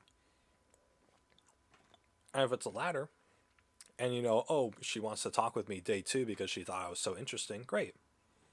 That was a success. That was technically a successful conversation, right? If she's still interested by the next day. So that's the point where I ghost her, right? It's, that's how it's been. Every successful conversation that I had with somebody that I met on the internet, I ghosted them. Like, every single one, I ghosted them. Every failed conversation, obviously, we disconnected, never saw each other again. But then every successful conversation, I ghosted them. Because why would I put in the effort to continue this, right? It's like, this as an example, right? Like, let's say I had a successful conversation with this girl. This is kind of my thought process here. A successful conversation most likely meant that at some point I embellished myself. Like the whole goal and ambition thing, right? I was talking about how, oh, I would portray to her that I'm passionate in self sufficiency. And I want to build my own custom house, make my own farm, all this sort of stuff, right? Her interest in me is going to, I mean, maybe not necessarily this. I was going to say her interest in me is relative to how much I keep up this ambition, but that's not necessarily the case. I mean, that might be the case for this example, but that's not my thought process. My thought process is I'm going to have to keep this up. That's all it is. Whatever social aspect I was forcing myself to do, or whatever social skill I was forcing myself to have while having this conversation with this person that they liked about me, I would have to continue doing that. I don't want to continue doing that. It's what a pain in the butt. What a pain in the butt. If I'm not able to like fully connect and be like supernatural with somebody, I'm not going to talk to them past the first day. Like, honest to God. If I'm not like insanely comfortable with this person, right? If I feel like I have to put an effort for this conversation, then I'm not going to want to talk to them, right? Obviously, every person you ever meet, including your soulmate, you have to put an conversation into, or you have to put an effort into the conversation. But for me, it's a matter of how much effort. If I wake up tomorrow and she messages me and I have the thought of, great, I got to respond to this, then I'm not going to respond to it, right? But if she messages me tomorrow and I get excited about the fact that she's still interested, that's a keeper. That's a keeper. And goddamn, you know, I feel that about a person like once a decade. Like one person per decade fulfills that for me. So, you know, I'm not if that. So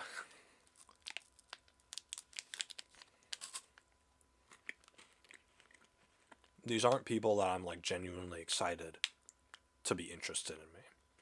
And that's what it is, right? And it's super demisexual with me too.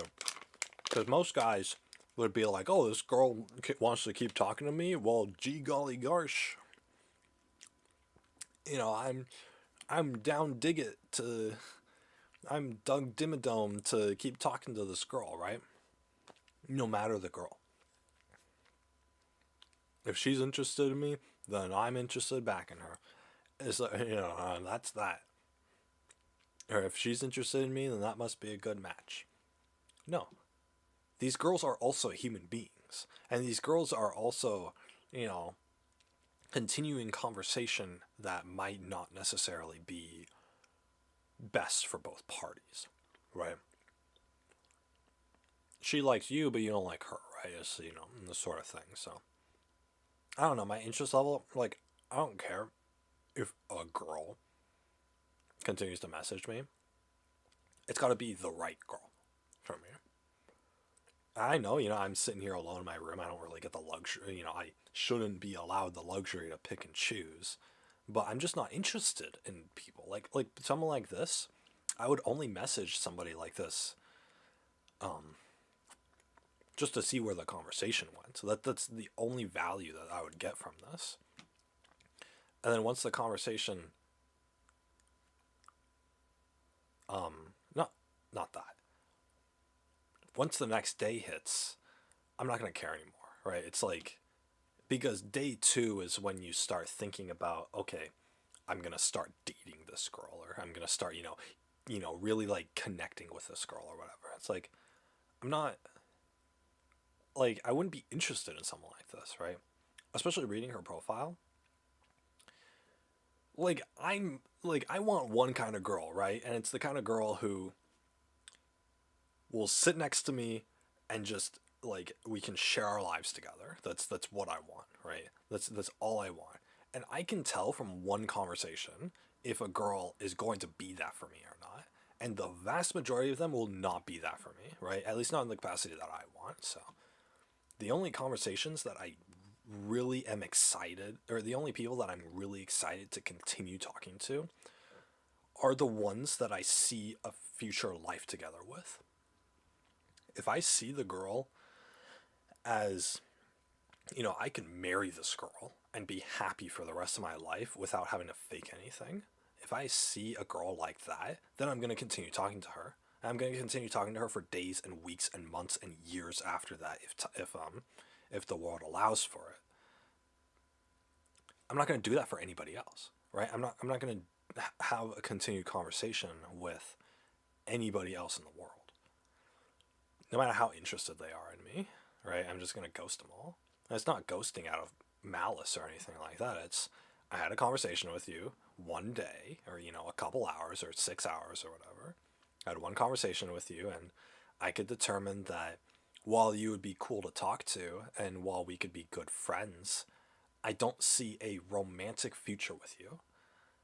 Goodbye, right? And I don't say any of that, and I just leave the girl hanging typically because it takes a lot of effort to actually say all that, but that's what it is, and that's why I ghost people. So I think the appeal for me when I go on a site like this and I look at other people is that I can imagine myself having a conversation with this person, and I obviously I have this social need, right? I gotta talk to people. Streaming has done really well to quell that need, but I wouldn't talk to people even if I didn't have the stream, to be honest. But like before, it's like I would have the social need to talk to people. But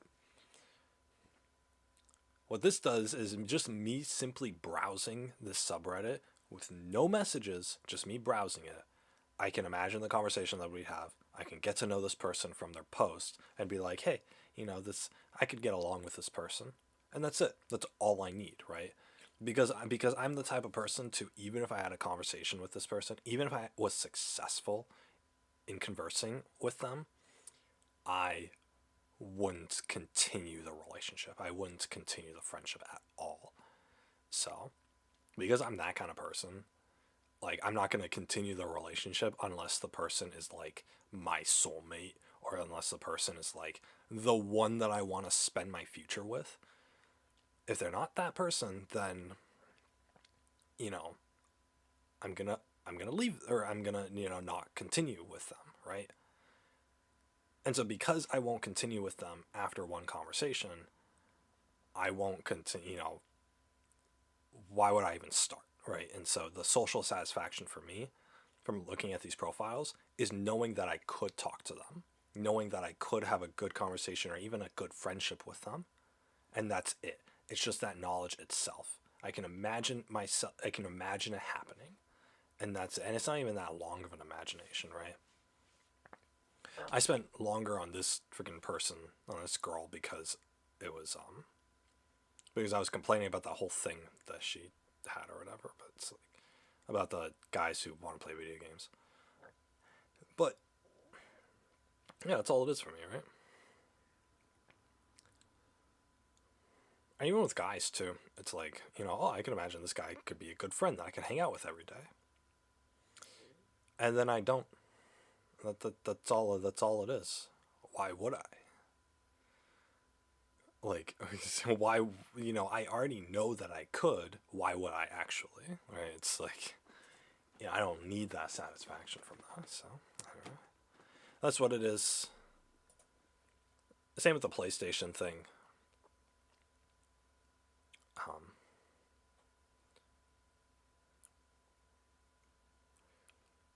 Sometimes, like, it's actually kind of rare. I've only done it a couple times, but it's rarely will I add somebody on here. Like they'll be like, okay, look, they posted their username, right? This one's IYUMAD L. I wouldn't add this person, but I might find somebody who like I could relate to, and then I'll add, and who posts their username, and I'll add them on PlayStation. But I won't message them or accept their party invites or anything like that, right? I'll just have them in my friends list. And that way, I could look at them every once in a while on my friends list and see what kind of games they're playing or whatever. And that's fine, right? and that's fine, because that's all it is. I'm only, they're just part of my friends list, and I just see that they're playing Deep Rock Galactic or they're playing Fortnite right now or whatever, right? I'm like, huh, this person plays a lot of Rocket League. That's cool, and that's it. That's as far as it goes, right? I don't talk to these people. I don't even think twice about it, right? Sometimes I'll compare like my game lists and my trophies to them to see if they're like achievement hunters or whatever, or if they've played a game that I, or oh cool, they played this game that I also played, right? Oh cool, here's another person who played and beat Elden Ring, right? Don't see many of those, and that's it, right? That's it. That's all I do.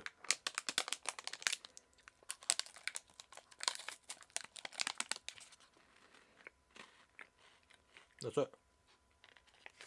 Because that by itself provides me more satisfaction, or provides me enough satisfaction socially without actually having to socialize with them. I don't need to socialize with people. I just need to know that they exist, I guess.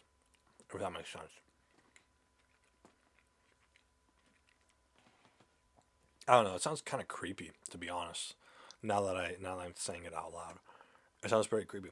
Oh, I just like looking at the people and just getting to know what they're posting without actually having to interact with them. Sounds really creepy. Whatever, whatever. It satisfies me, and I don't bother them, right? And it's information they're posting publicly too, so it's like they're not giving away any sensitive or embarrassing information. So I'm not like in breaching on breaching in their privacy or whatever, right? It's not like stuff that they are keeping to themselves. And they would probably prefer that somebody who looks at their profile but doesn't want to talk to them don't talk to them, right? They probably prefer that. So I just find the satisfaction from browsing. I guess that's all it is.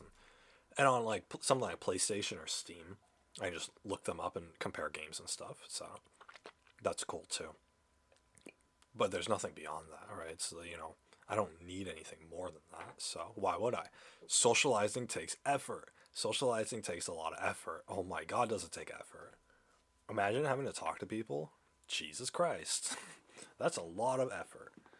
Why would I put in that effort? I don't care. Right?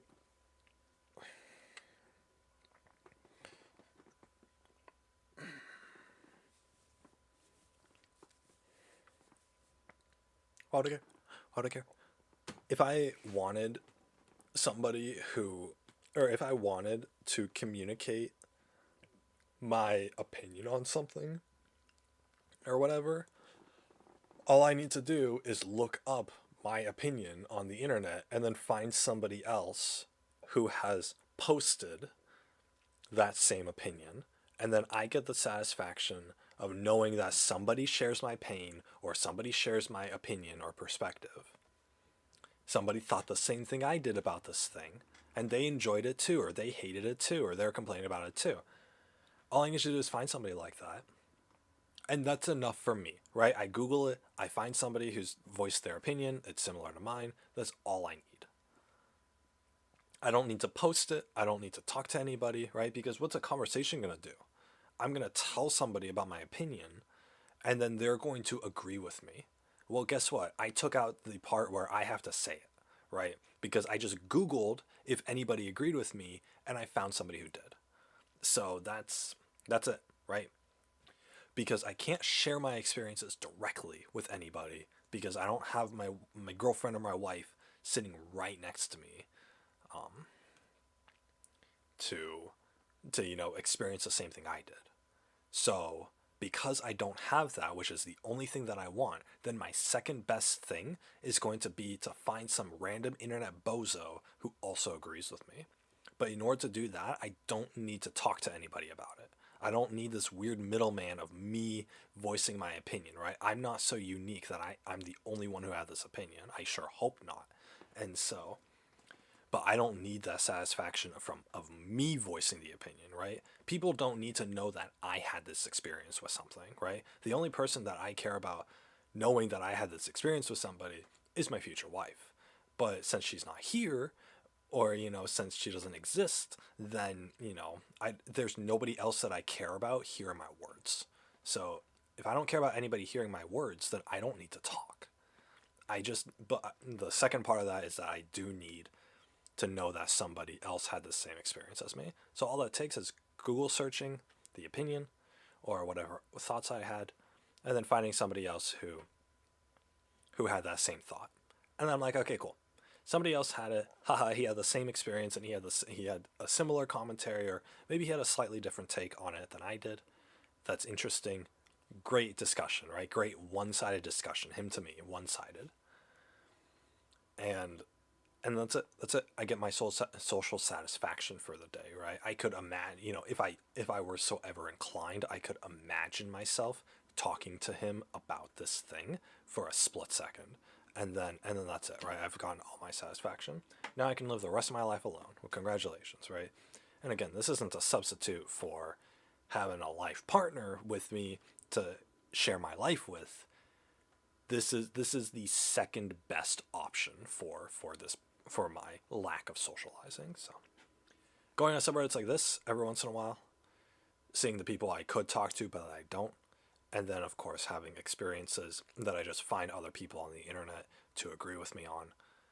Those two things pretty much quell any need to socialize at all. So I mean, that's it, right? You don't need anything else.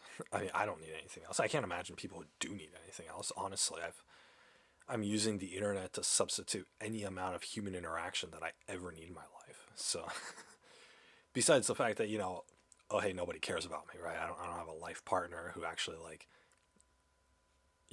cares about me and my well-being and who wants to share her life with me. So the lack of that is still felt. But besides, and obviously something like that, I'm not going to find on fucking Reddit, right? Or I'm not going to find, anywhere else. So I'm not going to find my soulmate on here, right? So, I mean, I guess I could, technically, but goddamn, it's again, it's a once a decade sort of thing. So I'm not really gonna start thinking about that until I'm like 35 years old, right?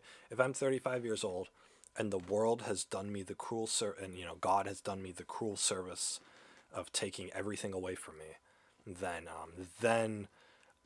by that point, then I will start thinking about using Reddit to try to find somebody. But other than that, it's like, I don't care, right? Or other than that, it's like, I'm not even gonna worry about it, to be honest. I don't worry about it, right? As much as I talk about it on here, I talk about it in relative to like me still wanting it, but like I'm not worrying about it, right? I don't care enough to pursue it. Or not that I don't care enough to pursue it, it's just it's so far off actually acquiring it is so far away from my mind that like I don't even think about it, right? If somebody asks me, hey, do you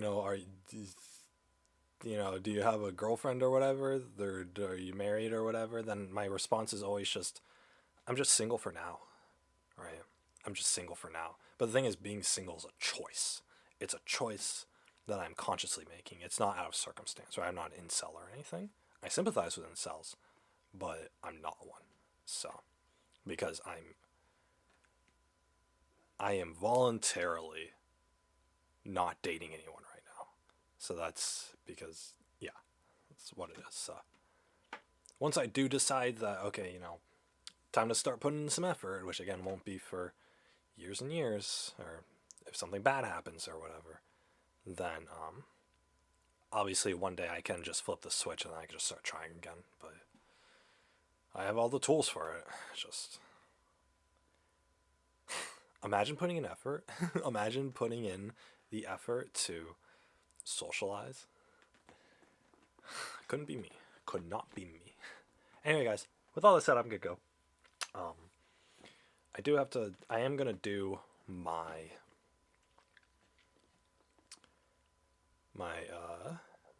communications work tonight. I'm committing to that. I can also eat dinner out in the dining room whilst I do it. That is going to be convenient for me. And then at least I won't fail that class. So even if I do end up failing English 2, then I won't fail my communications class. So it won't be that bad. So, and then tomorrow, honestly, I'm probably going to do the other English assignment. Or, I mean, I don't know. I'll choose. I'll have a choice tomorrow. So, but yeah. Anyway, guys. Yeah. With that said, I hope you all enjoyed the stream today. I know I talked a whole bunch again. Whenever I have these like webcam streams or whenever I go on the computer, I end up talking a bunch. But tomorrow I'll get more work done. I promise. Well, more than 0 is pretty easy to accomplish, I would hope. So yeah, anyway, close out of this.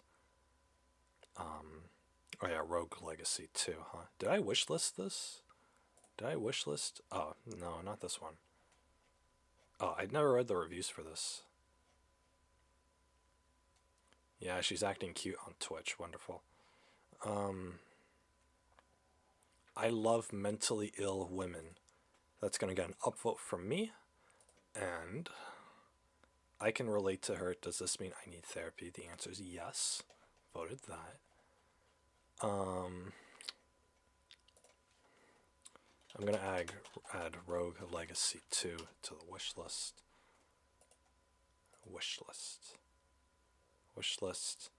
We'll follow it too, because it'll push a phone notification to me if it comes out on PlayStation, which will be never. So,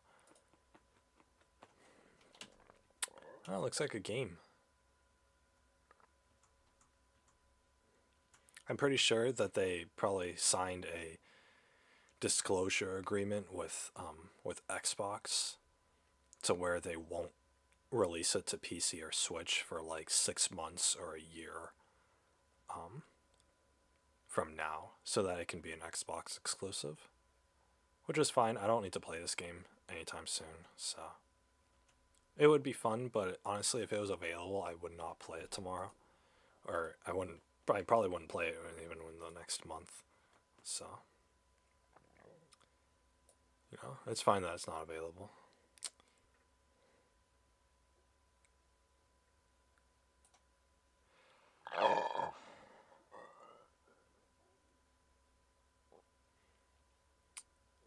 Kingdoms of Amalur. I have this game on PlayStation.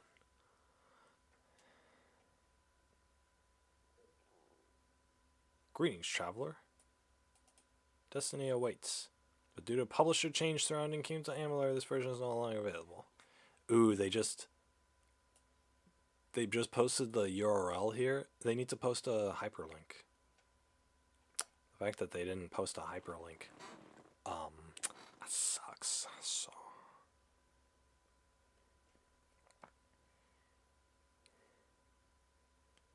wowie zowie. Fun game full of possibilities. April 29th. I'll give him an upvote. Why are there so many recent reviews for the old version of this game?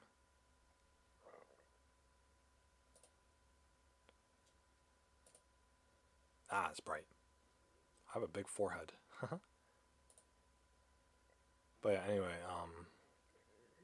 see, I only got 1 1/4 pages done on last Sunday, so in that 1 hour that I worked. So honestly, a page per hour is pretty good, but I can't keep that up for 3 hours straight, so that's why I lost. And then I lost all motivation to do it. But anyway, gonna do this. Boom. Gonna minimize that and that. There we go. Alright, I just have what's her face? I don't remember her name, but she's I'll put myself next to her. Hi. You sleepyhead. Yeah. Can I can't head bop her or anything. I was supposed to cut my nails today. I'll do that after I end. But yeah, anyway. I'm just right next to her. Hi, sleepyhead. Hi. That probably looks so weird. Oh my gosh, I can't see myself doing that, but poke poke. It looks so. Anyway, she's the main character in anime called Yuru Camp. Yuru Camp. YURU. Anyway, it's just an anime about camping. So, um, it's an anime about camp. It's about this girl who likes to camp, and she normally camps by herself. So she's just like going on different camping trips around Japan. So, but she has like friends and stuff, I guess. I don't know. Anyway, it's a comfy anime. It's definitely like it's very peaceful. You know, what's a similar anime to it? I don't know any other similar animes to it. Anyway, it's just this comfy like you just want to relax one evening. You just want to watch an anime about a girl going camping and like you're into that sort of thing, then it's totally fine, right? It's like you can totally do that. Anyway, you guys don't have to see her. There we go. But yeah, guys. With that said, I hope you all enjoyed the stream. Thank you all so much for watching. I appreciate you all. See, I got a lot of social interaction doing streaming, so I don't have to. It's you guys hear me, so that's nice. So I would like it if I did get responses. Like if I was having these kind of conversations in real life, then I would like to hear, somebody's response, and then respond to them and all those sorts. Having a real conversation. So, but of course, streaming is an okay substitute to that. So obviously, I don't have anybody responding to me right now. So, but yeah. Anyway, so I look forward to the day where I can share all this directly with somebody and, have a conversation with them and hear their responses and stuff. So, but yeah, I do look forward to that. But yeah, as it is, this is how it is. So I'm, with all that said, I'm going to go off. I'm going to get on same time tomorrow, between 10 and 11. I don't know how much sleep I'm going to get tonight and how long I'm going to sleep in. So 15 hours of sleep last night. I went to bed at 6 p.m. last night. 15 hours of sleep. And I still slept until my alarm went off. So I'm assuming I needed that much sleep. So, and really the only reason I got up to my first alarm was because I needed to go to the bathroom. So, and I was like, oh, I'm already up. But yeah, so tonight I'm going to be doing my sociology homework. My communications homework. It's the same class, basically. I'm going to be doing my communications homework tonight in the dining room, and we're going to see how long that takes. I'm assuming, considering distractions, it's going to take me until midnight. So then tonight will only be about 9 hours of sleep that I'll get, presumably. So, and then tomorrow I'm going to play Legends of Eidolon on stream again. But then after that, we're going to start doing the homework. So, of my choice, I'm going to choose between last week's assignment that I'm partway through or this week's assignment that will be new to me for tomorrow. So, and then hopefully with that choice, I'll actually be motivated enough to finish it, and then I will at least get that done, so I won't completely fail. Because technically, I could turn in the assignment that I have currently as it is and get like half of the points for it, and I could still probably, honestly, like doing that and then turning in every other assignment on time, I could still probably get a B in the class. Like that's how lax this is. So one assignment will take a hit, but I can mitigate that damage. So all I would have to do is finish up the paragraph that I'm on, and then put my reference page, which is just one citation, and that's about it. But yeah, I honestly I could have just done that last week, but I didn't want to. But yeah, I will do that this week if I just can't be bothered to finish it. But anyway, we'll see how it goes. But yeah, anyway, guys, I hope you all enjoyed the stream.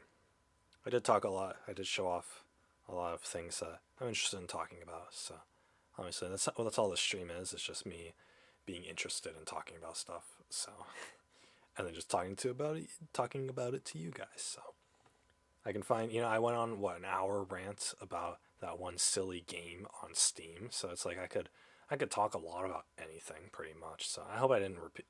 Again, I hope I don't repeat myself too much in these conversations with you guys, because